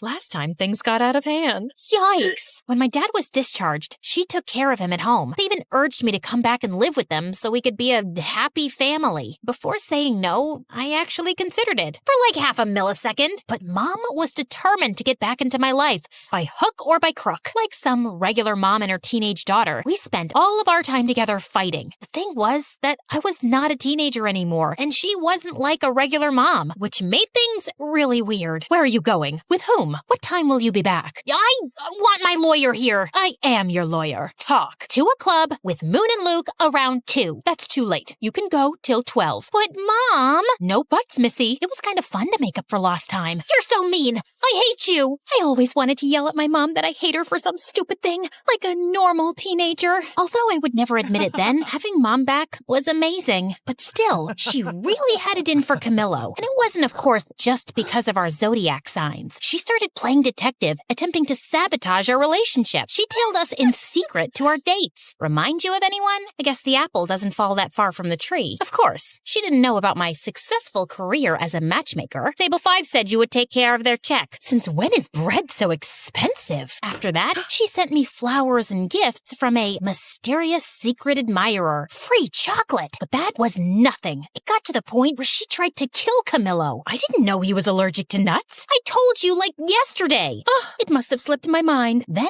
she went all in and planned a blind date for me and Kwan, who was a few days away from returning to Korea. I had to admit that it was a beautiful date, and Kwan looked so attractive. But I had a boyfriend and he had a girlfriend. I'm so sorry my mom put you up to this. Don't worry. It's always nice to spend some time with you. Won't your girlfriend mind? I don't have a girlfriend anymore. She left me. She said my heart was still entangled with something here. And what is that something here? I think you already know. Kwan smiled at me, and I blushed so much that I could have become a stunt double for Poe. You know, the red Teletubby. Change the subject, Alice. This could get out of hand. I don't know what my mom has against Camillo. She hates his guts with a passion, but he didn't do anything. I think you should trust your mom. I know you two have a complicated history, but she must be doing this for a very good reason, and you can't keep ignoring it. At first, I thought Kwan was only saying this because he was jealous, but then I started to think he had a point. Turns out, his words were absolutely right on target. When I got home that same night, I did what I promised I would never do. I went through my boyfriend's computer. Guys, this is me not setting a good example. Don't follow my lead on this one. Remember how I said things would come back to bite me in the butt? Well,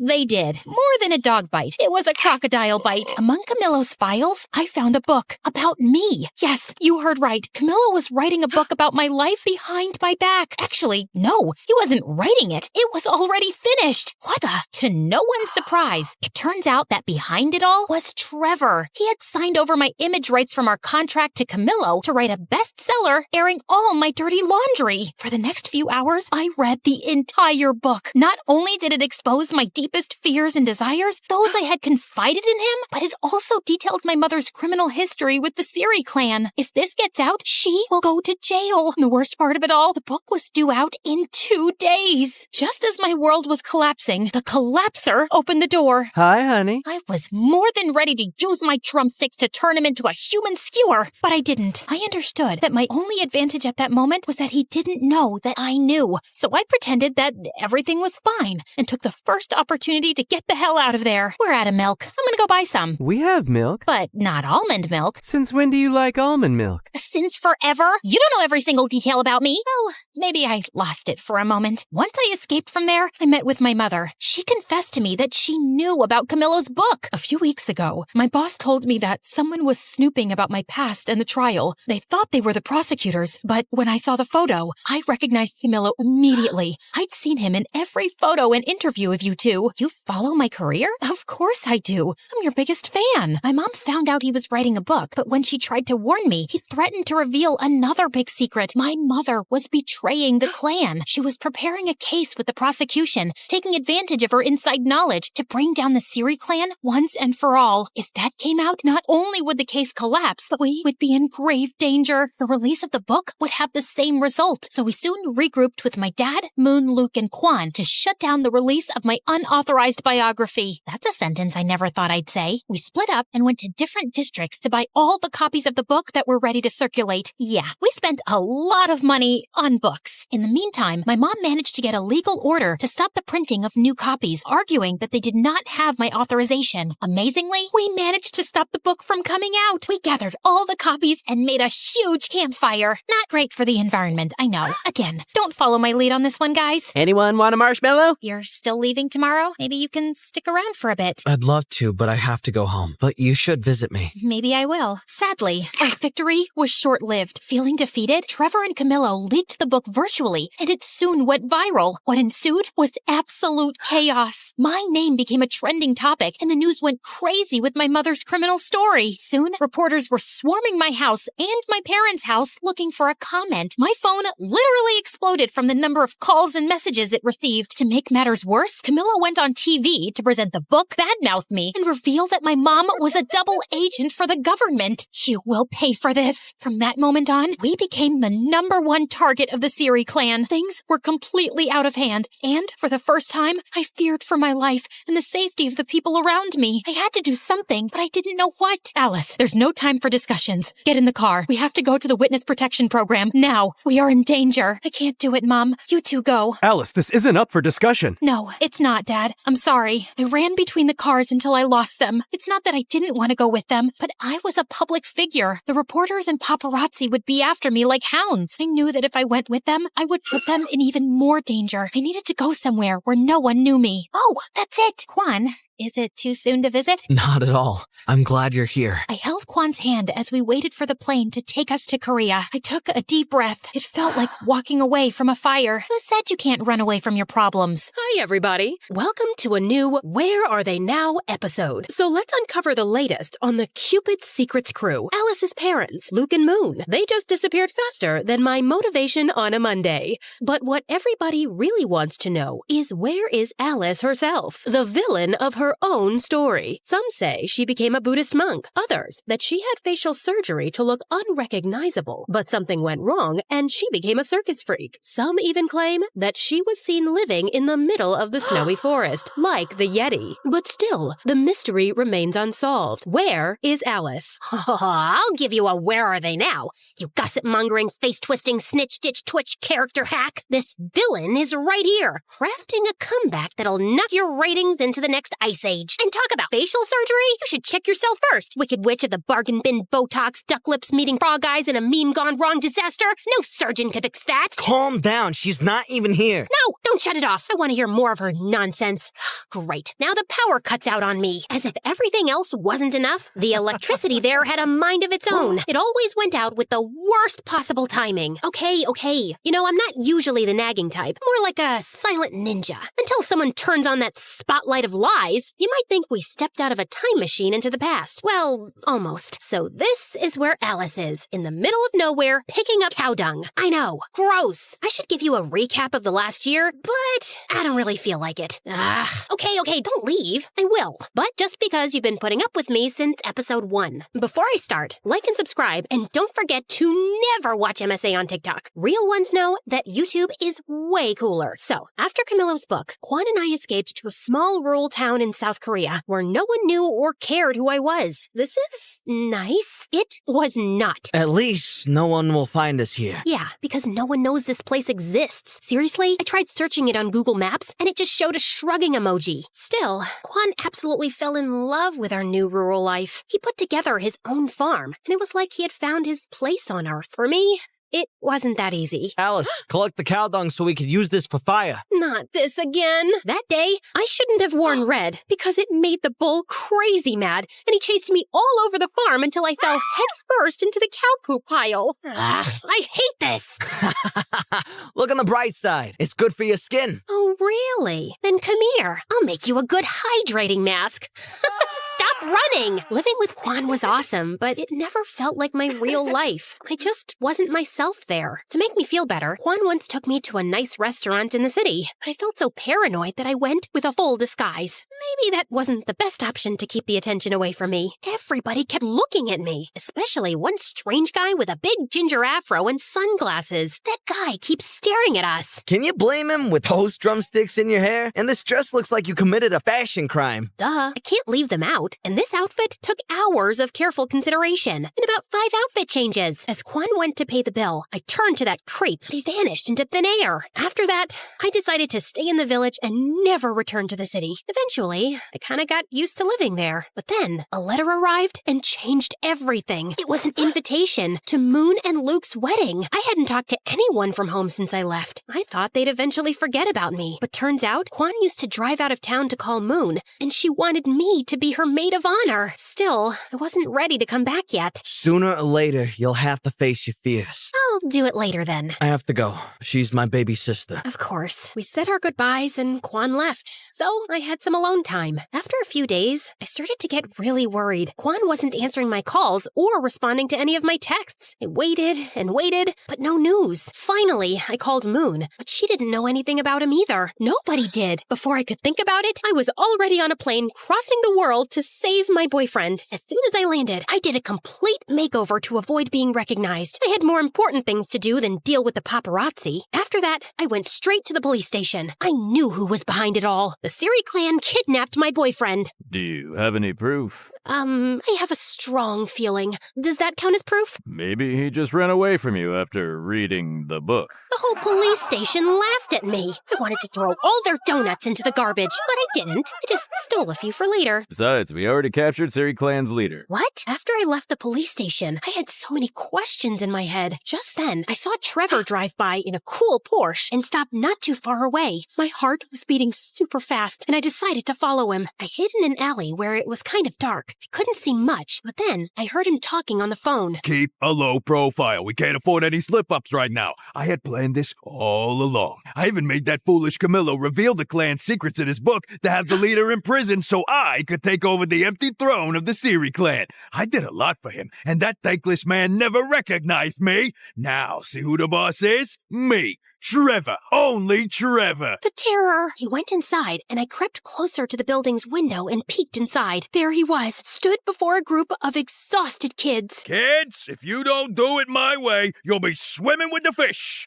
Yes, you heard me right. You'll be forced to clean my aquarium again. Get ready. 1, 2, 3, go! Come on! Don't make me get the snorkel gear. Trevor not only carried on with the clan's illegal affairs, but also used his power to create an academy for young talents to build his own musical empire. The police weren't helpful, so it was up to me to stop him and save Quan. Time to bring down his criminal empire. Still, I needed help with that. I needed my friends back. I'm sorry for leaving and ghosting you guys, but I really need you. It's okay. We understand. And we've got to find Quan. And destroy Trevor. Don't forget about that. They told me that over the last year, Trevor blocked all their contracts and concerts, sending his army of little singing robots to replace them. He kidnapped my boyfriend and also ruined my band? This time, it's personal. Yeah, I know. That sounded so cool. Like an action movie star. So, I told Moon and Luke about my master plan. So, your plan is to just break into the headquarters of a criminal group and steal illegal stuff? Yeah, pretty much it. Great. Sounds bulletproof. That night, we snuck over to their lair. At the entrance, there were 2 security guards. Okay, we made it pretty far. Call it a night?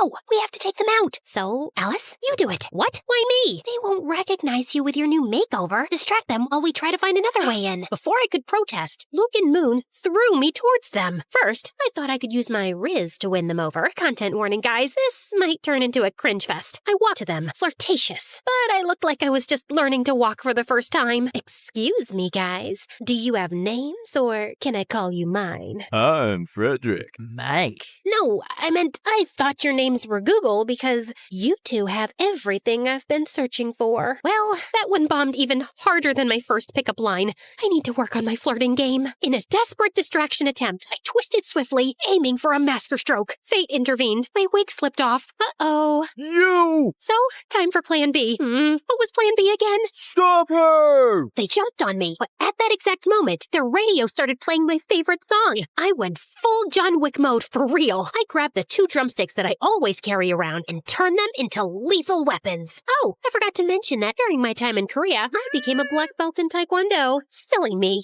After beating up those 2, I tried to find Moon and Luke, but I got to Trevor's office. I turned it inside out, but found nothing about Kwan. I was about to give up when I came across something mind-blowing. A manuscript from Camillo, Cupid's Secrets Part 2. A sequel to my story. Yeah, my head exploded. Quite literally. It detailed with amazing precision my life in that little town in Korea. Every little part of it. How the heck did he know all this? Then, as James Bond's villains, they appeared. Oh, look who's here. So good to see you, babe. I love your new style, but ew, you smell like cow poop. Trevor and Camillo were at the door of the studio. I lunged at them. You fuck! But an army of guards appeared out of nowhere and held me.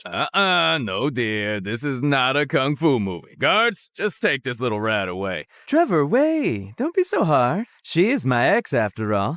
Alice, I know what you must be thinking.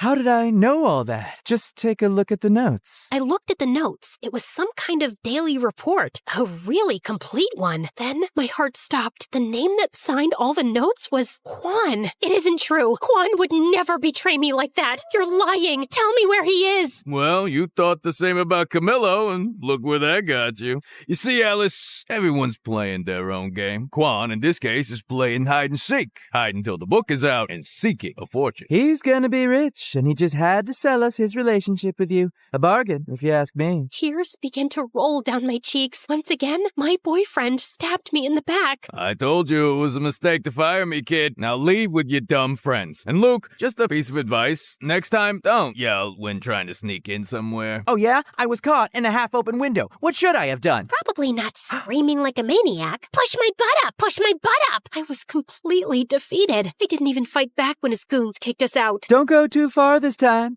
I need good material for our next book. Remember, all good things come in threes. Luke and Moon kept asking me what happened inside, but I didn't say a word. I just said goodbye and went straight to the airport to disappear once again, and this time for good. Just as I was about to board the plane, I got an audio message from Moon. So, remember that our wedding was supposed to take place today, but got canceled after Kwan disappeared? Well, surprise, it's happening, because Kwan is back. What? We couldn't find another date available for over a month, so we're gonna get married now. We're just waiting for you. Hurry! Furiously, I rushed out of the airport to confront him. Still, I did a quick pit stop at the hairdresser. Then I did my makeup and put on my dress. What? I was still furious, but it was a wedding. I had to look great, and I did. I burst into the ceremony, and I saw him, next to Luke, who was waiting for Moon at the altar. I dashed toward him like lightning. Alice, you look... Wonderful? Beautiful? Yeah, I know. What's wrong? What's wrong? Are you for real? Let's see. Where should I begin? Maybe by the fact that you disappeared from the face of the planet for days? You told me to do that! I did what? Yeah, we were being really loud in a church, and everybody was staring at us. Guys, maybe we can discuss this later? When did I tell you to disappear? You sent me a message saying that I should hide and get rid of my phone because the Siri clan was after me. So, stayed locked in a hotel all this time. It was quite boring, by the way. I even learned how to walk on walls. I'll show you later. But I couldn't miss Moon's wedding, so I'm here. I'm so glad you're here today too, by the way. That didn't make any sense. I hadn't sent any message. He was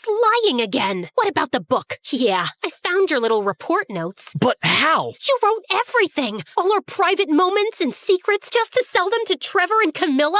Wait, what? I did write all of that, but I didn't sell anything. I lost them at the airport. Like I'm gonna believe that. I would never sell that. I just took notes of everything because, well, it's quite embarrassing. More embarrassing than getting your butt kicked in a church by the bridesmaid? Okay. The truth is I wanted to write my own book about you. To show the world how nice and cute and wonderful you truly are. Yeah, this is the part where you go, aww. Still, at that moment, I was confused and shocked. I didn't want to believe him, but when I looked into his eyes, I saw that he was telling the truth. I felt so embarrassed. But then I saw him hiding among the rest of the guests. That weird-looking ginger afro guy that used to spy on us in Korea. Stop that guy! He ran, and I chased after him. Just when he was about to escape, Moon appeared, rocking her wedding dress and blocking his way. He turned around, and I hit him with a crazy taekwondo kick that sent his afro and glasses flying. He was Camillo. He had followed us to Korea to spy on us, and when he found out about Kwan's notes, he stole them from him at the airport. As if that wasn't enough, he and Trevor sent the message pretending to be me and telling Kwan to hide. Why the heck are you here? I needed to see the showdown. It's the ending of my sequel. You and your freaking sequel. I'm gonna kill you right now. Let me. Kwan stepped forward and headed for Camillo. He grabbed him and shoved him, ready to punch his lights out, but I stopped him. He deserves it. But he's not worth it. Yeah, the last thing I need is to get punched by a farmer. I turned around and slapped Camillo so hard he spun like a startled ballerina. When he finally stopped twirling, Moon gave him another slap, sending him into another whirlwind. But I wasn't done with him. Listen to me good, you hack of a writer. I'm about to end your whole career. First, I took care of Trevor. I sent Luke, disguised and armed with a camera, to his music academy. Turns out, Trevor had those poor kids rehearsing day and night, like a twisted version of School of Rock. He got arrested for child abuse, and the Siri clan vanished. My family was finally free, so I went to get them out of the witness protection program. When my dad opened the door, he had the longest beard ever. Gandalf, is that you? Alice! Dad hugged me tightly. Soon Mom joined in. I can't breathe, guys! My parents moved back to Rochester and got re-engaged. Another wedding on the way. With my mother's help, I sued Camillo for the rights to my own story. During the trial, it came to light that he had plagiarized other writers. Camillo lost all profits from the book, sequel rights, and his reputation. Last I heard, he was working as a waiter again. I said cappuccino, not macchiato, you spaghetti brain. Finally, I was free. I had my voice back. Eventually, I found the perfect place to tell my story. So, thanks MSA. They don't pay as much as Hollywood, but they are way cooler. Oh, and the rest of Luke and Moon's wedding was awesome. Our band even got together for a quick reunion show. Then we partied like there was no tomorrow. But there was. I could have never done this without you. Of course you could have. So, what now? My real life is here. My family, my friends, my music. But mine isn't. We both started crying because we knew that despite that we loved each other, we had to follow our own path. Sometimes love is about letting the other one go. Don't worry, guys. I'm not going to end this 5-part story with such a downer. You know your girl Alice better than that. So, Kwan returned to that little town life that he loved so much. As for me, the band got back together and we traveled the world playing our music. Many years later, my music took me to a familiar country. I took a trip to the countryside and reached a lovely farm. Then I saw him. Kwan looked so handsome. I remember the first time we met. He was acting like a tough guy and I was dressed as a goth. Safe to say, we've both had quite the glow up since then. When he saw me, he smiled. And then everything. Silence. Time stood still. Electricity. Heart racing. And of course, the famous fireworks. I ran to him, and that was it, guys. The end of my crazy and long journey. I guess love always finds its way in the end.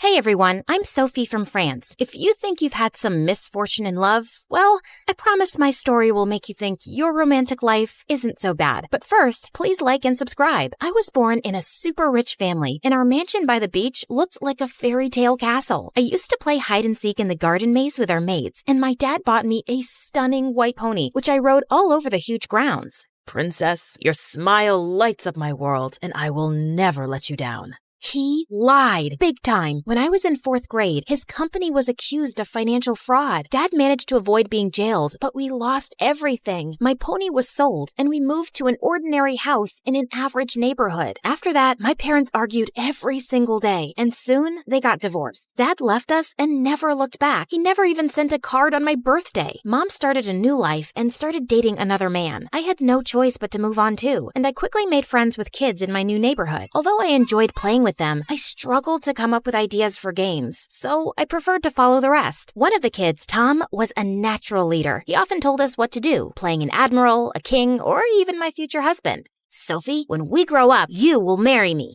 Okay.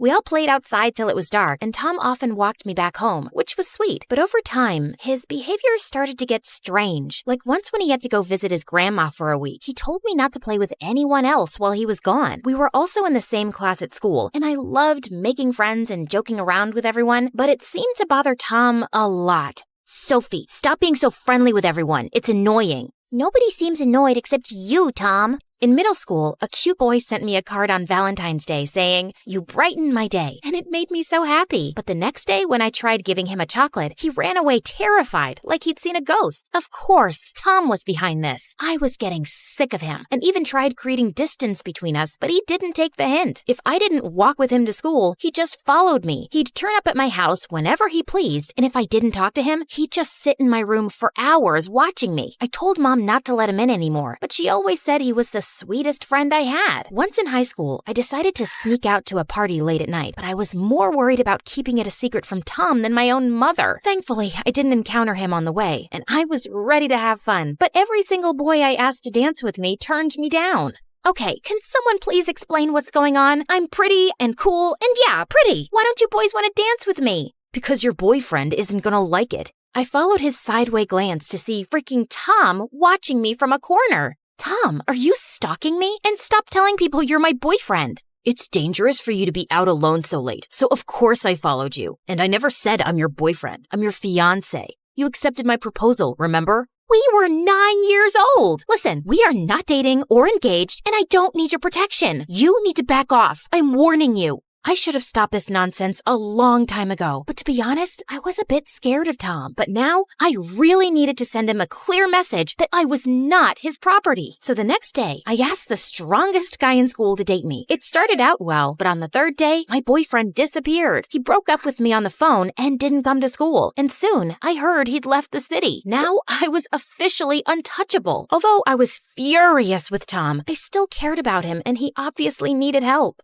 Listen, Tom, you're my friend, and I think you really need therapy. You seem to be obsessed with me. No, I'm not crazy. Does being in love seem like madness to you? It's not love, it's an obsession. But he didn't seem to get it, and I didn't know what to do anymore. Fortunately, Mom offered a temporary escape. Sophie, we've been invited to vacation anytime at this beautiful villa owned by the son of an old friend. How about we go away now? It could be a nice break. I was only too happy to accept. The owner of the villa, Pierre, seemed to be only 5 to 6 years older than me. He'd inherited his father's business and was already a millionaire. As soon as he saw us, he smiled brightly and his gaze was fixed on me. I felt myself blush. Pierre was a really charming gentleman. We spent the whole day together enjoying his amazing place. He revealed to me that a year ago, he'd been in a terrible accident that had caused him amnesia. I couldn't even remember my parents' names, and I felt so lost. It was a really dark time, and I zoned out as the wheels in my brain started turning. Amnesia.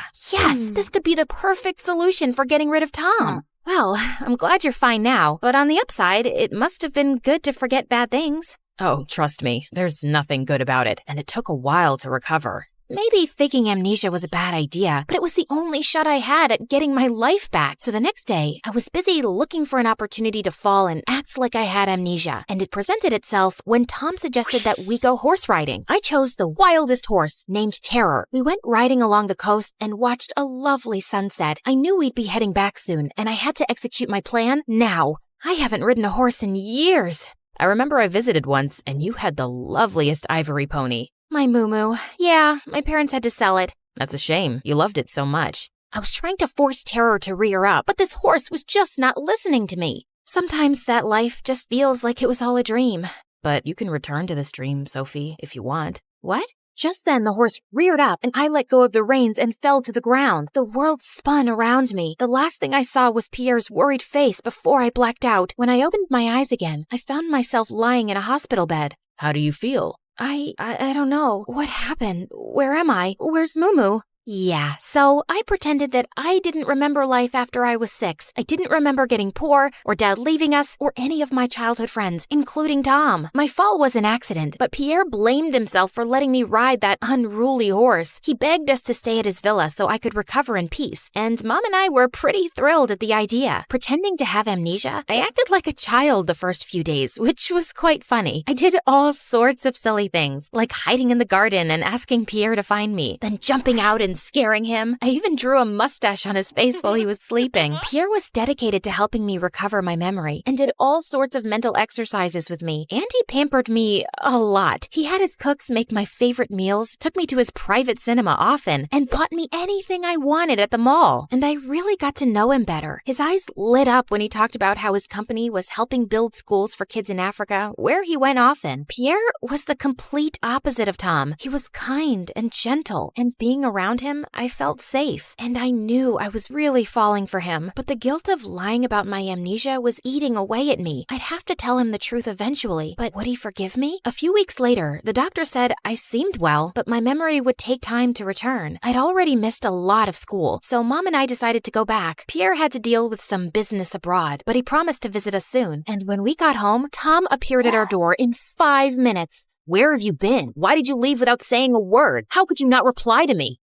Are you sure you're at the right house? Who are you? Huh? What is this dumb game, Sophie? Mom told him everything about my amnesia, and Tom was shocked. Then he got angry and refused to believe Mom, but she firmly told him not to stress me out and leave our house. The next day at school, everyone found out about my amnesia and asked me stupid questions, like if I still remembered how to read or write. Tom followed me around watching me, but he didn't say a word. But that afternoon, as I headed out of school, he confronted me. Enough of this nonsense, Sophie. I'm not buying your stupid act. Look, I'm sorry if you were someone important to me, but I really don't remember you. I'm sorry. How could you forget me? I've loved you since we were 9.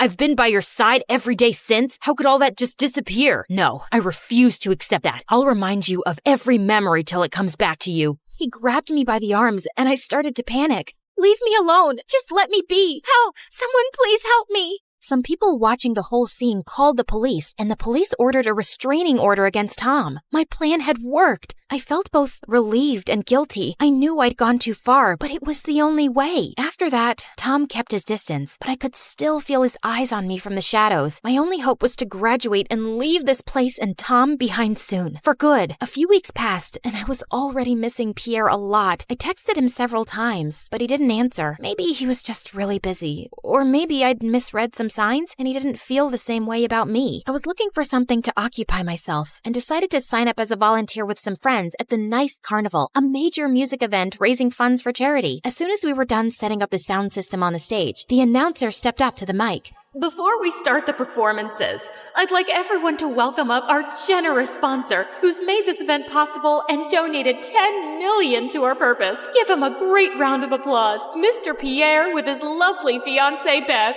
My heart sank to my toes when I saw Pierre step on stage with a beautiful brunette on his arm. As he spoke a few words, I couldn't stop staring at them. Not even a girlfriend, a fiancé. Just then our eyes met, and it hurt to realize how deeply I was in love with Pierre. I quickly turned away and started to run. When I was far enough, I sat on some porch and just cried. I had no right to be mad at Pierre since I was a liar, and he never said he loved me, but I still felt betrayed. Sophie, can I sit near you?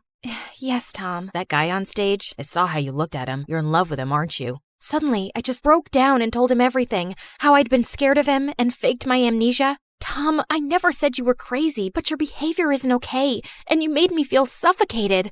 I know I've been a little intense, but it's only because I care about you so much, Sophie. I've loved you since the first time I met you. But caring about someone doesn't mean not respecting their boundaries, and you can't force someone to love you back. You can't hold on to an obsession for years and expect it to turn into a healthy relationship. I know you're right, but I don't know what to do, Soph. I can't help how I feel. That's why I think therapy could help you, Tom. You really deserve to be happy, but it can't be at the expense of someone else's well-being. You need to learn to let go and move on. Tom promised that he'd try therapy, and I felt like someday we could be friends again. Pierre's calls and texts were endless, but I refused to answer them. But one day, a strange sound caught my attention. It was a helicopter landing in the field behind our house, and Pierre came out of it. What are you doing here, Pierre? Fighting for the love of my life. That's you, in case it wasn't clear. Those are strange words for a man with a fiancée. Please, I just need a few minutes to explain. Pierre then told me that his dad had laid a condition on him to find a girl to marry before he could take over the family business. So Pierre had proposed to a girl he wasn't in love with just to please his father. But the pressure to settle on a date for marriage had been too much for him, and he'd escaped to his family villa for a break.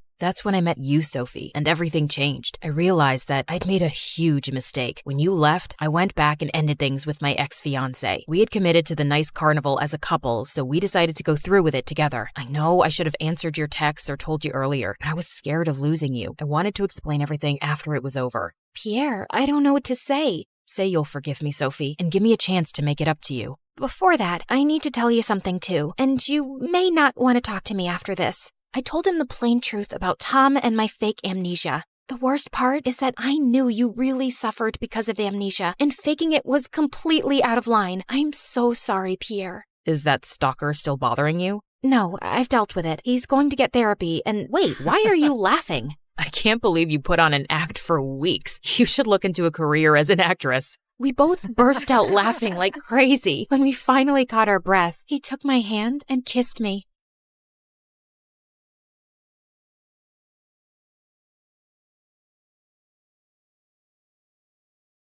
Hi, my name is Ashley, and I live next to the worst family on earth.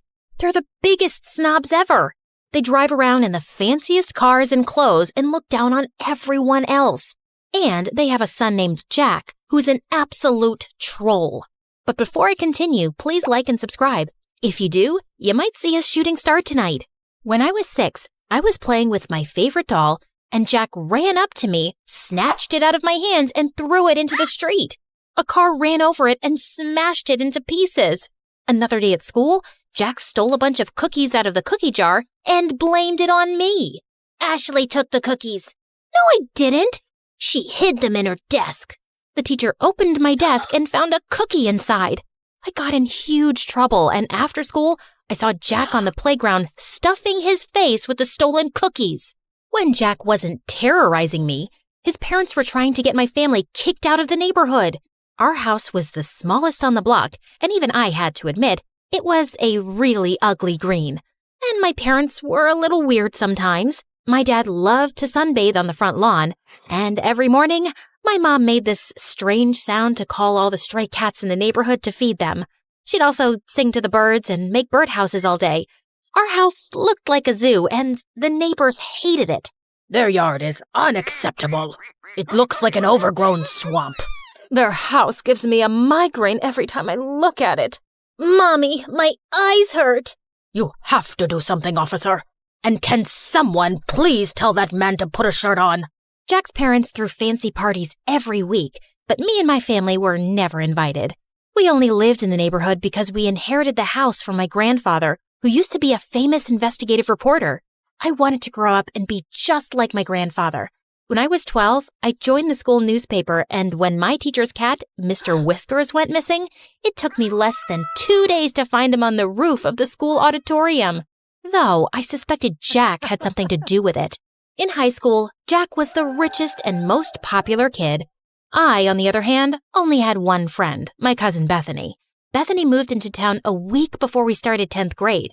But Bethany was obsessed with being popular and would do anything to get Jack and his rich friends to like her. Jack's friend Sadie was the ringleader of the rich kids, and she made Jack look like a saint.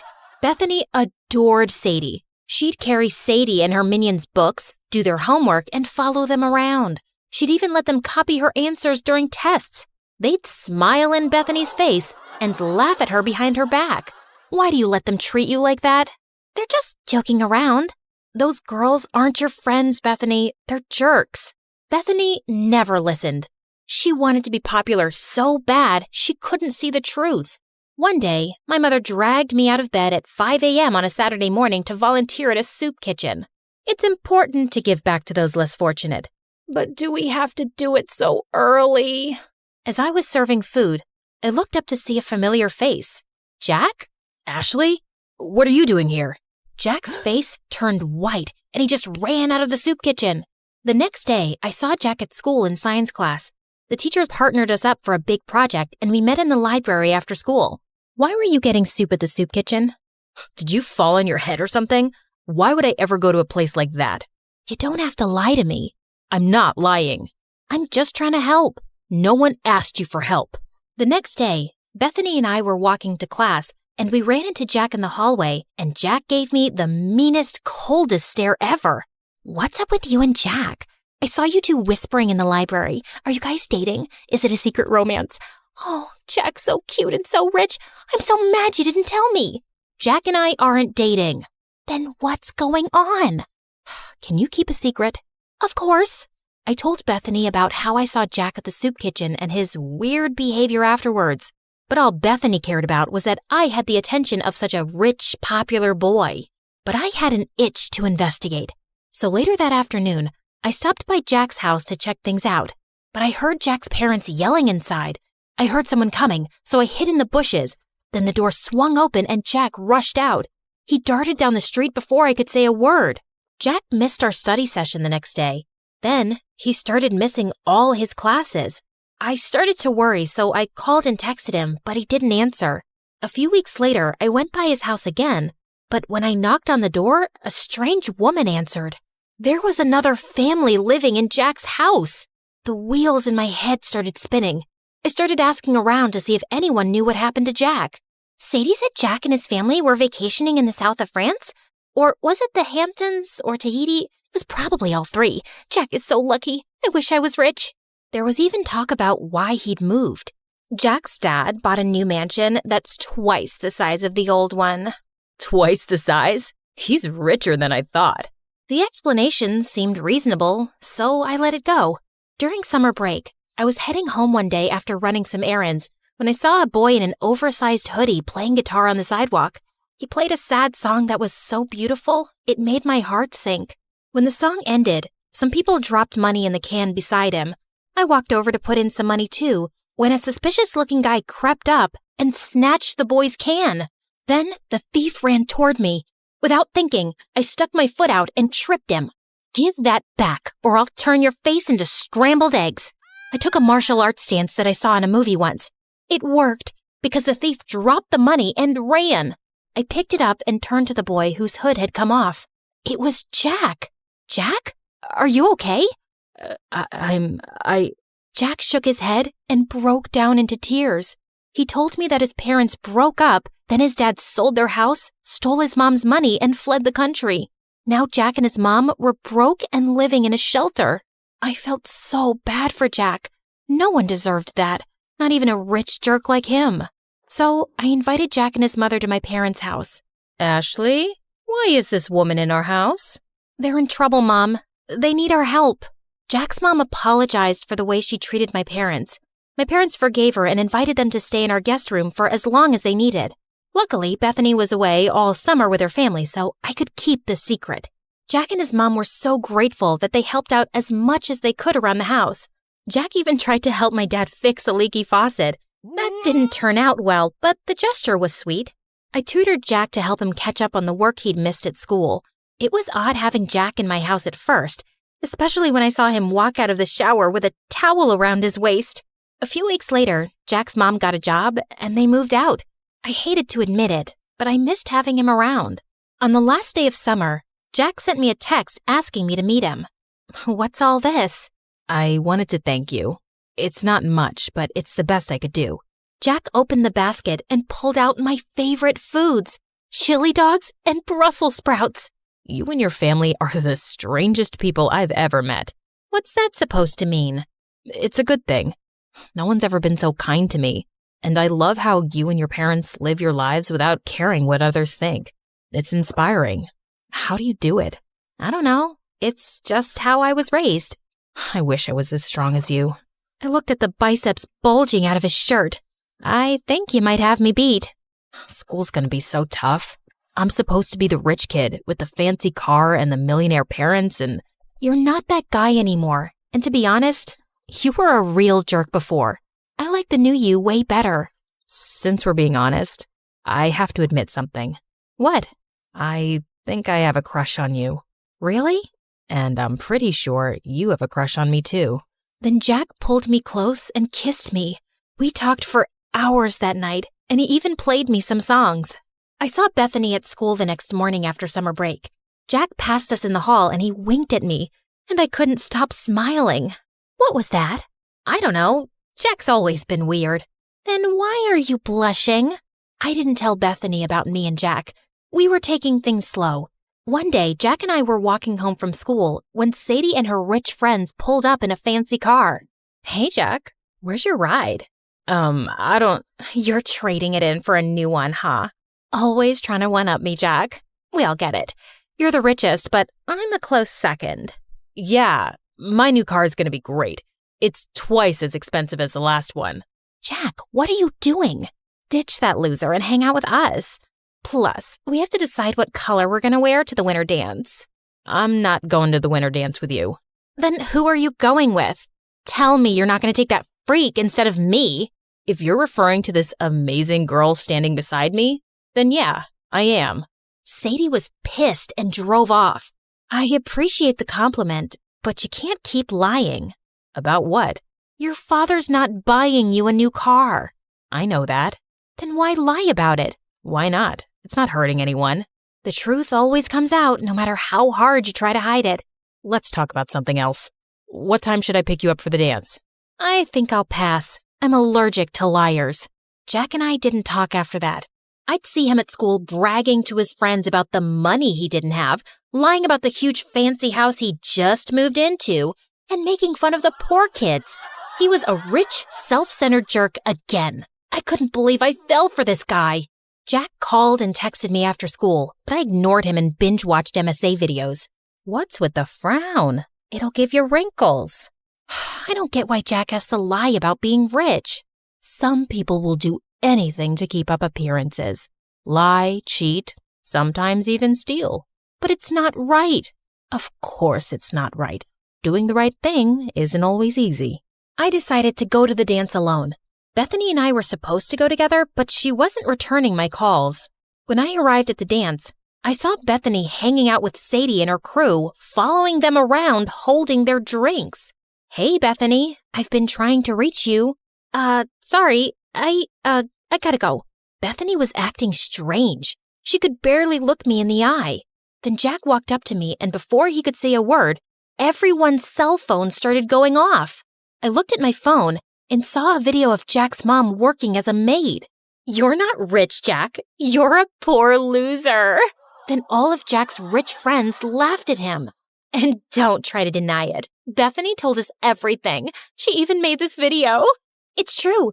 Ashley told me that she saw Jack begging for food at the soup kitchen. Shut up, Bethany. No one asked you to speak. Be a good little puppy and stand over there. I felt furious at Bethany. I'm so sorry, Jack. I never meant... It's okay. It's not your fault. I should have stopped pretending a long time ago. Sadie, you're right. I'm poor, but I don't care what you or anyone else thinks of me. You've never been my real friends anyway. All you've ever cared about is my money. Well, now it's gone and it sucks.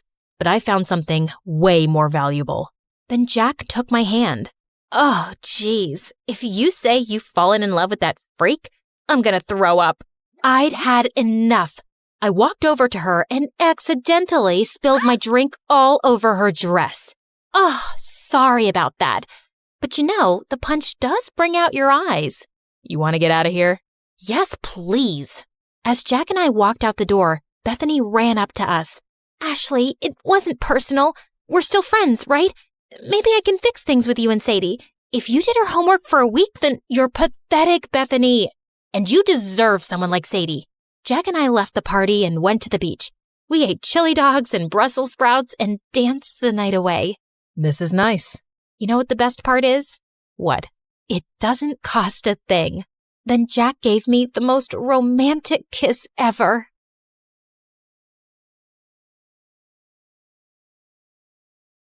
And then finally, a letter arrived one morning. My hands were trembling so much, I almost ripped the letter trying to open the envelope. Dear Drizella, my delegation has been extended and my duties have grown. I'm far too busy now to keep up with our correspondence. I hope you understand and wish you well. Prince Henry. I read it 3 times, as if expecting other words to magically appear the more I stared at the paper. But that was it. Just this cold, impersonal letter after all these months. I told myself that he was really busy with big, important things. It had been almost a year since he left, and people can change. It's not like he ever said he loved me or promised me anything. And of course, there was nothing left to do now but move on with dignity and grace. I found great comfort in pastries and gained a lot of weight. I considered becoming a nun, but decided against it since nuns aren't allowed to curse. I went to the village witch and said a friend was asking about ways to hex a prince.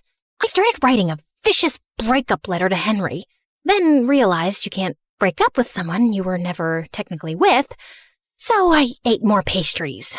Then I started running at dawn, lost all the weight, and used Cinderella's stupidly good skin and hair stuff so he'd choke on his regret the next time he laid eyes on me. But no matter what I did, it didn't dull the ache of missing someone who didn't miss me back anymore. It had been months since that last letter, and I had picked myself up and moved on. So I wasn't expecting my stomach to lurch when an official invitation arrived from the palace, announcing a grand ball in honor of the prince's return. Great. Other people could honor him. I wasn't going. Besides, Anastasia was terrified of dancing, and Mother wouldn't be up for it either. Over the past few months, she'd grown very weak and was always tired. I'd asked a couple of doctors to examine her, but they had no answers. Cinderella had been on top of her care, of course, always fluffing her pillows, rubbing her feet, making her special herbal teas. And the thought had crossed my mind more than once. What exactly was she putting in those concoctions? I didn't think she was beyond slowly poisoning a woman for her inheritance. I'd thrown the invitation in the trash. But sometime later, Cinderella came into the living room, clutching it to her chest. You're invited to a royal ball. Can you believe it? Oh, I've never been to a proper ball or worn a ball gown, and I've never seen the palace. I know I'm not invited, but maybe I could go, if you could take me with you. Yeah, no. We're not going. Royal balls are dull. Take our invitation and go, love. I'll arrange a carriage for you. You deserve to have some fun. Yeah, there was no cute fairy swishing a wand and going bibbidi-bobbidi-boo. Just my own mother handing Cinderella one of her finest gowns, a string of expensive pearls, and some money to buy shoes. Because naturally, Cinderella's feet were impossibly tiny and delicate, and she couldn't borrow shoes from us ogres. And off went Cinderella, looking like a vision. Since she was finally out of the house for a few hours, there was no way I wasn't going to snoop through her room, which was, as I suspected, disgustingly perfect. Not a speck of dust, and everything was arranged with military precision. Psychopath. I rifled through her drawers, opened her wardrobe, peered under the bed. I didn't find some secret stash of poisons or a diary confessing to slow murder. I wasn't even sure what I was looking for, and I was beginning to feel stupid. I turned to leave when suddenly, my elbow bumped into a picture frame on her vanity, knocking it to the floor. I cursed under my breath as I picked it up. Luckily, nothing was broken, and the picture had just come out. As I was placing it back in, something slipped out, a folded piece of paper tucked away carefully. And when I opened it, I recognized the handwriting instantly. I would have known it anywhere. Dearest Drizella, I'm so sorry I haven't written in a while. A sudden, strange illness gripped me and I was too sick to be moved or even lift my head. The royal court kept quiet to avoid panic, and it took me months to recover. Even now, the physicians say the worst is not over. I'm healthy otherwise, but my vision has been compromised permanently. They expect it will continue to worsen until I lose it entirely, perhaps within a few months or a year. Before that happens, before I lose my ability to pen down words myself, I need to tell you that I'm in love with you. I'm not the man you deserve, but if you could ever imagine a future with me, one where I will not have my sight, but you will have all my heart, I would ask you to marry me. Yours always, Just Henry. I read it again and again and again. My knees gave out and I sank to the floor. He had loved me. He had wanted to marry me. He had needed me when he had gotten such terrible news, and I'd never even known. I'd spent all this time thinking he'd forgotten me so easily, but it wasn't true. None of it was true. But Cinderella had known. How had she gotten this letter? Had she stolen it before it reached me? Did she intercept others too? Did Henry get mine? A broken sound escaped my throat. I wasn't crazy or paranoid. I'd been right about her all along. Suddenly, the sound of the front door opening snapped me back to reality. Cinderella had returned from the ball. I rose to my feet, pure rage surging through my veins. She'd taken everything from me, but this time, she wasn't getting away with it. I ran downstairs and found Cinderella by the fireplace, humming softly, and I lunged towards her and grabbed her hair. Oh my God, what are you doing? I shoved the letter in her face. Why do you have this? What did you do? What did you say to him? Her blue eyes went wide. Then slowly, she smiled. And before I could react, she grabbed the letter from me and flung it into the fire. What letter? I saw red as I screamed and tried to yank her hair from her skull. She managed to pull away from me, but I grabbed her dress, tearing away the silk. She shoved me, and I stumbled back as I ripped the pearls from her throat. Mother and Anastasia came running in at the noise. What is happening? She's attacking me! She's gone mad! Get her out of here. I swear I will kill her if you don't. You don't know what she's done. She stole him from me. What? Who are you talking about? Henry, the crown prince. We were in love. He wanted to marry me. Mother and Anastasia just stared at me like I was speaking a foreign language. She's crazy and jealous. She's always hated me. Drizella, you've lost your mind and you're scaring us. No, I'm not crazy. I'll prove it. I tore up the stairs, running to my room. I flung open the chest under my bed where I'd kept all our letters. They were gone. All of them. I stumbled back down the stairs, half mad with grief and rage. I charged at Cinderella again, but Mother blocked my path and shielded her. You will not come near her again, you hear me? Enough. I couldn't breathe. I bolted from the house and ran out into the cold. I stumbled into the barn and sank onto the dirt floor, sobbing until my whole body hurt. I didn't know how much time had passed, but eventually the door creaked open and Anastasia walked in softly, kneeling beside me. If you say you talked to the prince, if you say you loved him, I believe you. You do? I knew you were hurting this past year. I mean, I know what eating your feelings looks like. But you just shut me out. I wish you hadn't. I leaned into her, the way we used to when we were little girls, feeling scared of thunder, and she pulled me into a warm hug. Thank you. I didn't sleep a wink that night, Henry's letter replaying itself over and over in my mind. Tomorrow, I was going to the palace. I didn't have a plan or some speech prepared. I just knew I had to see him, and I wasn't coming back home without doing it. It was soon after dawn that I prepared my horse to leave, when a servant handed over a letter. Important news! By decree of His Majesty, members of the royal family will be visiting each household in this town today. What? Why would the royal family be doing that? Would Henry be among them? I didn't know what was going on, but I had to stay back for the visit. Cinderella was probably still holed up in Mother's room, which was good for her, because if I saw her face, I would tear her apart. I paced around impatiently, looking out the window for any signs of the royal delegation approaching. I thought I'd get a better view from the attic, so I ran up. And as I stood there, with my face pressed to the window, suddenly, the hair on the back of my neck stood up. I turned, and Cinderella was standing in the doorway, her eyes gleaming. Before I could run towards her, she slammed the door shut, and I heard the lock click. "Let me out! You crazy witch! Let me out!"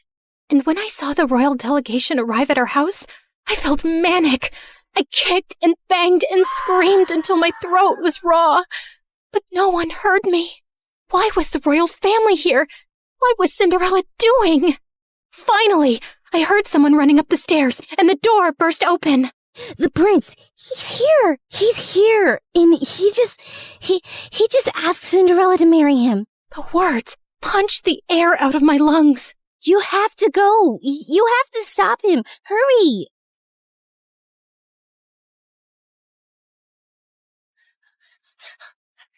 just as the royal delegation was preparing to leave. And there he was. Henry was standing beside Cinderella, his hand cradling hers gently as he bent to kiss her fingers. Henry, no! You can't marry her! You don't know who she is! Everyone froze, including him. He slowly turned to me, squinting his eyes hard, and then his face hardened to stone. I told you she would never let me escape. Henry, whatever she's told you, it's all lies. Address me properly, miss. It's Crown Prince Henry. Okay, Crown Prince Henry. You cannot marry that two-faced witch. A ripple of murmurs went through the small crowd gathering around us. I need a moment alone with her. He led me forcefully into the stables away from everyone and slammed the door behind us. You are the biggest liar I've ever met. All the time you whined about your perfect stepsister replacing you when it was just a poor, abandoned girl that you and your family made your slave? I felt like he'd slapped me in the face. She didn't even dare tell me her name yesterday at the ball. She said she sneaked away because she wasn't allowed to exist freely, not even for a night. Then she ran away before I could even ask who she was.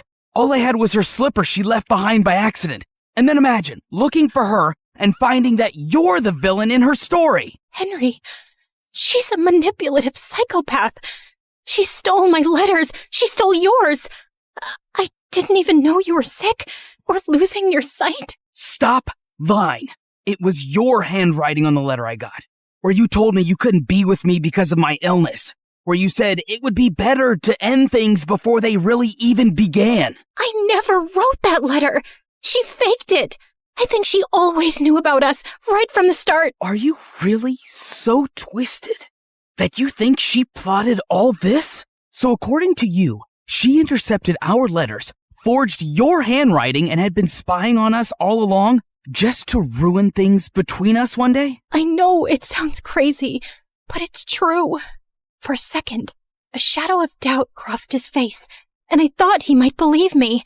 But then his jaw tightened. No, you didn't want me. And now you just don't want her to have me either. My heart felt like it would explode. You met her last night. How can you marry someone you don't even know? As if time is a guarantee of anything. I knew you for much longer, but it turns out I didn't know you at all. She knows about my ailment, and she accepted me as I am. And even though I've lost most of my sight now, when I look at her, she glows like an angel. She's kind and beautiful and good. I know she will save me, and I will save her from you. As he started walking away, I felt something break inside me, like a monster being unleashed. Maybe it's a blessing you're going blind, Henry.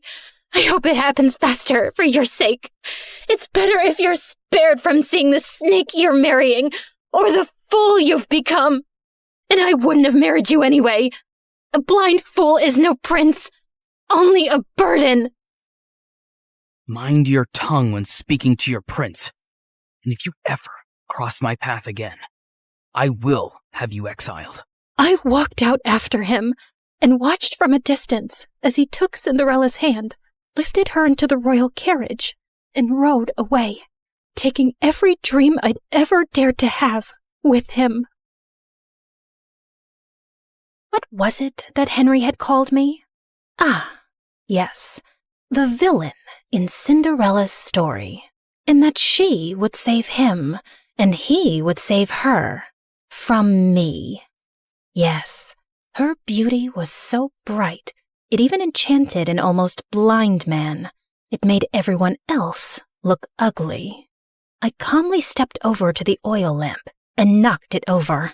Then I stood back and watched as the flames ran up the curtains, licked up the walls, ate up her belongings, gobbled up all her lies. The whole room blazed, and it felt good. The fire spread faster than I'd expected. The house was old, and the walls were bone dry. By the time the servants managed to put it out, half the estate was gone. Mother, heartbroken and sickly, packed up what little we had left, and moved in with some distant relatives. Anastasia went with her. And me? Well, I was declared unwell, hysterical, and quite dangerous. I was locked up in a sanatorium, just a fancy word for a prison with prettier walls. Anastasia tried to visit me regularly the first few years, bringing me sweet treats and books, but over time, the visits got fewer, and eventually they stopped altogether. And so, here I stayed, my name forgotten, just one half of the ugly stepsisters duo. The real question is, did Cinderella get her famous happy ending? Honestly, I don't know. The Crown Prince had a relapse of his disease a few years later, and this time, he did not survive it. I'm sure Cinderella wore black for a while and looked stunningly tragic, but I doubt she really mourned him, because I don't think she was capable of loving anything or anyone. But who knows? Maybe she lived happily ever after anyway, bedecked in jewels and finery, admired and beloved by the people, and with a whole castle to scrub to sparkling perfection. Anyway, this is how my story ends. It's so depressing, isn't it? But don't worry. This version won't stick, because no one really wants the truth. Not when the truth is ugly and the liar is beautiful. Hey, before you click away, can we talk? Like, really talk? You just spent time with me and my story. Not 30 seconds, not a quick swipe, actual time. And that's kind of rare now, isn't it? Look, I get it. TikTok is addictive. Those quick dopamine hits, one after another. But here's the thing. Do you remember any of those videos from last week? Last month? They blur together, don't they? But a story? A real story sticks with you. It changes how you see things. Maybe after watching mine, you'll think differently about the villains in other stories. Maybe you'll question who's really telling the truth. That's what stories do. They don't just pass time. They change us. We're fighting to keep this alive. Every animation you see took weeks. Every character, every expression, every scene, crafted by humans who believe stories matter. We could pump out 3-minute clips with AI voices reading Reddit posts.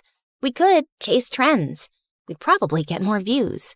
But we don't, because you deserve better. Here's the truth. Platforms push short-form content because it keeps you scrolling longer. But we're not trying to steal your time. We're trying to earn it, to give you something worth those minutes. So if this story made you feel something, anything, then please share it.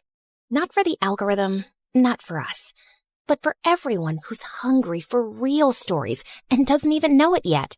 Send it to that friend who says, I wish movies were like they used to be. Drop it in the group chat where people actually discuss things. Because every share is a vote that says, yes, storytelling matters. Yes, we still want narratives that challenge us, surprise us, make us think. The art of storytelling survived thousands of years. From cave paintings to campfires to Shakespeare to cinema. Don't let it die on our watch. Not for a 5-second dance trend. Help us prove that in a world of infinite scroll, some things are still worth stopping for. Share this story. Save storytelling. It sounds dramatic, because it is.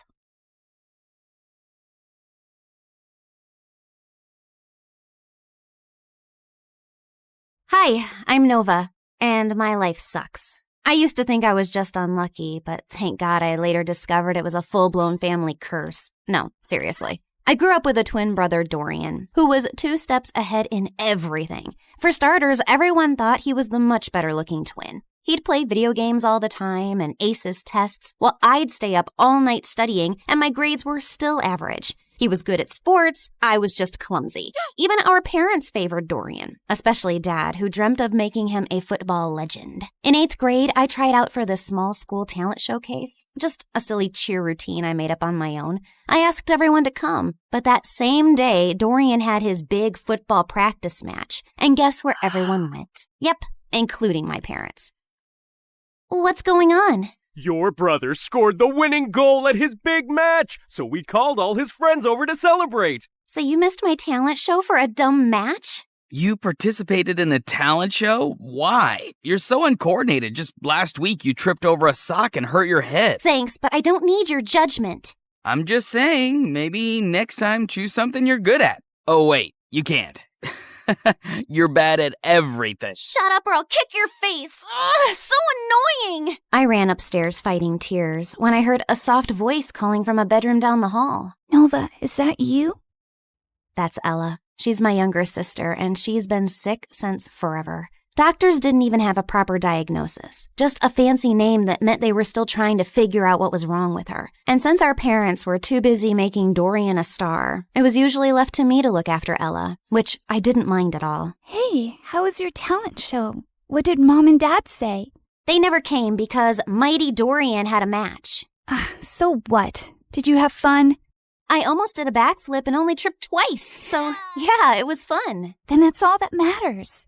Talking to Ella always made me feel better, but I could never tell her how I really felt. My problems just seemed so pathetic compared to everything she was going through. Even at school, I mostly kept to myself while Dorian hogged the spotlight. The only time people spoke to me was to ask for Dorian's number, so I barely had friends. Until I met Maya in high school. She was new and asked me if I could show her around, and we hit it off right away. We liked the same music, same shows, and I finally had someone I could pour my heart out to.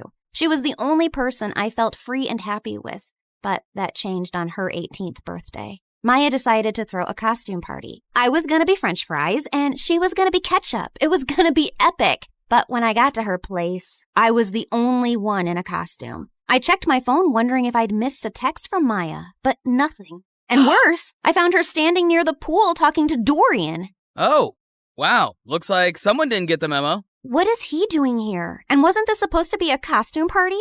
Oh, shoot. I thought I texted you. I wanted to have a costume party, but Dorian thought it was stupid for an 18th birthday. And since when did you start taking advice from Dorian? Since we started dating. What?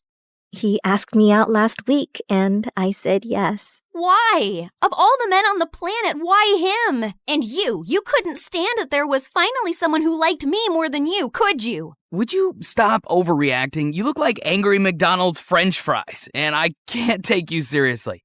Also, my feelings for Maya are totally genuine. Genuine my butt. Everyone at school knows you change girlfriends faster than you change underwear. Maya, listen to me. Whatever garbage this guy's been feeding you, it's not worth it.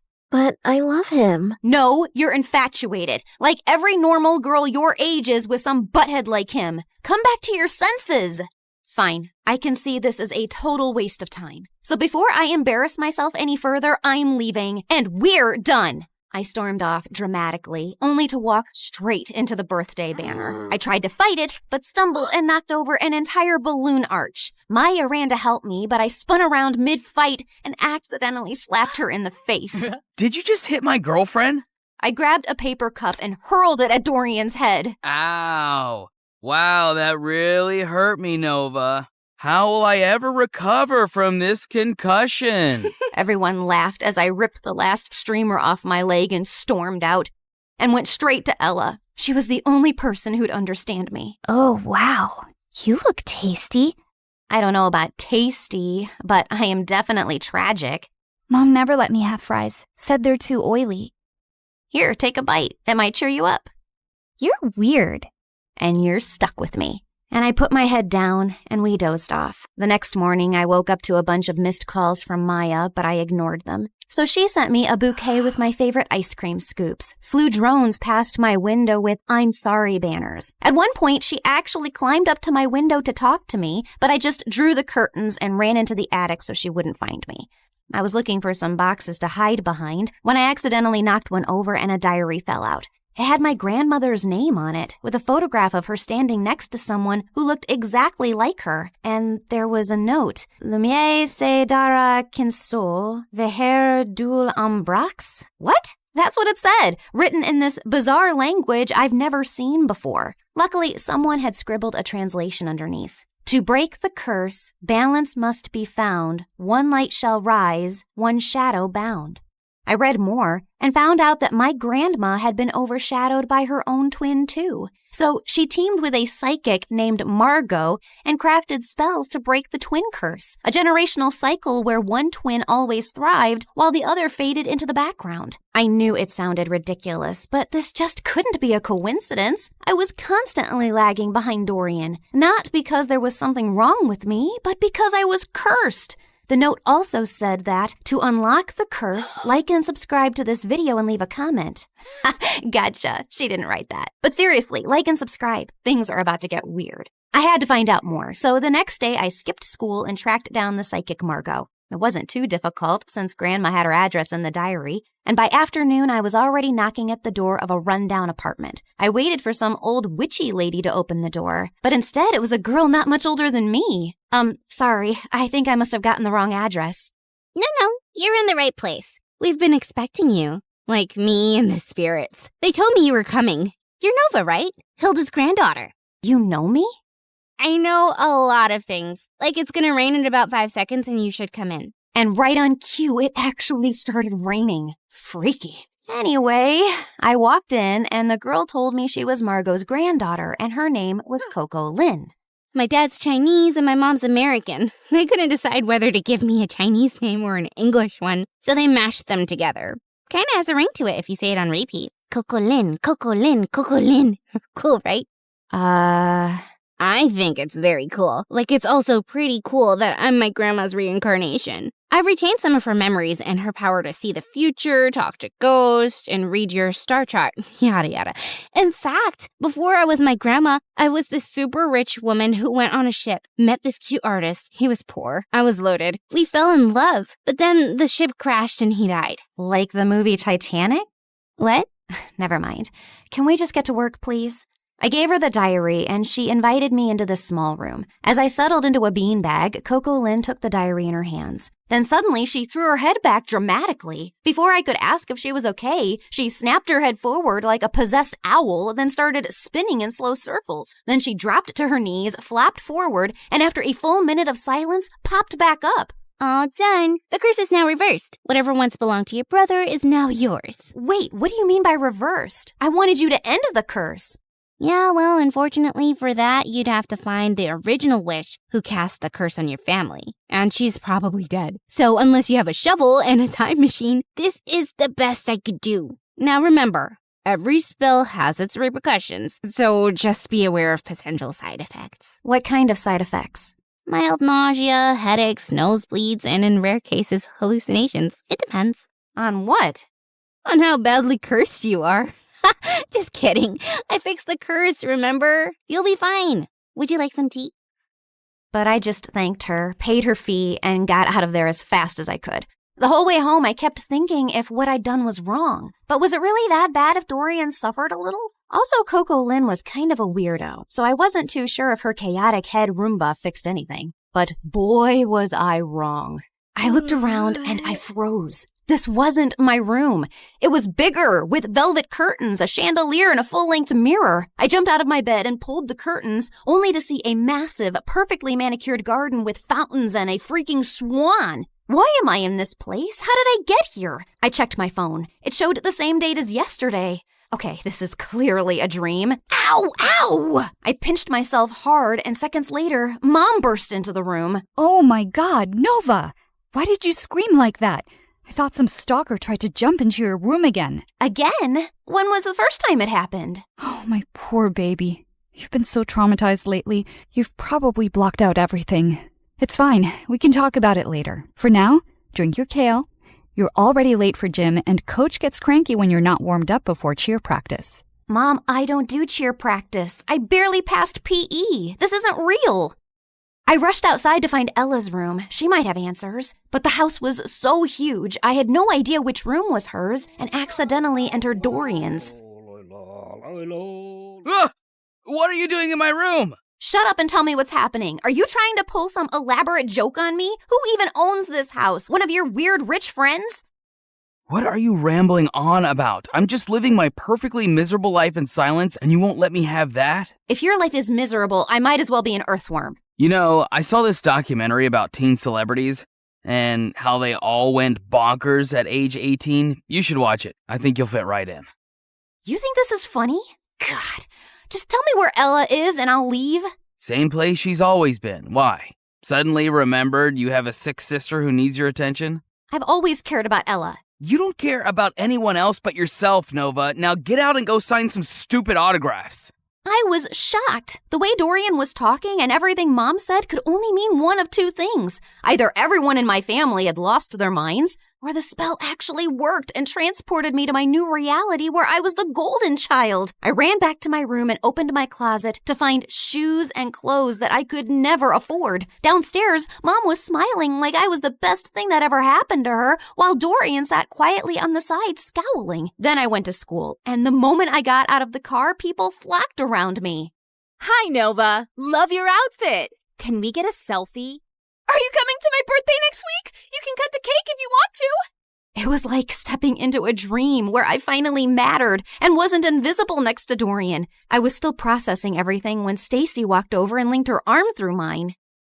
There you are, bestie. I've been trying to call you. Really? I didn't get any calls. I said I was trying, but then I got busy with these new cheer uniforms. Everyone's obsessed with pink, but what do you think? I actually kind of like blue. But clearly everyone else wants pink, so let's go with pink. Oh, I knew you'd say that. We're so in sync. If you were a boy, I'd totally date you. I mean, you'd have competition, obviously, but I'd cheat on my boyfriend with you. Okay, wow. I was best friends with Stacy? This girl who once insulted me in front of the whole school was now asking for my opinions? And over the next few days, it only got better. I had a personal stylist, a manager, and spa appointments booked every other morning. My closet had its own air conditioning, and Dorian had to ask my permission to even borrow a charger. My parents transformed into my biggest fans overnight, hovering at every photo shoot, attending even the smallest events, and proudly displaying an entire wall of my trophies and awards. At school, I never stood in line. I had my own table in the cafeteria stocked with fresh smoothies and sushi rolls. Teachers gave me extra credit just for showing up. And one afternoon, I got a letter from a college I hadn't even applied to offering me a full scholarship because they liked my vibe. My life was perfect, and it was everything I ever wanted. Until it wasn't. Because Stacy was as obnoxious as ever and was getting on my nerves. Oh my God. Who died and left you that hideous skirt? And why are you carrying a Prada purse when I don't have one? You need to pay fashion tax. What? You know, do my homework, pack my lunch, clean my sneakers, that kind of thing. Now hurry up, I'm hungry. The girl ran off in tears, and I turned to Stacy. Was that necessary? No, but it's fun. And why are you being all judgy today? Did you forget the time you bullied that new girl, Maya? She was so terrified of you, she literally transferred schools. I bullied her? Every day. You made fun of how she dressed, the way she spoke, and then when your loser brother started dating her, you totally snapped. My God, I'll never forget the tantrum Dorian threw when she left. I even have a video. Stacy shoved her phone in my face, and I watched in shock. Dorian was having a full-on meltdown while I stood there laughing like a maniac. Seriously? What? And that wasn't even the worst part. The girls on my cheer team laughed and joked until I walked in. Everyone on my modeling team walked on eggshells around me. I even overheard this girl say that I should get an exorcism because I had a devil living inside of me. This one time during a shoot, my makeup artist accidentally dropped a brush. I reached down to pick it up and she recoiled like I was gonna hit her. I'm so sorry. I'll get a new one immediately. Hey, it's just a brush. Don't worry about it. You're not mad? Why would I be mad about an accident? While the photographer was adjusting his camera, I overheard two assistants whispering. She seems different today. Last week she threw hot coffee at me because I got her the wrong brand. Remember when she made Tina cry because she accidentally walked into her photos? Poor girl's still in therapy. It felt like I jumped from living under Dorian's shadow to being the most hated person on earth, and it was heartbreaking. But what truly got to me was that at home, Dorian barely looked my way, and Ella never came out of her room. And every time I tried to meet her, Mom would freak out. Her disease is contagious, sweetie. You know that. I can't lose another daughter to that stupid illness. I really wanted to see her and share what I was feeling, but I was too swamped with photo shoots, press events, and parties to process it. Has anyone ever tried snail mucus coffee? Apparently, it's very good for your skin. I'm already having my vitamin C, D, E, G, H, Y, Z, Q to keep my nails shiny and healthy. You know what, guys? If you hang upside down for at least an hour and a half, you will get the reddest cheeks ever. Or you could get a brain hemorrhage and die. Excuse me?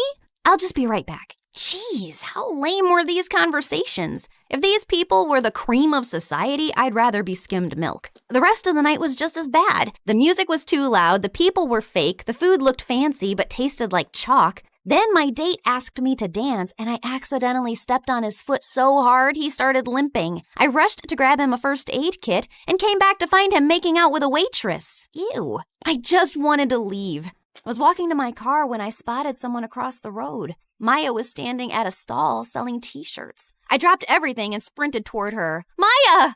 Oh my God, how are you? Leave or I swear I will call the police.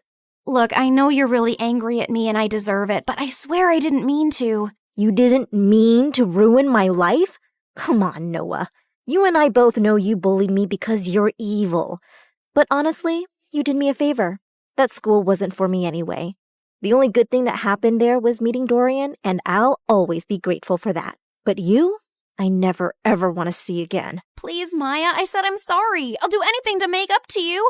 I'll buy all your t-shirts. I don't need your charity, Nova. But if you really want to help me, then help me sell these. You're a professional model, right? She pulled out a pile of tees with the most chaotic slogans I'd ever seen. This too shall pass, like a kidney stone. The only X I want is extra money. Nice. Who came up with these? Of course I did. I've always been really creative. That's true. By the end of the night, Maya and I had sold every single t-shirt in her stall. We even clicked a bunch of pictures, and when I shared them on my Instagram, Maya's business exploded overnight. She called me the next morning telling me how people were begging for restocks. Someone even asked if she shipped internationally. I'd finally used my popularity for something good, and I was happy. But that changed the moment I entered school the next day. Why were you hanging out with peasant Maya yesterday? It's all over your Instagram feed. I was just trying to help her sell her stuff and apologized for being completely moronic. You did not. It's against every rule book ever written for mean girls. Once you bully someone, you never apologize to them, especially not if they're as ugly as peasant Maya. Stop calling her that. She's a brilliant and hardworking girl, and she's 10 times the person you'd ever be. 10 times fatter, sure. She's a real inspiration for stretchy t-shirts. Say one more word about her and I swear.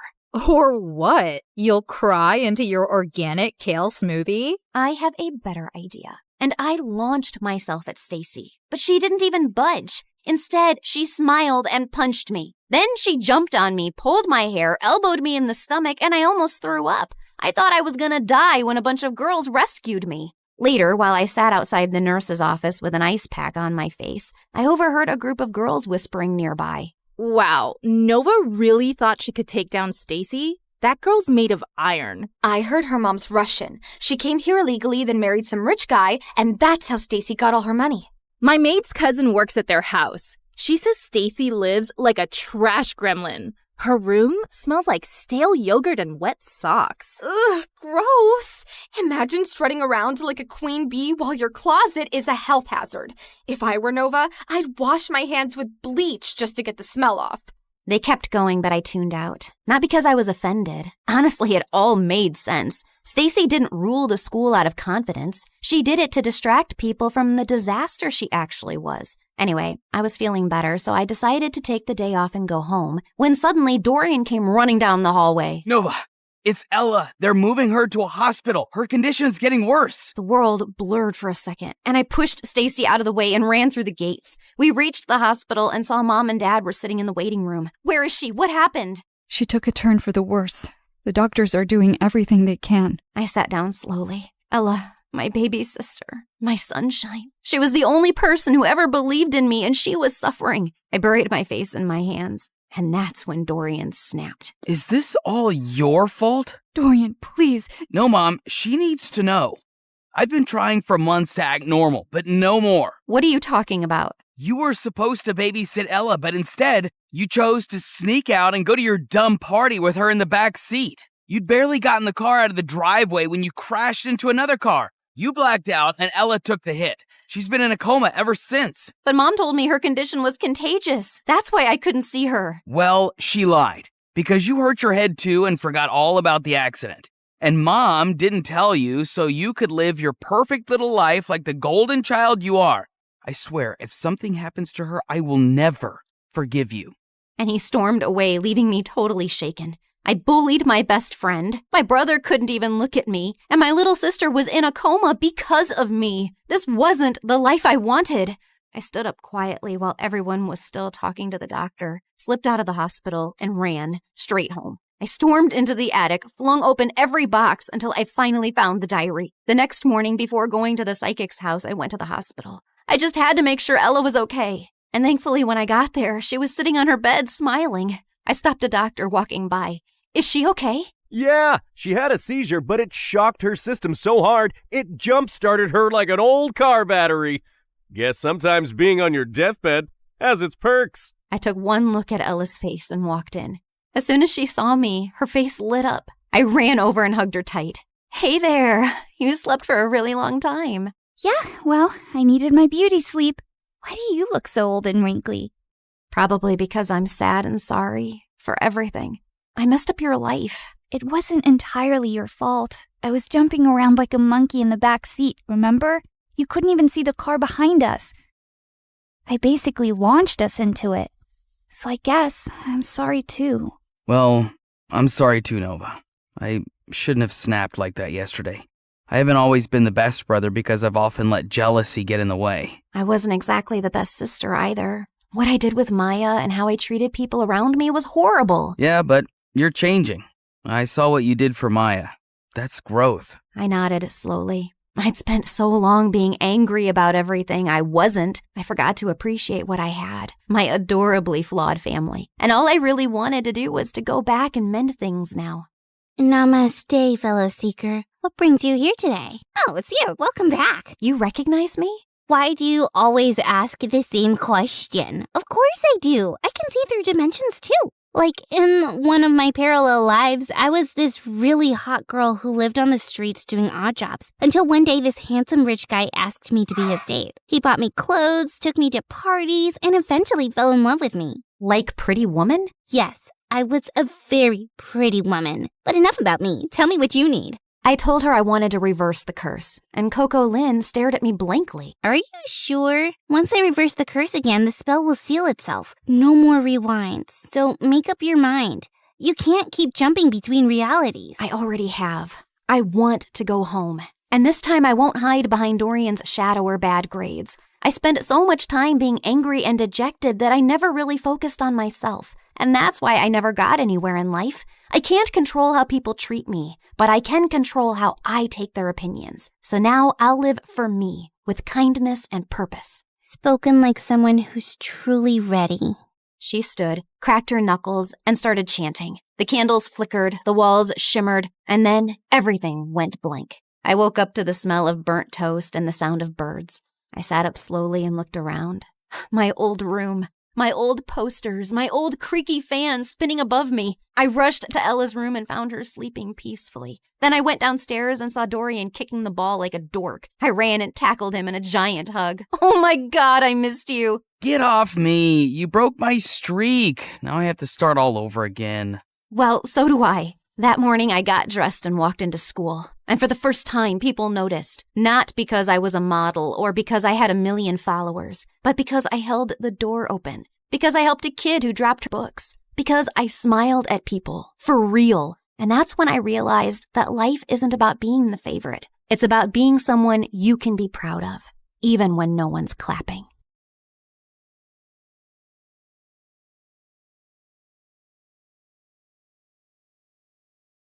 You've heard of a rags to riches story, but how about a riches to rags one? Like and subscribe to hear my reverse Cinderella story. Hi, MSA Nation. My name is Patricia, but since we're friends, you can call me Trisha, but not Patty. I hate Patty. Growing up, I was extremely rich, like next level rich, like Oprah meets Rihanna meets King Charles rich. It was all thanks to my mom, who the world knew as Cheryl. She was the most impressive person I knew. She and her best friend, whose name I won't mention for reasons that will soon become clear, were business tycoons who got a ton of investors and created a huge mega corporation right out of college. Ever heard of Amazon? Their business was kind of like that. Let's call it BFF Enterprises. It employed thousands of people all across the country, and Mom and her friend reaped the rewards of their extraordinary efforts. I aspired to have a BFF like Mom's. As a VIP daughter of a VIP, I was enrolled in etiquette classes immediately. By the time I was 5, I was practically Julie Andrews. You know, the queen from the Princess Diaries, only smaller. I was treated like a princess, with people attending my every need. When I showed an interest in art, I was gifted all of the finest art supplies and was even able to practice by creating portraits of some of the coolest celebrities. I can neither confirm nor deny that those were the celebrities who I painted. Yeah, my life was pretty much perfect until someone ruined everything. One day, there was a huge commotion next door at Mom's best friend's house. All of a sudden, the door swung open and I was shocked to see Mom's bestie in handcuffs. It turned out she who must not be named, that's what I called her, had been stealing a ton of money from their company. Because of that, their business went under and thousands of people lost their jobs. To make matters worse, an angry former employee was convinced that Mom must be to blame too. He put together a whole manifesto and brought Mom to court. Fortunately, Mom was declared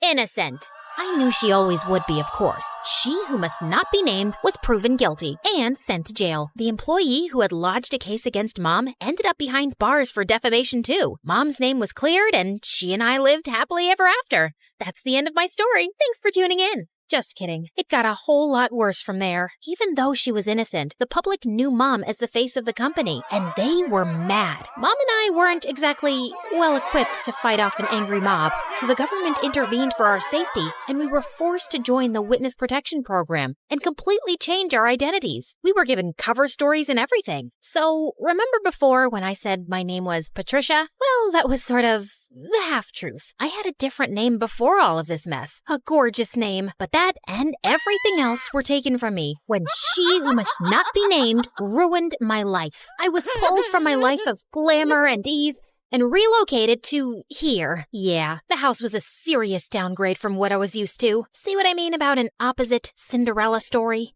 I know this is different from what we're used to. At least we still have each other. One day, we'll live in a big mansion again. I hoped she was right. In the meantime, Mom set up security cameras everywhere. She was afraid someone would somehow find out who we were and try to break in and steal whatever valuables we had left. That fall, I started up at my new school. I thought it would be a breeze. I'd never had any problems making friends before in my fancy school, back when I had money. But here, everyone was staring at me as I walked in. I felt like a total fish out of water. What, are you like from Gossip Girl or something? It got worse in the classroom. May I use the washroom?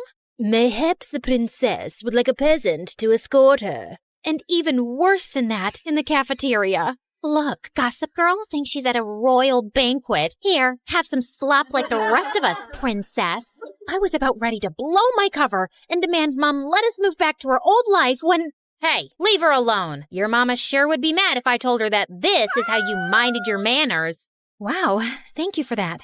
Don't mention it. Someone has to show you some proper small-town hospitality. I'm Sally. Patricia. Where are you from, Patricia? I grew up in the big city with a ton of money. My paternal grandparents invented trail mix, but my dad walked out on me and my mom and took all of our riches with him. Oh my goodness. I'm so sorry to hear that. We used to have more money too, but, well, it's complicated. It's hard, what with being one of 6 kids. Hey, if you'll let me, I would love to help you learn the ropes of a small-town life on a budget. Under Sally's wing, I started to really get the hang of my new life. She taught me all the tips and tricks to finding the best deals while thrift shopping. $5, final offer. The art of sandwich making. The more cold cuts, the better. Even how to use a lawnmower. She was a hoot. While all the other neighborhood kids were riding bikes, Sally would show up places driving her dad's lawnmower. And you don't need a license for this? Nope.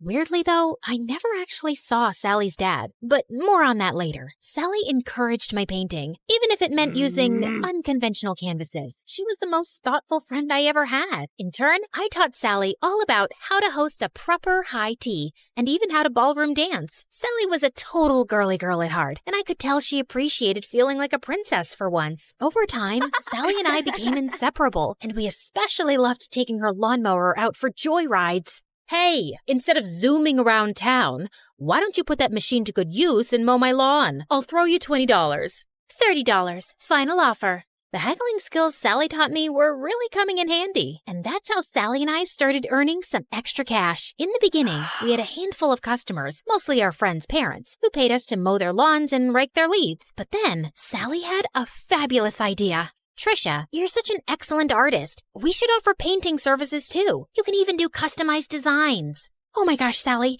you're a genius. We showed up to the hardware store, excited to get all the materials we'd need to expand our business, but were shocked when we saw the prices. We were in over our heads. I went home, defeated, but then I thought of someone who just might have some good advice. Janessa, the apple certainly doesn't fall far from the tree. I'd be happy to jumpstart this business for you too. We'll finally have a new way to make money. But first, I want to see your business plan. With Mom's guidance and funding, S&T's Landscaping was born, and with her savvy advertising, our client base expanded quickly. Plus, I was having a blast customizing people's houses with my art. With Sally by my side, I was starting to finally feel at home in this small town. There was just one weird thing. Sally never invited me to her house. She always made excuses why we should meet at my place instead. Oh shoot, I totally forgot. My crazy Uncle Louie's at my house this week. He always brings all 17 of his pet chickens. We should probably just hang out at your house. I fell for it when she told me about Aunt Linda and her 6 boa constrictors, but 17 pet chickens? Yeah, right. One day, curiosity got the better of me. When Sally told me she was heading home after school, I pretended I was going to my place, but I followed her instead. What could she possibly be hiding? I followed Sally to the outskirts of town, the bad neighborhood.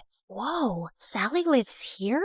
The trailer barely looked big enough to hold a twin bed. How could Sally and her 5 siblings and her parents even fit in there? Just then, I lost my balance and fell to the ground with a huge thud. Trisha? Sally, I can explain. I thought Sally was gonna start screaming at me, but instead, she started crying. I'm sorry I never showed you my home. It's just, well, I was embarrassed of this ugly trailer. My dad used to have an excellent job, and we had a big house and a big yard, but Dad lost his job a few years ago and ended up in jail. Ugh! If it wasn't for BFF Enterprises, we would never be in this mess. He was just trying to stand up to their evil owners, and instead Cheryl hired her cronies to make it look like Dad was lying and put him away. It felt like my stomach had dropped out of my butt. Sally's dad was the angry former employee who'd made a case against Mom. Thank goodness Sally had no idea who Mom and I actually were, thanks to our aliases and dye jobs. But why was she blaming Mom when it was really her dad who put us in this mess? I knew I shouldn't say anything or risk Sally getting suspicious, so I ran home before I put my foot in my mouth. Trisha, wait! Was it something I said? I avoided Sally the rest of the week, which wasn't easy. I felt so conflicted. Sally was my best friend, but she hated my mom and blamed her for her dad being in jail. So, I decided to get Mom's advice. I need to talk to you. Sally's dad is your angry former employee who ended up in jail. Oh, come on now, Trisha. What a strange joke. Why was Mom calling me Trisha? At home, she always called me by my real name. Mom, this is serious. Sally has no idea who I really am, or that you're actually the co-founder of BFF Enterprises. Just then, Sally popped up from behind the couch, and suddenly, Mom's behavior made sense. Sally, it's not... I can't believe this. I thought we were best friends, and all along, your family is why my family is suffering? Sally, please, leave me alone. I don't want to talk to you ever again. I've heard of surprise birthday parties gone wrong, but never this badly. I probably lost my BFF forever. But Mom was more preoccupied that Sally would out us both. What are you doing? Follow her. Make sure she doesn't talk. Do whatever it takes. I hadn't seen Mom this stressed out since the trial. I tried texting, calling, even showing up at Sally's window, but she wouldn't even look at me. I returned home completely hopeless. Did it work? Will she keep quiet? She won't even talk to me. Just then, Mom turned into a fire-breathing dragon. Well, not literally, but I'd never seen her this angry. Then we need to move again, now. But this is her home. Sally is my friend. Some friend. As soon as she talks, I'm going to jail. Mom, what are you talking about? Why would you go to jail? The judge said you were innocent. Of course he did. I bribed him. My business partner and I were both stealing funds from the investors because we deserved more. But unlike me, she was dumb enough to get caught and unwilling to do whatever it took to stay out of jail. And Sally's dad figured it all out and tried to get me behind bars too. But I showed him I am not to be messed with. I couldn't believe it. I was so blinded by all of her generosity over the years. I'd never even once suspected that she could have done anything criminal. And I felt so awful for Sally and her family.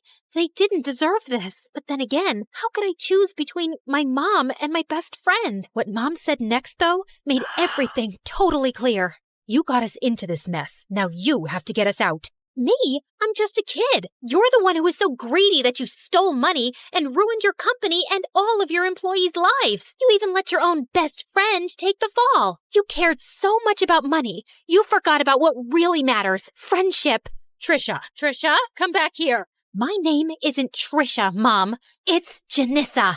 So, let me reintroduce myself. Hi, MSA Nation. My name is actually Janissa. Pretty, right? Okay, back to the action. I grabbed the security cameras on my way out and headed straight to the police station. It had our conversation and Mom's confession recorded. The police took my mom away, and because I had just turned 18 recently, they let me take care of myself. And that night, the story was all over the news. I knew I'd done the right thing, but I'd never felt lonelier. The next morning, I woke up to a knock at the door. Sally, you have to believe me. I didn't know about my mom. She told me everything for the first time yesterday. I can't believe you did that for me, Patricia. Well, I had to. It was the right thing. I mean, sure, I probably could have bounced from town to town with Mom for years, pretending to be someone I'm not, but I don't want to be like Mom, throwing my friends under the bus and not caring about hurting other people. I would choose friendship over luxury 1,000,000 times. And, by the way, my real name is Janissa.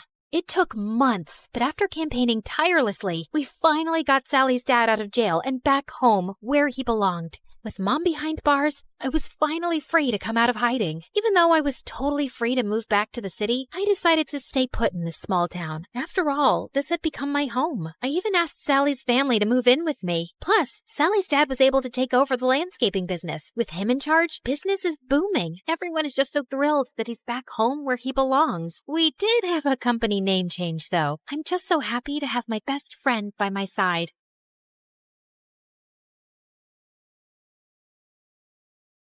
Hi there, I'm Ellie, and I've got a story that'll make you laugh, cry, maybe even question your own sanity. But hey, don't we all need that from time to time? So like and subscribe and strap in, because this roller coaster is about to take off. You see, I was born with a slight anger problem, the kind that made me want to karate chop a stuffed animal when I was just 5. Yep, I had anger issues. On a sunny day at the park, 5-year-old me just wanted to have fun on the swings and slides, but things took a different turn. I'm gonna slide like a penguin. Move it. I'm going first. Hey, no cutting. That's not nice. Do I look like I care? The bully pushed past me, smirking. Feeling furious, I climbed the ladder fast with my juice box in hand. You'll be sorry, mister. I squeezed the box hard, squirting juice straight into the bully's eyes. Then I slapped him and pushed him down the slide, and his nose started bleeding. He started crying like a baby, and his dad came running over. What is wrong with you? Behaving like a monster? You should be ashamed of yourself. I picked up a pebble and threw it at him, but it missed him by an inch. Don't tell me how to feel. You should be thanking me for teaching your awful kid a lesson. I threw another pebble at him and then ran away. Mom and Dad yelled at me all the way back home. I cried and said sorry. Then I jumped onto my parents and smothered them with kisses till they forgave me. Yeah, I think I'm a kind person in general. I mean, as long as I'm not angry. Fast forward to 1st grade, and there I was, little Ellie, eager to make friends at school. One day during recess, I spotted a group of girls playing hopscotch, and I approached them. Hey you, I think we should be friends. No thanks, I already have friends. Well, that didn't go as planned. But I wasn't giving up so easily. Oh yeah? Well, you haven't met a friend like me. I started shouting and spinning with my arms spread out like a wild little windmill. I even threw my sandwich on the ground. I'm fun, I'm cool, and I'll bring snacks to share. So why wouldn't you want to be my friend? Say yes, or you'll regret it. Say it. The girl hesitated, then let out a sigh. Okay, fine. I'll be your friend. Please, just stop yelling at me. And just like that, I made a new friend. Her name was Lucy, and she was the best. 2 years later in 3rd grade, my family told me one day that we had to move for Dad's job. Scared of losing Lucy, I got really angry. I won't leave Lucy. She's my best friend, and I'm not going anywhere. I protested by staying in our backyard treehouse, and I refused to come down till my parents changed their mind. We know you're upset, but we have to think about what's good for the family. But when I didn't budge, my parents caved after a few days. I was so happy, I finally climbed down from the treehouse. And I learned that standing up for what matters can make a difference, and that my anger was the best thing I had. It gave me whatever I wanted. What I didn't realize back then, though, was that Lucy eventually figured she could take advantage of my anger issues to get her way too. If she wanted something from someone, she'd come up with a sneaky plan to get me all riled up against that person. Yeah, it always made me the bad guy fighting and bullying people, while Lucy looked like she was the nice, calm friend of a monster. But no one got seriously harmed. As we entered middle school, though, Lucy started doing it more frequently and for bigger things, and I began getting into serious trouble. Like one day, Lucy came to me saying that Mrs. Thompson had called her into her office and said she was giving her a C- on her project. You know what else she said?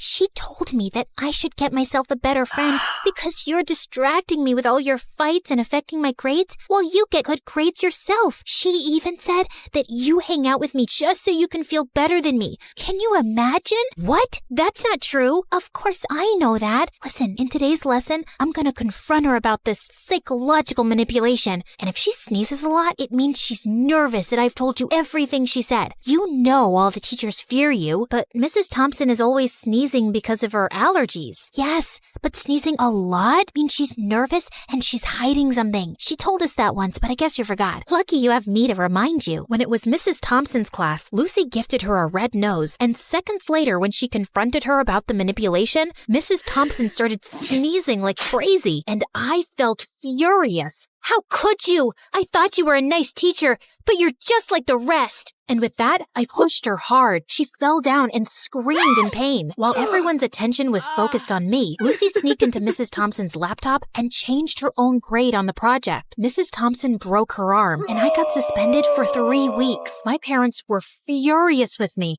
and insisted that I tell them exactly what happened. When I did, Mom said that Lucy was the manipulative witch here. I yelled at her and didn't talk to her for days. How could she say that about my BFF? Days later, I visited Lucy, and her mom opened the door and looked at me like I was some cockroach. Ugh, you again. What do you want? I heard what happened with Mrs. Thompson. Why can't you be a normal human being? Poor Lucy, she almost failed her project because of you. What? Yeah, you're crazy and you're affecting my child. She'll end up failing all her classes because of you. Why does everyone keep saying that? Because it's true. Hey, listen, you silly woman. I was about to scream at her when Lucy showed up and pulled me inside her bedroom. Please, Ellie, you can't talk to Mom like that no matter what she says. But I'm a good friend and I forgive you. Now calm down, girl, and take the Snickers bar. I know it's your favorite candy. Lucy had clearly been spreading lies about me, but I was too blind to see it back then. And when I returned to school, things were a bit different. A new girl, Isabella, had joined our class. She was rich, pretty,